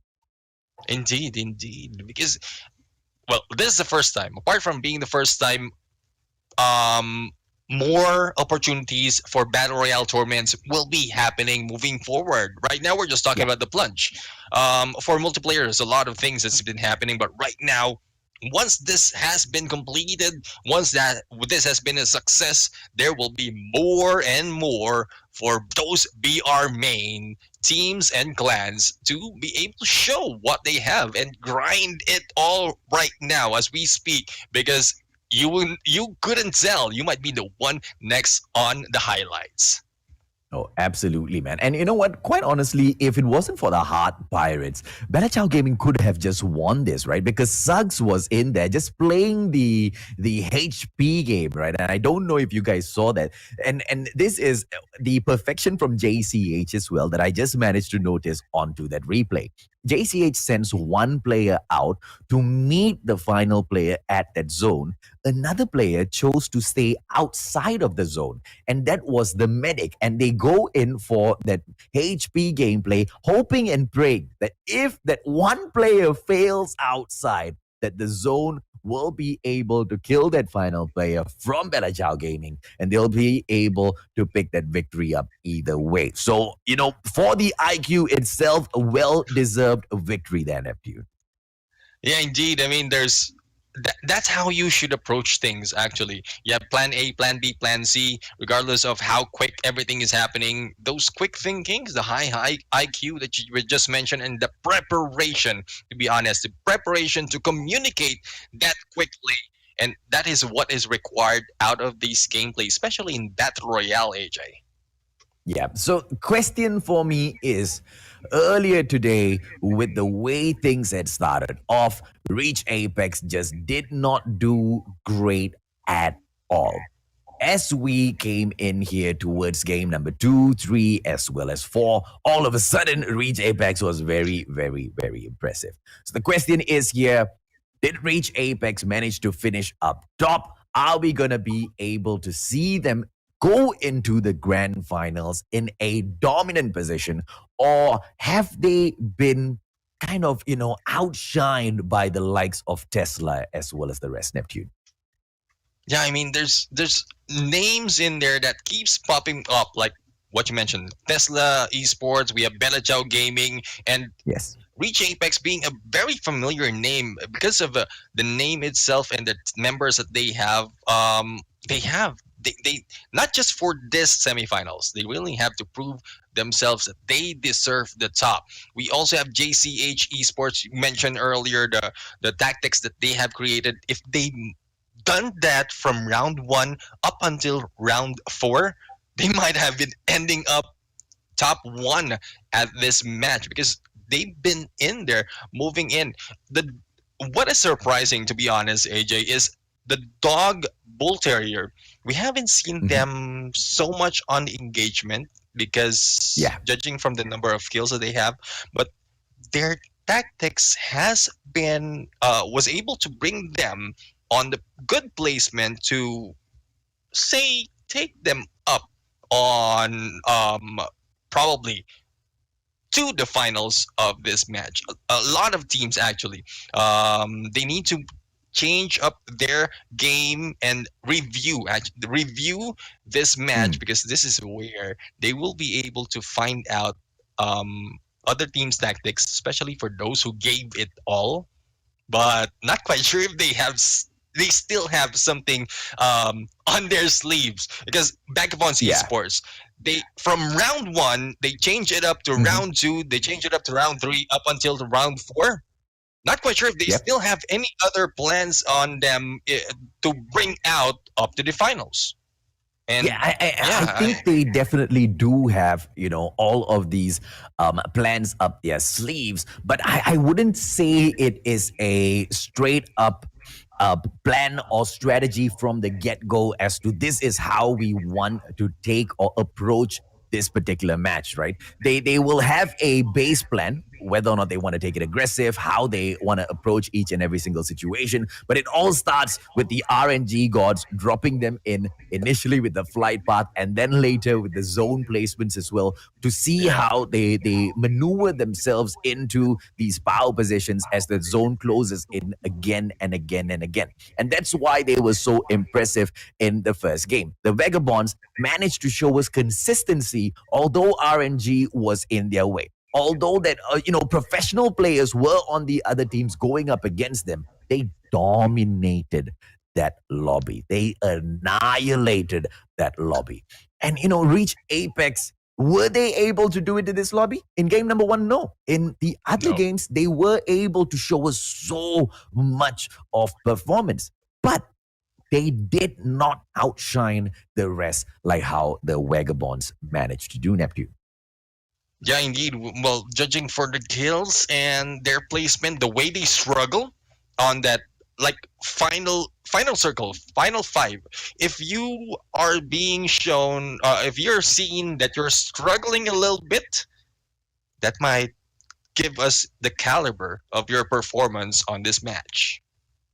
Absolutely, man. Well, on that note, ladies and gentlemen, boys and girls, let's see who have struggled the most in here. These are the bottom 10 teams that do not make it to the grand finals. Thank you so much to all 10 of y'all, but unfortunately, you have to try again at the next plunge. The great news is Garena Call of Duty Mobile is stepping things up, and we are going to be seeing so much more of Battle Royale action. DNF Dynamite, Anubis Alpha Core V2, Bisaya Veterans X, Redemption Emperor, G14 Alpha, Salty Salad Fuego, AWP Akalia, X Gaming, Morians, Equinox Esports Miyazu. These 10 do not make it in to the next round. And this is an important point.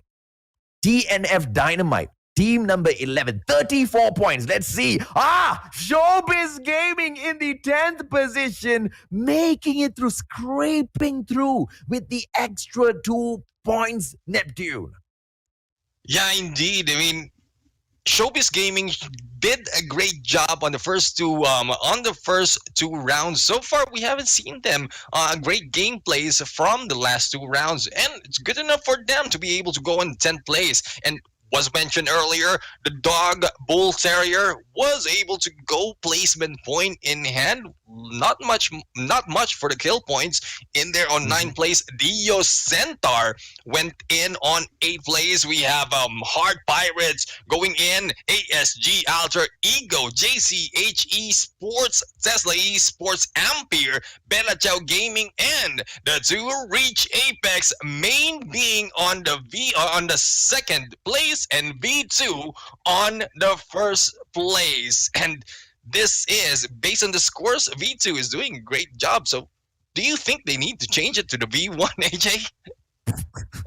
They just need to change it to something else altogether, man. This looks like someone who was just really, really lazy in the Reach Apex team was given the duty to rename teams, and that guy just goes like, "Okay, you are Reach Apex mid.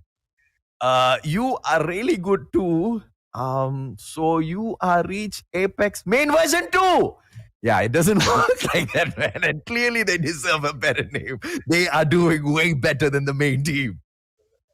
I'm pretty sure the way they answered us from their placement in the first round up into this final phase of this match, I think they might be answering us on that naming as well. We'll have to see moving forward. But so far, AJ, the qualified teams of grand finals. Yeah, boy, you have got the Backup Bonds Esports, MXBR Atria, Sigra Zeus, Cool Kid Gaming Aries, Go Young Shiva, Ocha, Nai, Chanela, Hulowski Esports, Arrastos, Desolate PH Team, Bahala, as well as NRBX Libre, wrapping up the first 10 that have moved on to the grand finals, Neptune.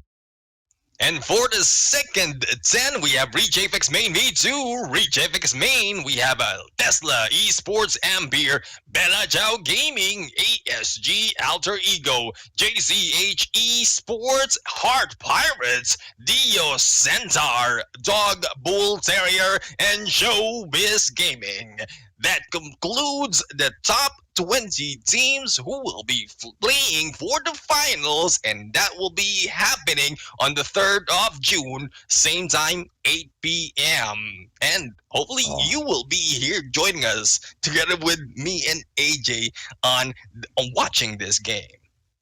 Yeah, and I'm not hoping, man. Make sure you guys are here, right? There is no way in hell you are to miss this action. Garena is arguably the best server out there. Our MSP, arguably the best out of all the Garena service. So, ladies and gentlemen, boys and girls, if you are a fan of Call of Duty Mobile, if you like playing Battle Royale, if you love listening to the both of us shout our heads off, yeah, do not miss the 3rd of June. Like Neptune said, at 8 p.m. Neptune, any parting words, my friend? I would like to appreciate, I really appreciate everyone who made this possible. So far, we're just in the semifinals, and we'll see you on 3rd of June. But first, one thing is for sure.